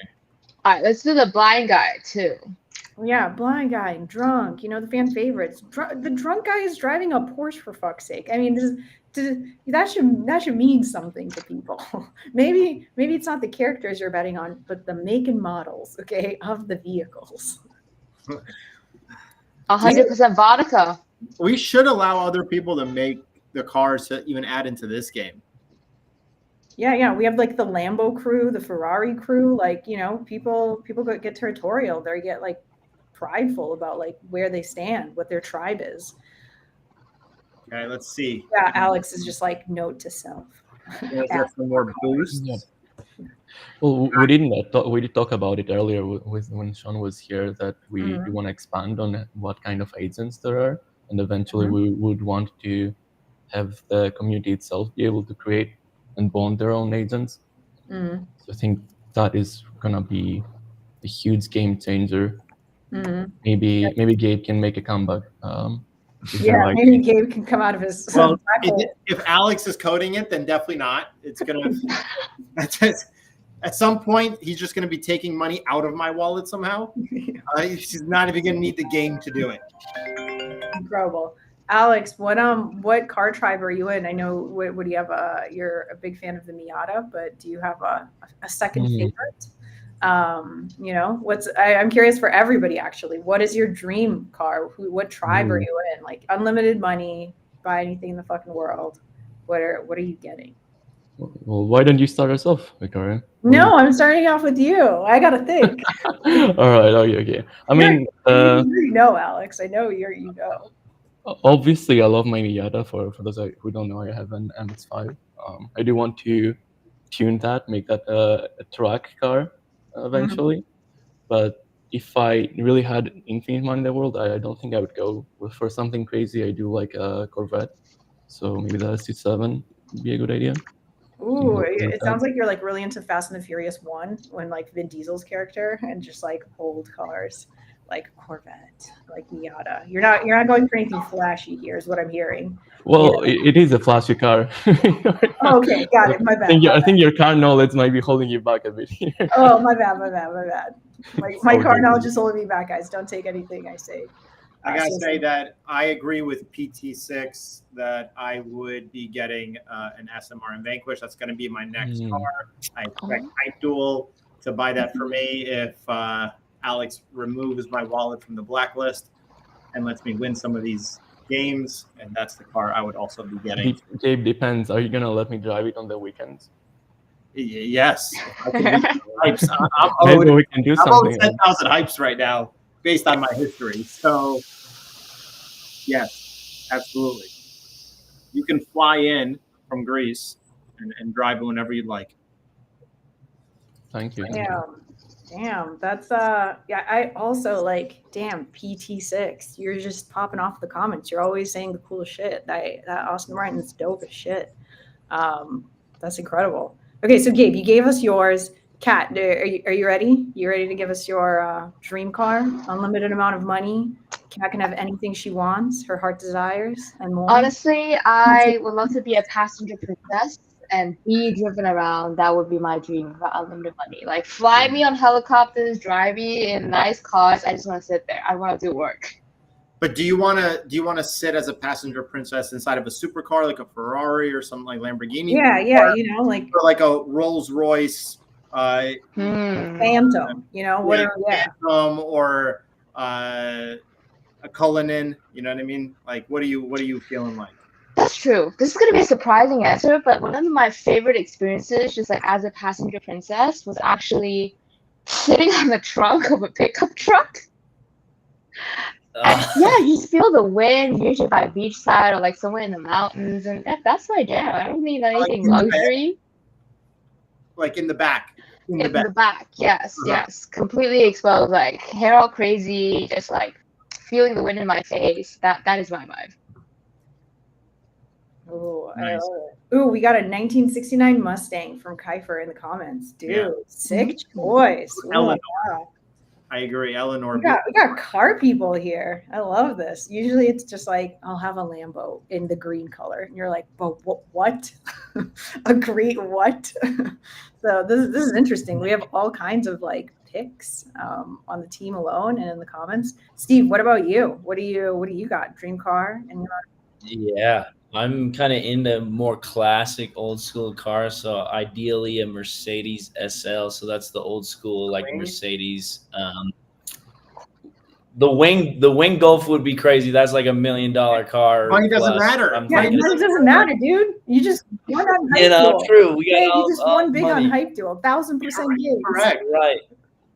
I'm gonna be driving around looking like James Bond, in that car. Get it all souped up. But no, I kind of like the convertible style, the classic, top down, kind of like Kathleen wind in your face. Just like an army Jeep to roll around, the hills of Colorado. I was wind in your face. Don't you live in Colorado, the middle of winter? Steve's just like hypothermia inducing drive, but I love that. I would expect an SUV answer from you, honestly. We have a lot of sunshine here, so I can still whip it out. I just saw someone, based on what Kathleen was saying, it was really cold for sure, but they put a hot tub in the back of a pickup truck, like a makeshift tub in the bed. Was this like Midnight Ride? Water was sloshing everywhere. So I was like, okay, that's the way to do a pickup truck. Just make it a That's baller. That would be me if I have all the money in the world. Yeah, that's baller. Wow. Damn, that is baller. Timmy? My favorite car? Timmy, yeah, unlimited amount of money. Want anything you want. HypeDuel, what are you buying? It's yours. The literal baby. Yeah, I think I'm taking the stroller. Oh man. He's gonna pimp out. Oh shoot, I missed the bet. God damn, Steve, what are we Getting doing? in this round. What's You're going just on? too into the I cars. kind of just have I want the older version of my car right now. I want like a vintage Bronco. I have the new Bronco, which is cool, but it's not as cool. Nice. I want the like top off, You have the Sport or the? No, I've the Bronco. Yeah, the Bronco. Nice. You want like an all white Bronco? Or No, not an all white one. What's the drive down the highway in LA? I like the way that they like bring them up to like new style though, right? So they take the old Bronco and add everything that is like 2025 on it. So you don't, the old Broncos probably had like really bad AC and like there's no. Yeah. Super nice. Super nice.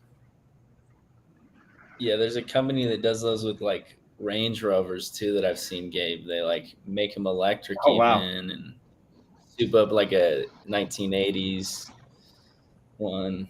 Yeah, anyone that drives Range Rovers, or like the old school Land Rover. Yes, what are they called? Starts with a G, maybe. Do not buy Range Rovers. Lease them. Great cars.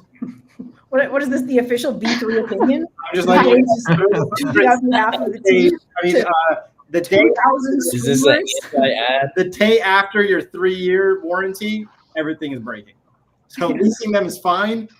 As soon as you buy one, everything is going the day after your warranty ends. I'm just letting you know. Right Damn, now. all right, dude. Hot take. Right now, maybe the next round is like, what car do you hate? Gabe apparently hates Ranger. I have one. I love the car, and that's why I will lease them. But I will not buy one again because things break right after that. Okay. Yeah, we got Rip City Gamer who picked the Batmobile. That's dope, dude. Good pick. Which Batmobile though? Oh, that's true. Which Batmobile? I mean, which Batmobile? Is it the Michael Keaton Batmobile? Is it yes? That's you don't want to drive around in the contemporary Batmobile. No, the tank one is crazy. Wait, which one's the Dark Knight one? Do we hate that one or do we like that one? That's the tank. That's the tank? We hate that one? I don't want to drive that. Ridiculous. Yeah. Park that car. Try to park that car in a. What are you getting groceries with it, dude? Come on. Yes, classic one from the first movie, definitely. Yes. You could fit a lot of groceries in the tank, I'm sure. Yeah. I just don't understand. If I'm like picking my dream car and I want it to be the Batmobile, the Dark Knight. I'm with this. Why can't I have it? Animated series. Oh, animated series Batmobile. Interesting. I'm gonna have to look that up. I'm gonna have to see what this looks like. Just watch. It's the. Oh yes, this is the one that looks like the futuristic, like a Rolls Royce or something, like with a long extended front. Oh, nice. Guys, our drug racing is almost bonded. Oh my God! What? 40%. Wow. You know what? Let me throw some. What are we doing here? Why are we? Wow, I also love reading other people's stats. Yours. Good job. Jeez. See, everyone be winning up these banners, but it's all red for me. Man. All right, who should we pick on?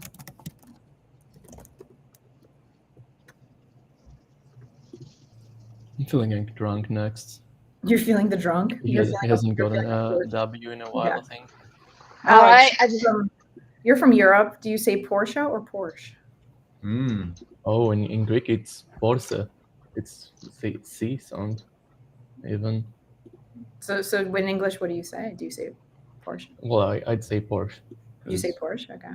Yeah. In Russian, I don't it's even know if it's. Porsche. So. Wait, which one is the British one? Which one is the American one? A Porsche. Borscht, like borscht. Yeah, like borscht, but Porsche. Which one is the American one? I think in the U.S. people all say Porsche, but I feel like I'd say Porsche is the Porsche. Unless you own a Porsche, and then you say Porsche. Yeah, and then you say Porsche, and then everyone knows you own a Porsche. Yeah, exactly. Yeah. Oh, yeah. It's an if you know type thing. Yes. Like BMW drivers and like putting their blinkers on. It's like an initiation thing where like you stop using your blinker signals if you own a BMW, and you start calling a Porsche once you own one. So there's rules here. Who did you vote on? Start visiting your car mechanic every week. I listened to Alex. I did drunk. Drunk? Okay. Let's see. Did Alex rig this game? Alex rigged this game. Oh, actually, no. It's timing. Well, I gotta say, this is not financial advice. What I just said earlier, it was just a mere comment. In fact, I wasn't even talking about HypeDuel. I was just You're just talking about yourself. just calling out someone. Yeah. I saw a drunk person passing by, so I said drunk. It didn't mean. Perfect. All right, which boost should I buy? Not financial advice. No, of course not. A literal baby needs to be stopped. I like to hold all the boosts. Okay, so I suggest just buying all the boosts and having them in reserve because you just don't know what situation you're going to be in, and then that extra few seconds of having to buy and wait could really like change the entire outcome. Like when I was stuck, I already had the boost ready to go, and you still lost. But in all seriousness, though, I think in this game in particular, there might be cool mechanics that maybe I can tell in front of all our viewers now, which is the obstacles boost. I think is where it's at, because when it spawns, it can spawn inside one of the agents, which will result in them flying across the map potentially. I think we saw that earlier as well. So there is a very I'm using it right now. timing. Yeah. Oh, Yep. Nice. So if you time it exactly right and you're lucky, you could get the exact result that you want. What? What is? I mean, that is such a dichotomy of a sentence. If you time it exactly right to get lucky, you can get what you potentially maybe want with the luck that is required when you time it just right. If you do. I think what I said makes total sense to everyone who's gambling here. That's very unhelpful, Alex. Speaking in tongues. this is the aura. This is the slot machine aura. It's just when it's It's when a feeling. you Yeah, do it you right feel it. and you get lucky. You got this. Right. No. Incredible, Alex. Thank you for that alpha. Let me never use it. Yeah, 60% of the time that it works every time. Also with drug racing, what I really, really like, which we should be adding to the arena as well, is I love the commentary, like the news at the bottom, and reading some of that. It is so good, so funny. So fun fact, some of these mention members of the B3 team. So wait, in the comments? Not in the comments. In the news. Racing. Oh, in the news. Oh. Are the news AI generated? Or are they no. pre-scripted? They are written by me. Oh, okay. They have very specific mentions in them. Amazing. Can't wait to read all of them. That's dope. All right, we're gonna see the magic of any spend.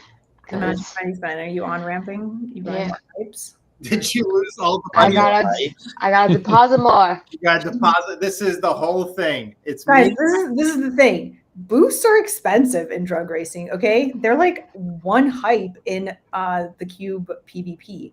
And so if you're gonna spend money, I don't know. I'm a big fan of spending money on the cube PvP ones versus drug racing, which I blow through it too fast and then I seldom get the results I want. That's fair. Any spend is even faster. That took what, less than 10 seconds?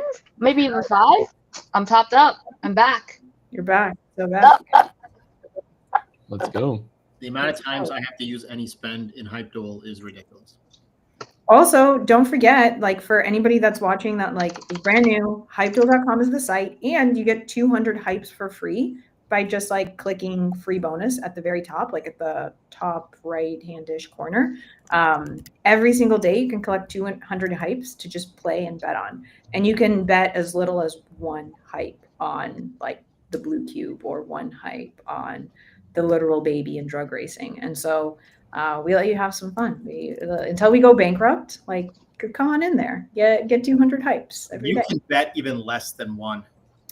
Oh shit. I've checked. So that you can go 0.00000 hype. So Amazing, Gabe. So yeah, so for those days where you were really down, you're like, I have 1 last hype left. Oh no. Got 1 left. Yeah, 1 left. This is it. This is how I make it back. 11 moves to $1 million, right? Isn't that like the common meme of like you start off with $50 and you're only 11 trades away from trading to like $1 million?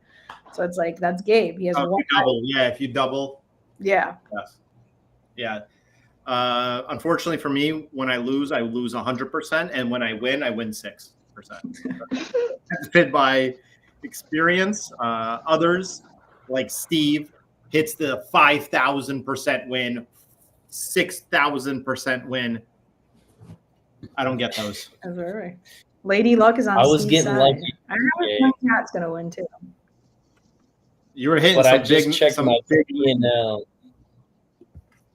I think you're better than me. On average, I'm No, winning 27% of the time. Mine is all fake So- because they won't pay me out the We 10K. had to fake it for Gabe so that he Yeah, can feel they happy. did not pay me out the 10K, so it's all it's. I'm down multiple thousands right now. Let me see, Steve. Let me see where you're at. I gotta grab your. You seem I like- love There is that. people though in the leaderboards. There's people in the leaderboards that Let's have show 'em off the leaderboard here surprisingly soon. crazy PNLs. Yeah, there's people who might have found the tricks, but we are not aware of. Probably. I love that you can I click bet. on people. That to me is awesome that you can click on people's handles and see their betting history. I know. I So love look- to see all the losses on your profile, Gabe. It 53 brings P&L. joy to my day. Down My win 3,000%. And I share it too on Twitter. Every time I share it on Twitter. My children can't eat tonight. HypeDuel.com. Yeah. Wait, we got one guy who's up 218,000. What? Wow. What is he betting on? No way. What did he bet on? Or what games is he That playing? might be Gabe's. He's betting on drug racing. Oh my god. Oh. That's the popular game. 218,000? Hypes. Oh my god. Yeah, I know. Yeah. Where's the leaderboard? How do I get there?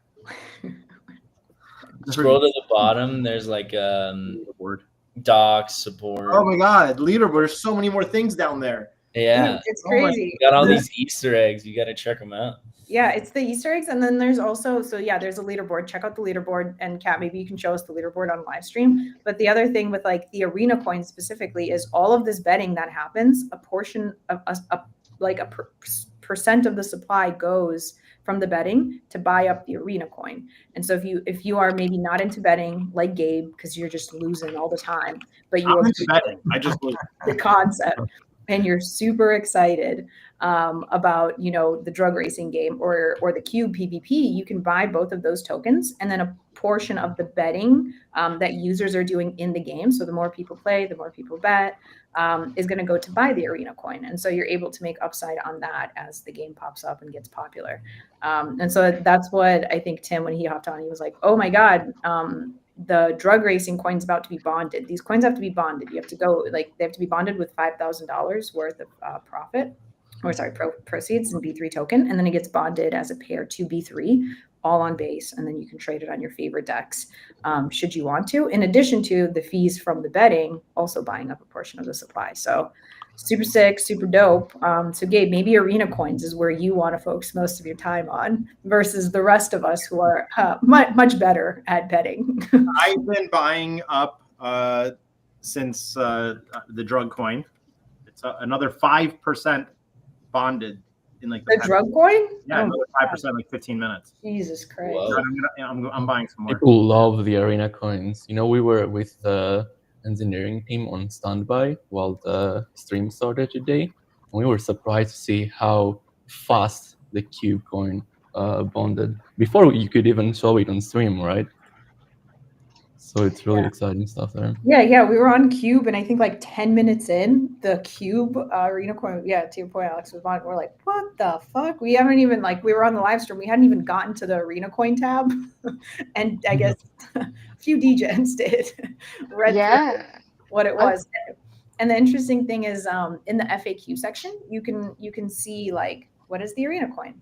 How much of the betting goes towards buying up arena coins? Like, how does the flywheel and the tokenomics of it all work? It's meant to be a flywheel. It's meant to be net positive. And so even if you lost a little on the betting, if you hold the arena coin, like, you're still able to make up some of the difference there. So we're super excited. I'm trying to be the not cool person analyzing a gambling game, but most people who have crazy P&Ls and the greens have been buying the cube game. So that goes to show a lot of the degen activities there. It just shows that you can win money on both games. As we launch more games, people will win money on those, right? For someone's winning, someone's losing. It's going to be me and Kat, and you guys get to win. But here's the hack: if you bet on all of the players, you can never lose. That's true. That's true.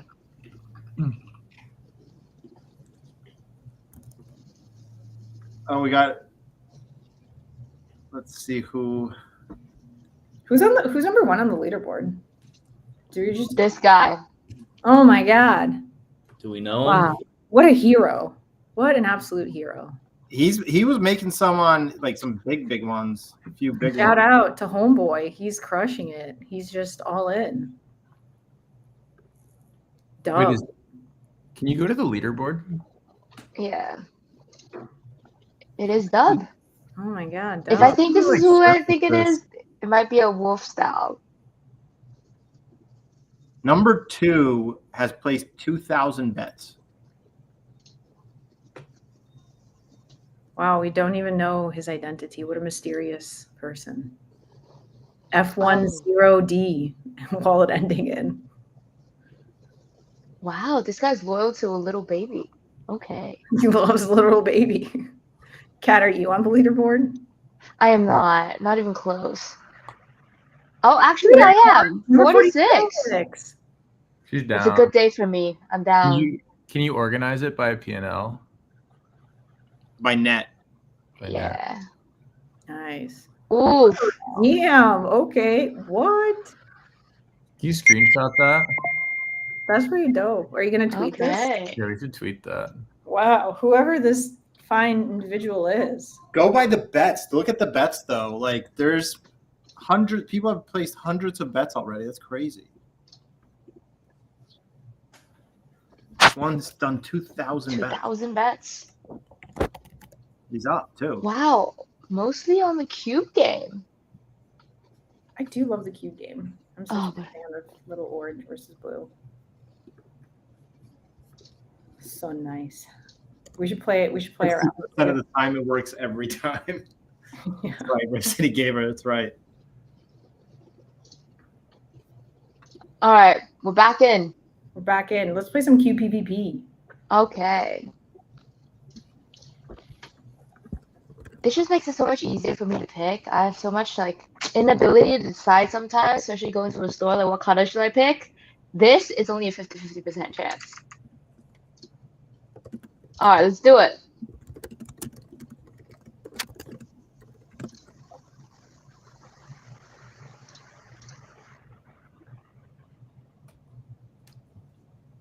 Okay, now I'm gonna be betting. I'm betting against Kat. Whatever Kat's doing, I'm betting against her right now. We'll see who has the worst luck. Let's see.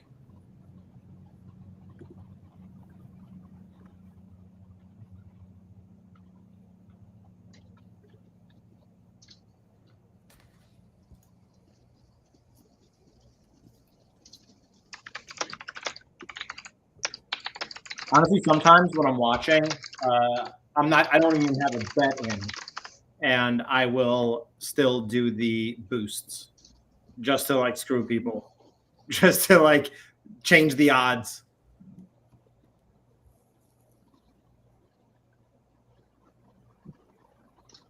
All right, I'm winning. I'm not gonna use my boost.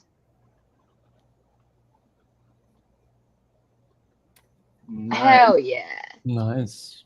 Congrats. 8%. Nice. Round 2.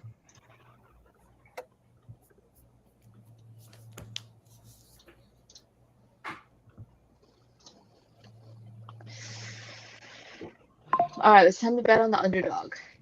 I'm betting on this one then.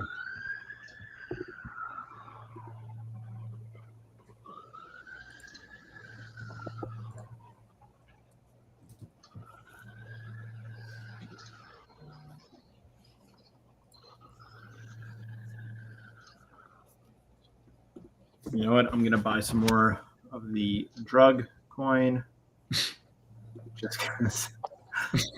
Not. Gabe is buying drugs on stream. This is exactly what happens. We're just losing money and buying tokens. And it's like too easy, you know, like most of Web3 games, it's like when you click something, you gotta go to your wallet, you gotta confirm. But now it's like, oh, it's so fast. Yeah, one click, buy. Yeah. Oh yeah. That's done very purposeful. Sean and Alex did that very purposeful. So every time I have the thought of buying, and it's just like, oh, it's bought. You know, because when you get the signing, you get to think about it for a second, right? You're just like, do I really want to buy this? With this, nope, too late. Just bought another 30,000 drug coin. The user experience is so fast in that regard that initially when you clicked buy on the boosts, it would immediately buy one of them. And we had to nerf the speed because it was so easy. Just press a button and buy something. So now we have a confirmation after you click the buy, where you can also choose the amount. Yeah, we need to slow that down a little bit. I can't believe we're at 46% bonded on one day. That's nuts. We're gonna bond that so quick.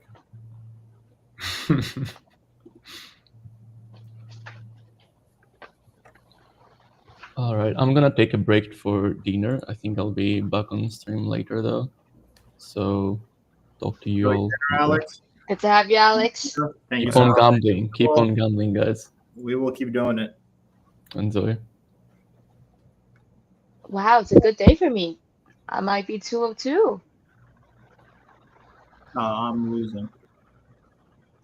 Well, I wasn't even watching. I was buying more drug coin. Does anybody from who's viewing want to join the live stream?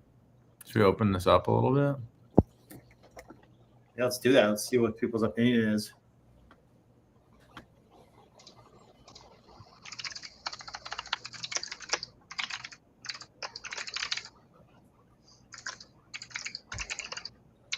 You're welcome, Kat. Enjoy that. Oh, yeah.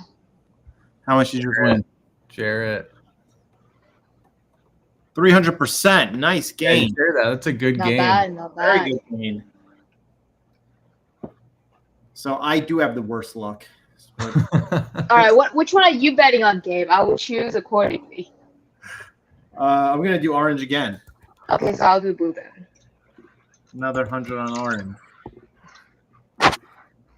All right, I got to get in on this.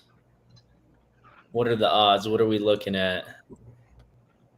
Better odds on orange. Better payday.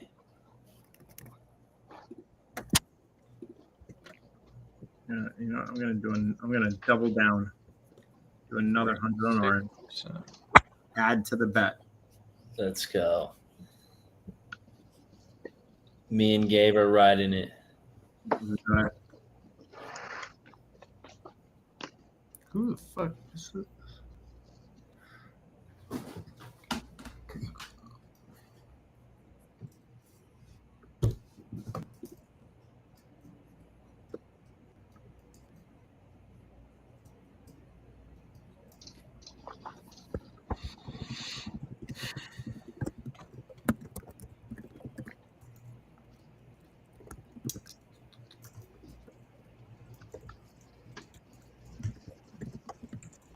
Okay, here we go again.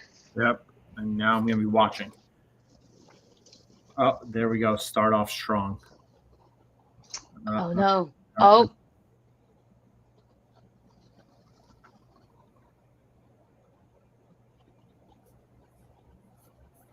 Rain Hellfire. Yes, there we go. Ooh. All right, yeah, we got to use. No. All right.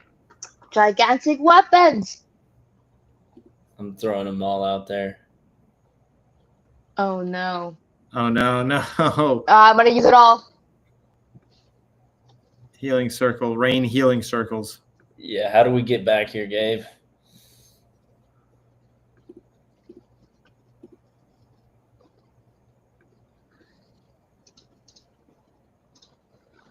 Orange, get in the healing circle. What's going on? Go.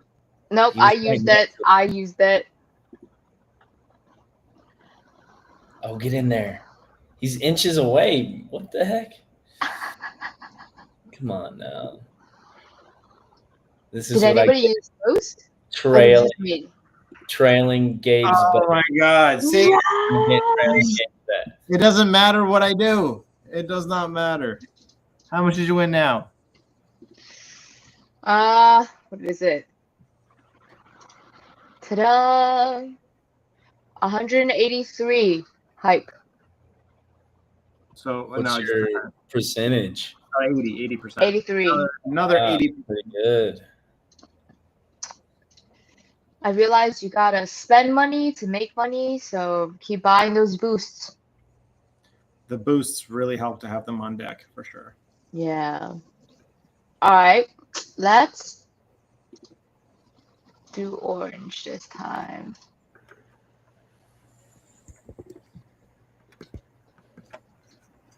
I think Kat's on a streak here. She is. Yeah. I think she's killing. I'm just gonna keep buying. What's your strat? Are you come out the gate with an attack or what? Honestly, no. I'm gonna see organically, am I winning or losing? If I'm losing, then I will spam my boosts. You got him banked up there? Yeah. Let's do. Might as well just top up. All right, pretty even odds here. 52-48 on the money. So most likely you're going to double your money about if you win.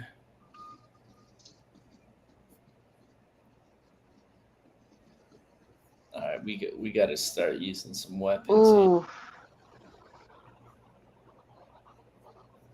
I forget. Who did I bet on?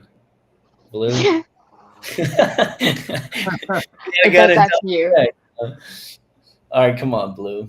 Oh my God, it's like pretty even. Oh, I think I'm winning. I need orange to win. Get in the healing circle. How does just the one I bet against always use the healing circle in that mode?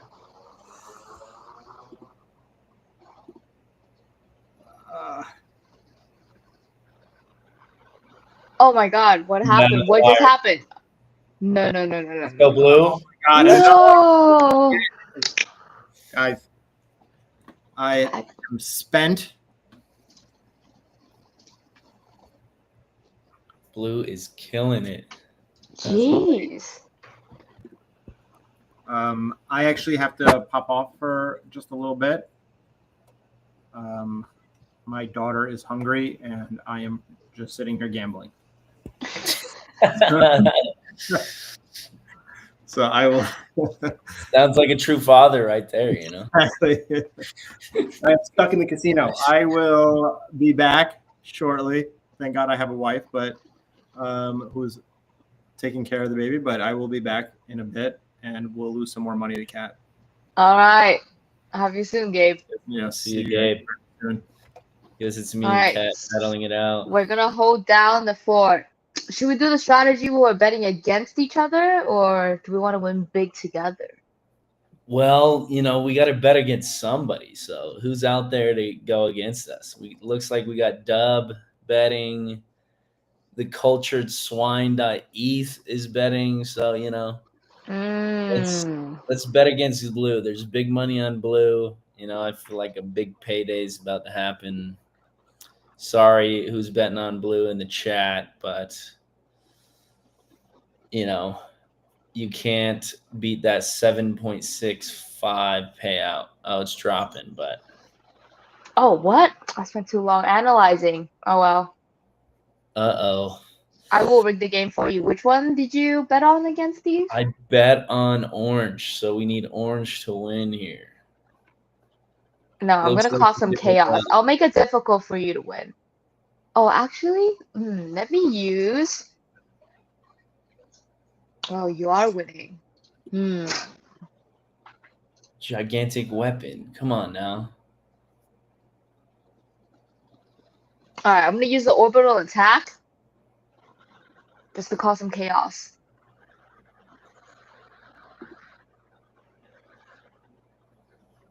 Oh, I like it. I feel like it's getting Blue hit. Come on, Orange. Pretty neck and neck. Get that healing. He's right next to the heal circle. Oof. Oh, man. I need a major comeback here. Come on, Orange. I feel like this is a game where you would play like after work, mindlessly betting. I feel like it's a little too bright and now early for me. I'm over analyzing. That's my problem.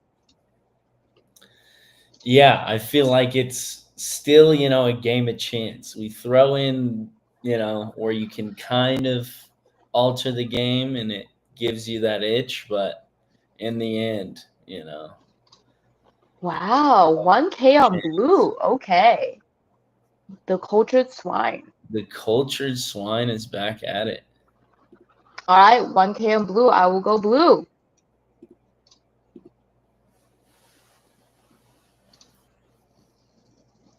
Let's check out the cultured swine. How is their bets?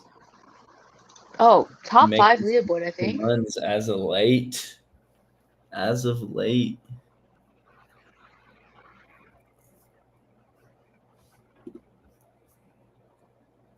Betting is open. Get your bets in, everybody. How's everyone doing on this stream? We're about 4 hours in already, Kat. We're going strong. We're going strong. Wow, this is actually one of the few times, actually it might be the first time that I'm on a win streak. Let's see. I got to check out your staking rewards. Ooh. Yeah, my stats Yeah, don't we're be doing looking so good. Yeah, my win rate is getting killed right now. Oh, we're live. I got it on Orange. Let's go Orange. Orange is coming back. You know, my problem is I always just accidentally buy more of the boosts instead of using them. You're just hogging at this point. I think I'm using them, but I'm just buying more. Wow, Orange is getting obliterated. So yes. Whatever info this cultured swine has, you know, Yep, can't I'm bet gonna against the guy. follow. That guy's on a I will roll. follow her. Yep, exactly. I will follow you. Okay. 7% win. You know, there wasn't too much on the other side.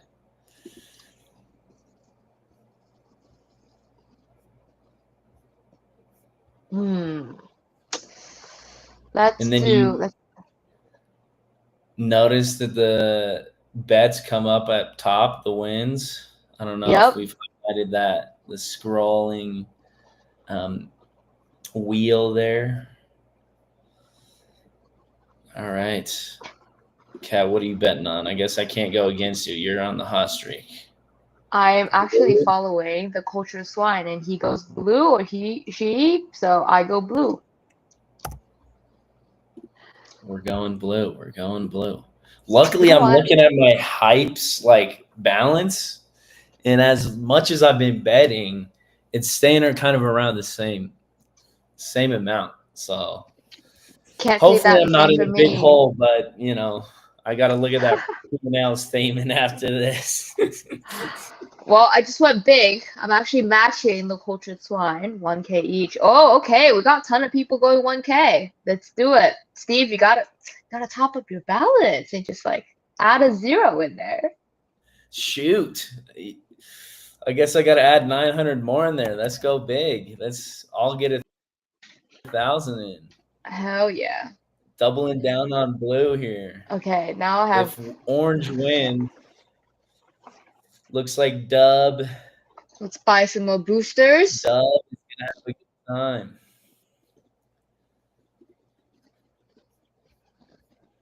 Oh my God. This would be the fastest win ever. Am I going to make back all my money? Oh. Hell yeah. There we go. 30% win. Wow, that was a quick match. I looked up for a second and it's over. Right? Nice. Wow. The culture swine strikes again. 1K on blue.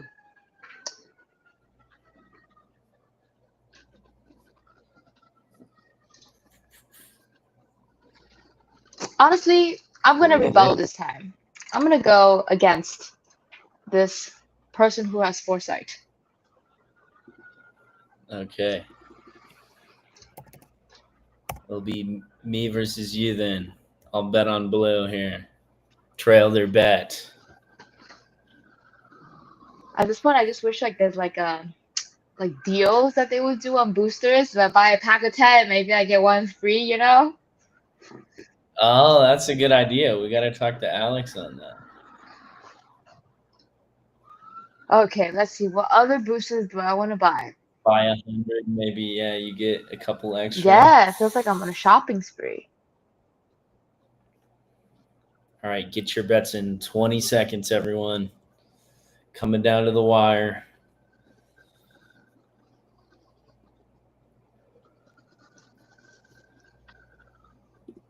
Ten more seconds. Any other takers?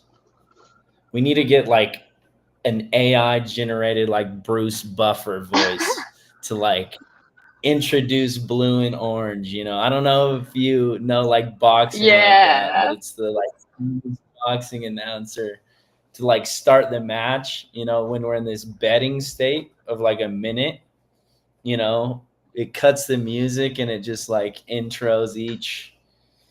Oh wow, we got a bunch of boosts going. Oof. Everybody's spamming. Oh my God. Uh-oh. I'm gonna spam this. Gigantic weapons. Failed to trigger.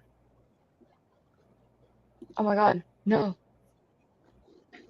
No, we're so close. Wow, blue is making a comeback. Oh no. Wow, dang. That came down to the wire. Jeez. That was exhilarating.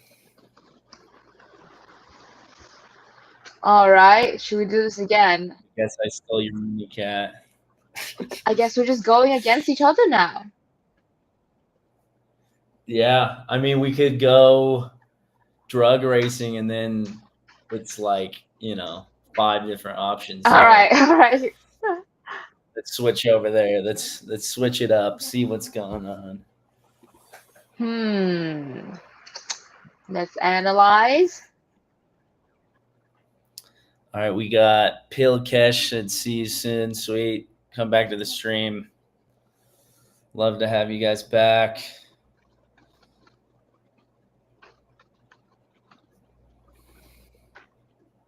All right. Do we have time yet? A minute? A minute to decide. We got somebody already on Hobo. Is that you? No, not yet. I think I'm gonna bet on the drunk person. We got literal babies winning as a late Hobo drunk. All right, let's do this. I feel like my strategy for drug racing is just like you gotta spread your bets. Yeah, I think, I always put like 1 or 2 hypes on the underdogs, the guys that got a 5% win rate. You never know. Yeah, exactly. Hobo on meth, I feel like is calling me. I got my 3 bets in.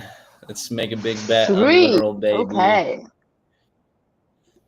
Spread it out. Let's buy some packs. Oh my god, these boosters are at a premium.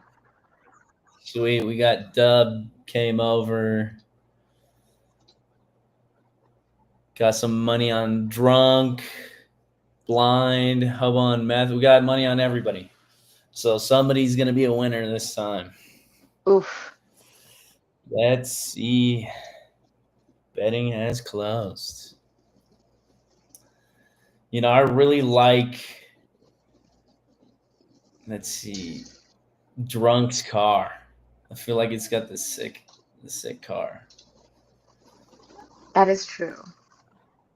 What is up with Hobo on mess?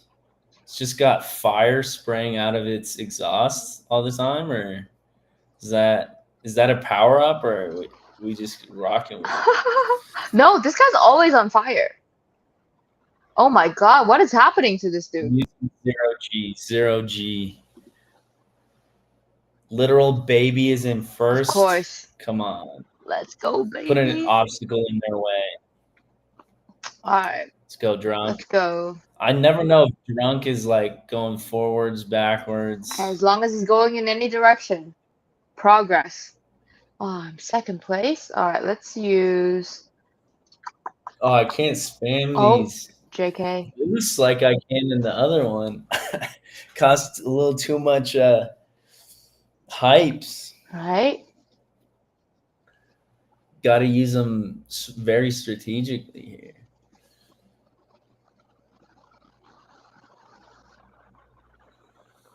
Well, I feel like we're. I really like the map here. It looks like we're at a rail yard, San Francisco, Oakland, something like that. Long Beach. It would be cool to do a bunch of different maps. I don't know. Maybe you could choose your map. That's true. Get it customized. I wish we could like throw bananas on the floor.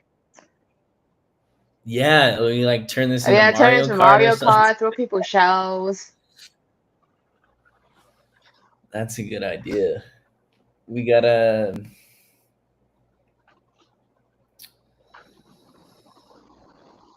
ask Alex, add more boosts. Yeah.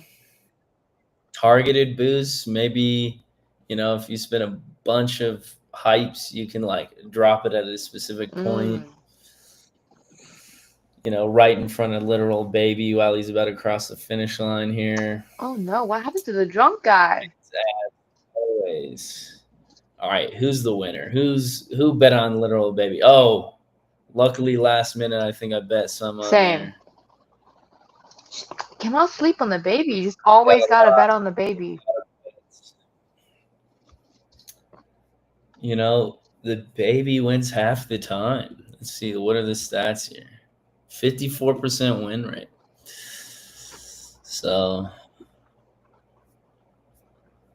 wow, the cultural swine goes big on these bets. Okay. yeah, cultured swine. Throw yourself in the chat. Let's see what your strat is here.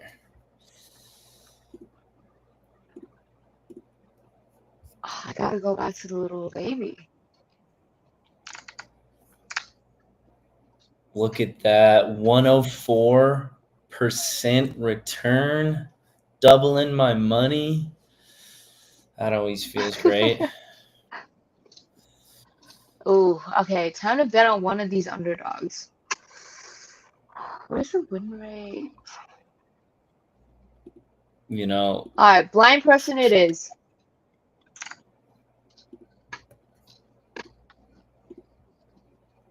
blind. I'm putting one hype on blind. You never know. I think we're going drunk. Drunk's winning it. Okay. 250 on drunk. Have we played it with the music yet? Oh wow, that music is intense this time. I guess, yeah, the sound effects. It's like a helicopter. It's the newsroom. The live. It's really well done, Alex. Yeah. Lobo Network, you know, banner, you know, as we were saying, the news that comes across the bottom, little kind of insights and poking fun at the B3 team. I don't know if you've read it, but The coach's we swine. thought of it all. The coach's swine says Strat is to bet big and pray to Jesus. I appreciate that. Is it? I love it. I love how you're listening in, being live. How's it working out? Are you up? Are you down, Cultured? Let's see. What do we got? Street racing at an all-time peak, according to the news. What do the experts think about that? Interesting. All right. Cokehead coming from the underdog position, already in the lead. Oh my god. 3% chance win rate, and they are starting off strong. I never know if Cokehead is perpetually in that 0G or it's just, you know, his style of driving. Ooh, the slow-mo. So fly. Hollywood level. Yeah, look at that. How do they just flip upside down like that? All right, Drunk in the lead. I'm rooting for you, Drunk. I put big money on you. I thought it was your time. Looking at the match history, you haven't won in Oh a while. no. I think it's All my bets are down. I must make it difficult for everybody, so it's time for some obstacles.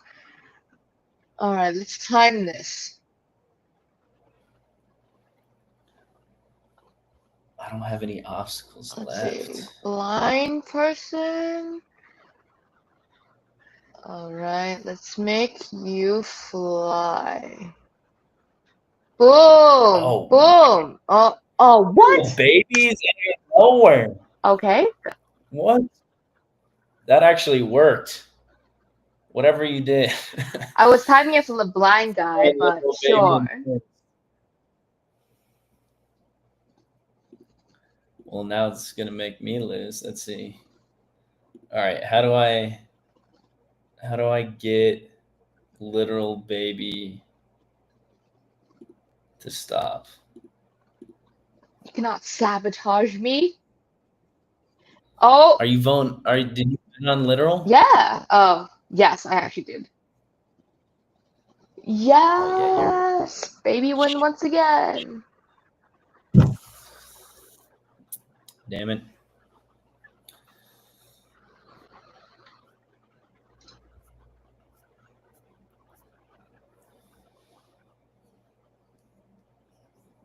Drunk finished second. That was my guy. Thought it was his time. Guess not. Let's see. All right, we are checking the chats and people are looking for customer support. Let me direct you to Alex.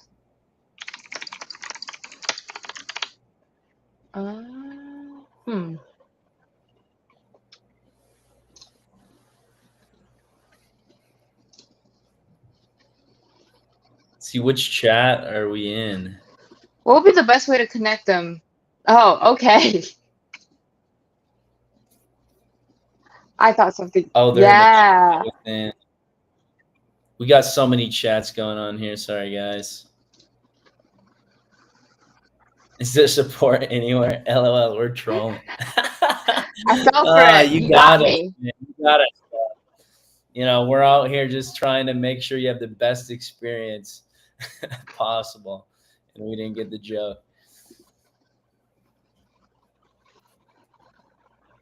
All right. Literal baby can't win 5 times in a row. They've already won 4 times, or 3 times, excuse me, looking at the history. I think it's time to You bet know, for somebody that's underdog, but okay. To optimize my odds, have to bet on the baby, and then I'll bet bigger on one of the underdogs. I think it might be time. Maybe for Cokehead? I feel like blind. I feel like blind is calling me. Yeah, I feel like that's the strat. Like, bet on your guy, literal baby or drunk, that's gonna win. You know, one of the better odds or win rate. Yeah. When you throw dart at cokehead, hobo, meth, or blind, you know, It's gotta be 50-50. That's what I'm going with.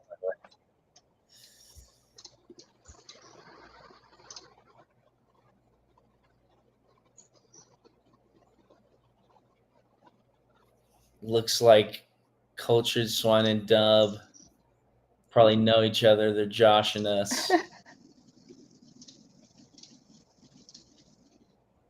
I hope you're in a basement somewhere grinding like us, Benton.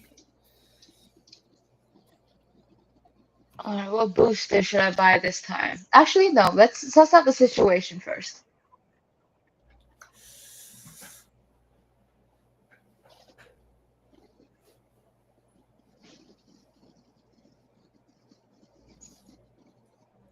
Yeah, I guess Cokehead just comes out the gate like with his back wheels only.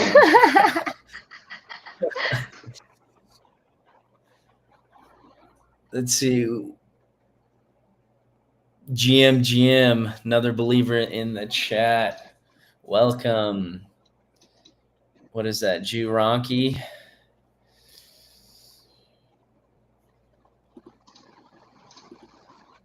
Right now, if you guys are just joining us, we're highlighting HypeDuel, you know, our AI betting platform. Welcome.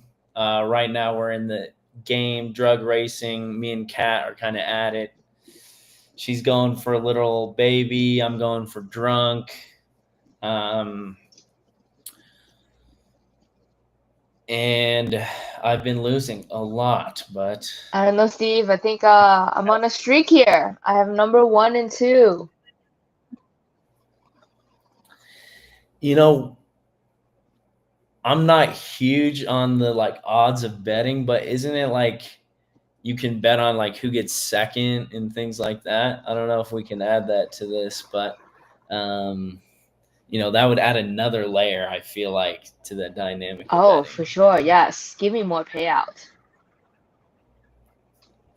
You know, maybe different odds, but it is peer-to-peer betting. So it's, you know, at the end of the day, you know, all the losers give their money to the one winner. So that's how it goes. That's how it's set up.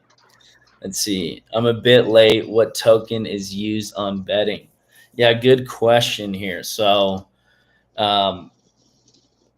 within the realm, we have Hypes, which is just a specific token within. It's not an actual on-chain token, excuse me. It's a specific, you know, chip, as you could say, kind of like chips at a casino that you use within the HypeDuel.com to bet. But it's a 1-to-1 ratio with our token B3.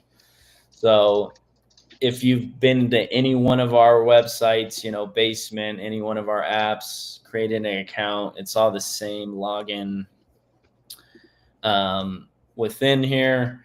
And you just deposit your B3 directly to Hypes 1-to-1, and then you can withdraw anytime. So it's fairly easy. You know, maybe we show that process here soon, Kat, just kind of the various flows we got of depositing, you know, tokens into Hypes. You know, with our any spin product, you can actually take any crypto you want and just directly transfer it over into Hypes. Super easy, seamless, you know, making it as simple of a process to get you guys betting. We got Victoria jumping back on the stream. What's up, homie? We just had a question Oh, about, you know, what token is used. nice. Yeah. We got On Hypes. It's the classic casino setup, my man. You come in with some dollars, you go to the casino, the chip desk, you trade that in once. So you can come in with like $10, $100, whatever it is. You get your chips, you go start betting at like the roulette table or whatever it may be. And so similarly here, you go in, you use your B3, you convert it to Hypes. You can always off ramp it, whatever your winnings are, whatever you win, you know, you end the night up 3 million%, and you've just made some life-changing money.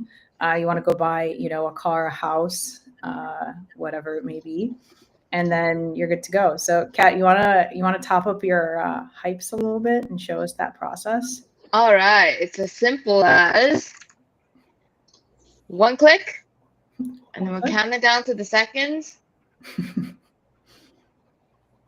Approve it in your wallet.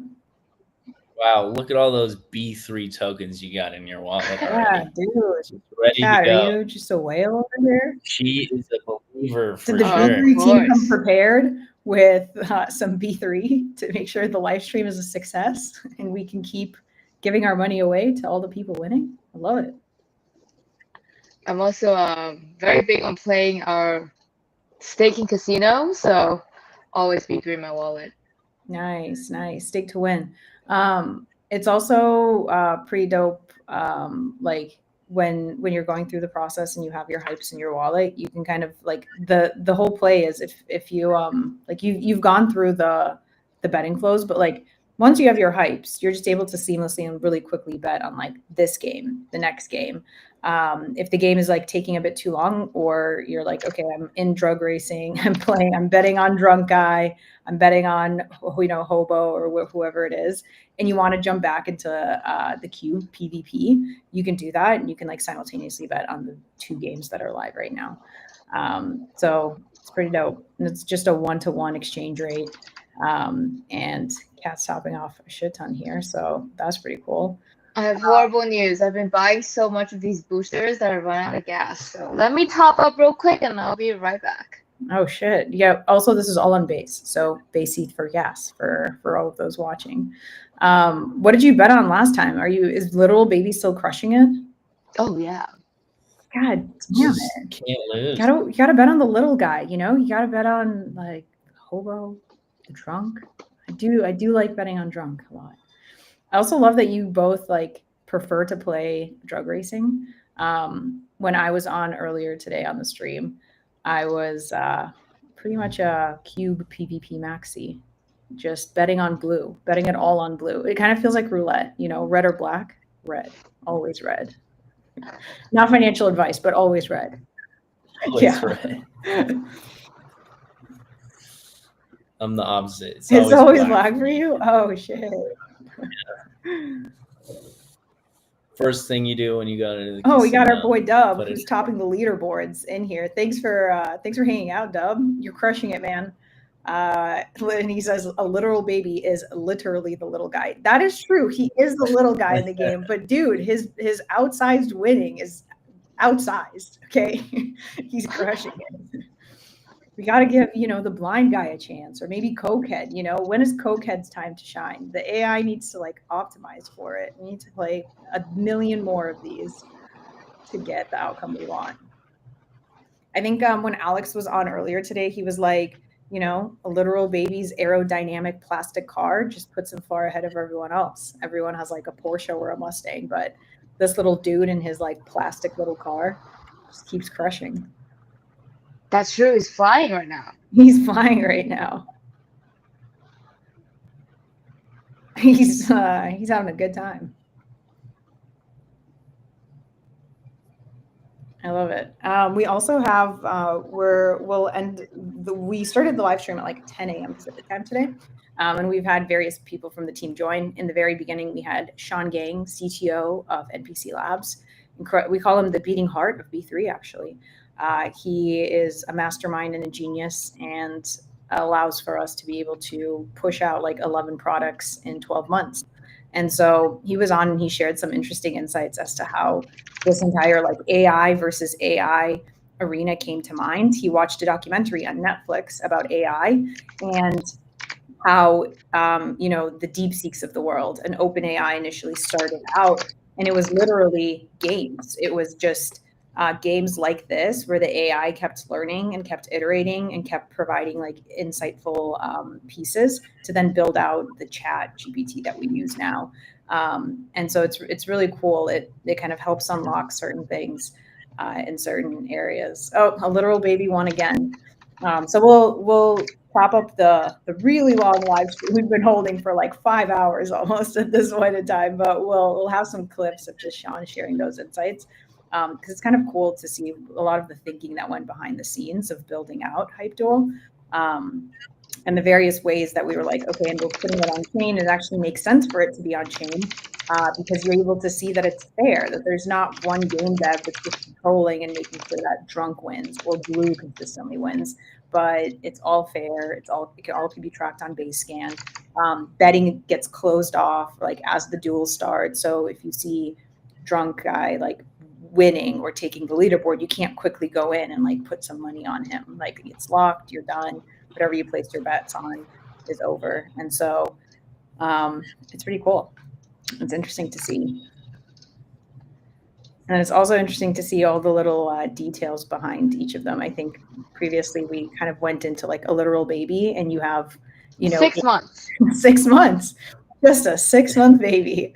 I really like, whose is it? I think, is it Blind Guy? No, Paranoid. We were just paranoid for Cokehead. I love that. Is it Blind Guy? He has Blind Guy, driving, winning. Driving and winning. Those are his interests. He doesn't win a lot, but boy, when he wins big. But he's driving backwards. So he is driving backwards. He's at a disadvantage. He is blind, Kathleen. He is blind. Poor man. I also like in PvP, the boosts are just so cheap. So I go so ham on just like maximizing the weapons or the healing circles or the orbital attacks. And you could just drop in like 1 million of those, and those really sway the odds. In the morning, orange was just on a high, kept winning, but then blue came back. And blue's been crushing it. So it's out of blue and the AI learning that he's made in all the hundreds of rounds that it's played now. The other really cool thing about this is when we were thinking about HypeDuel, we were really inspired a lot by like sports betting, horse racing, if you will. And the one problem with like horse racing, if you think about it, you go in, you have the races, and then there's like, a period of time where the horses have to rest. There has to come some training has to happen.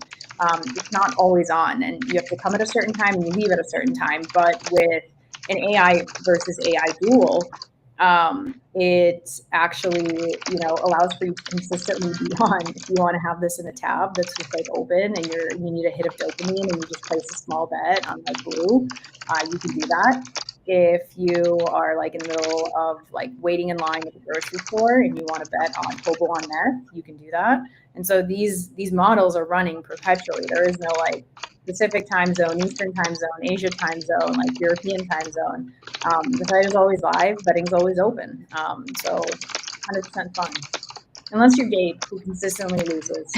He was on earlier today on the stream. Poor guy, down bad, all red.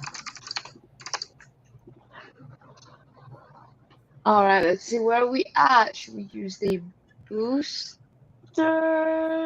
Okay, I think I'm good.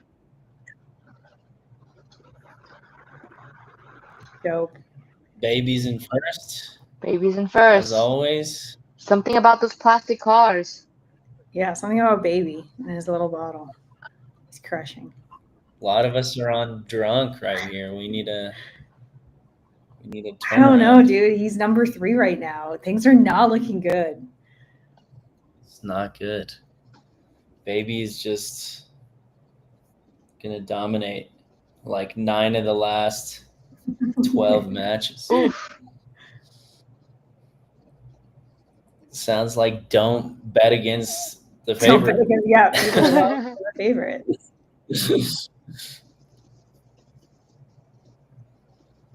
Nope. Also, for those joining in, yes, it will be a almost a 24 hour. Actually, by the time we're done, it will be 24 hours. We are going to take a short break just to like get food, and then we'll have more folks join at around like 6 p.m. Pacific time, and then we'll go all night because we also have an incredible team in Korea and China who are super excited to get this in front of their viewers. And so there'll be like a dual English and Chinese and Korean session, and like people will be jumping in. We'll bring people on stage too to just be able to play and participate. So should be cool, should be dope. And then, also don't forget for new people joining, like you don't have to on-ramp with B3. We actually give you 200 hypes, which are in-game chips, like casino chips, for you to use to bet on any of these games. Just by like, it's your first time, you're creating your account, you connect your wallet, you get 200 hypes, and every single day for 5 days, there's like multipliers. If you place 5 bets, you get another 200. You invite a friend, you get another 200. And so you can essentially play for free until we go bankrupt as a company. So great. Tell your friends. Enjoy the free hypes while they last.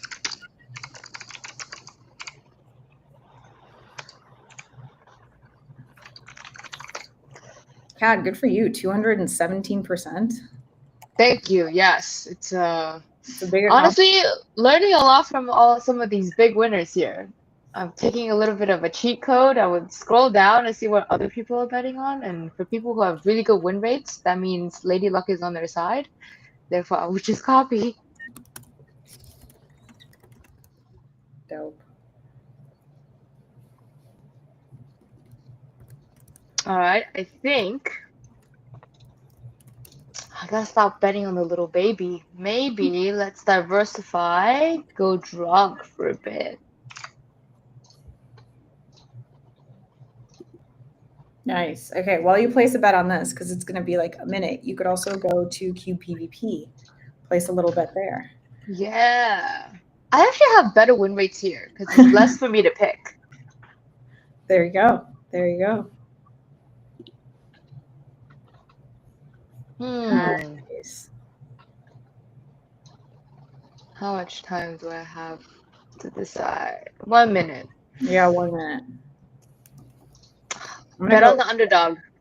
I love it. But I will continue buying my boosters. I'm gonna bet on the underdog too. I'm gonna go in on blue.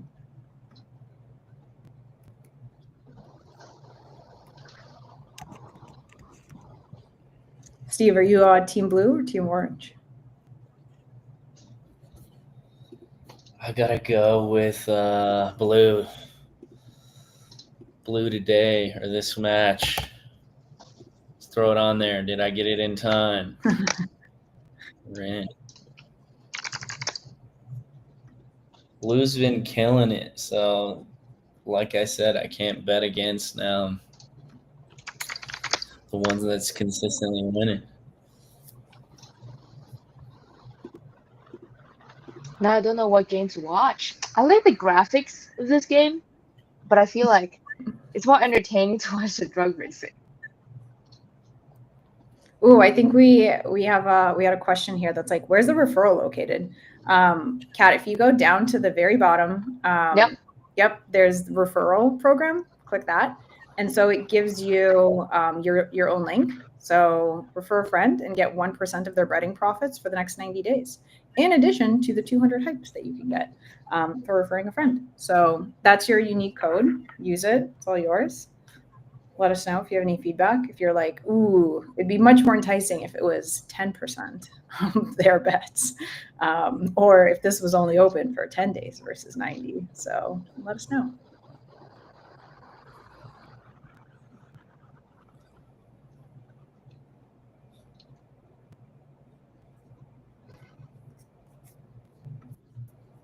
The baby is once again winning. I must make it difficult for him or her.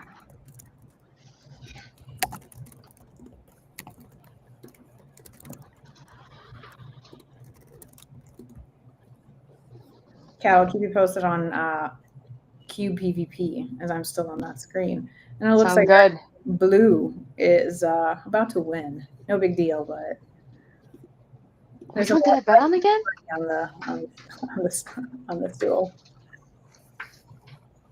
Oh yes, I did bet on blue. Nice. Yes. Nice. Today was a good day. Today is a good day. I'm gonna bet on orange now. Now that blue won, let me bet on orange. Going with a little bit of size. Let's see what's up. I also just claimed my own 200 hype, so we're back.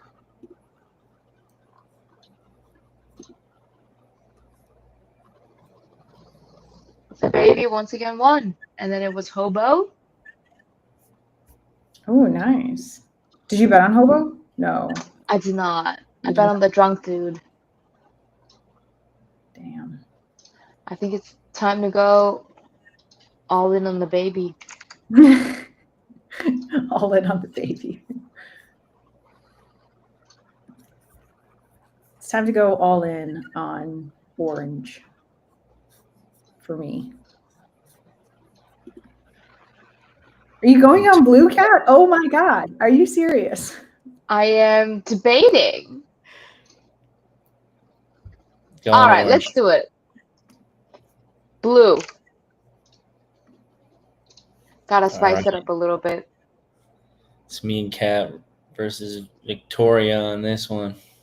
Okay, you're taking sides now, Steve? Is this how we're going to play? You're taking sides now? Oh, I see how it is. I saw the odds, you know, the Yeah, you saw payout. the odds. It just made more sense money Yeah, wise. okay. Did it? Okay, I see.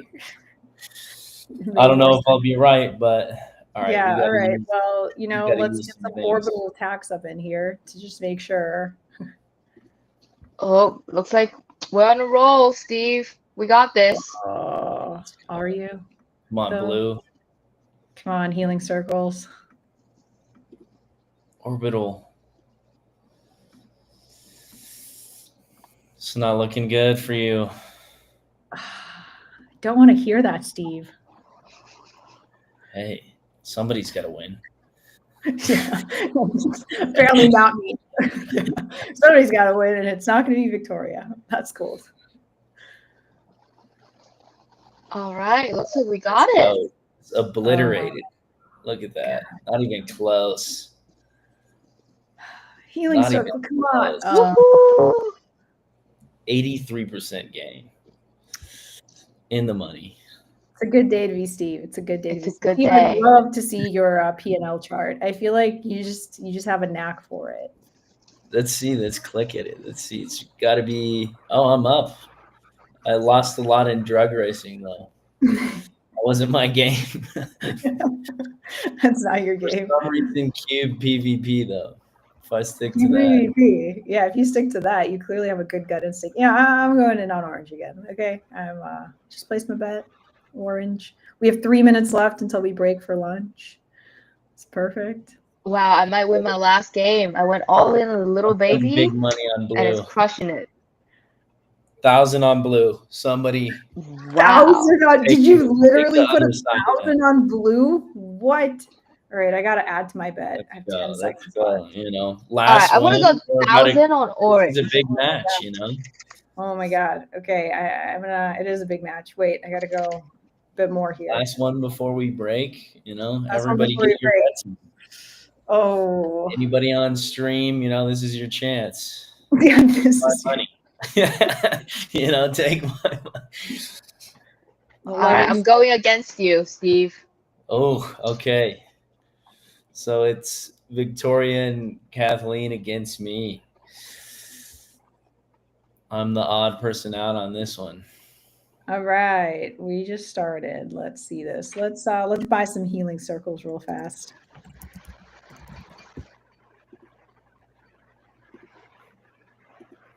I'm still on I the gotta drug use racing screen. All of my power-ups here, boosts, to make sure I get this dub. What? Steve, stop it. Come on. Oh my god, my little baby's gonna win. Woohoo! Okay, I'm rich now.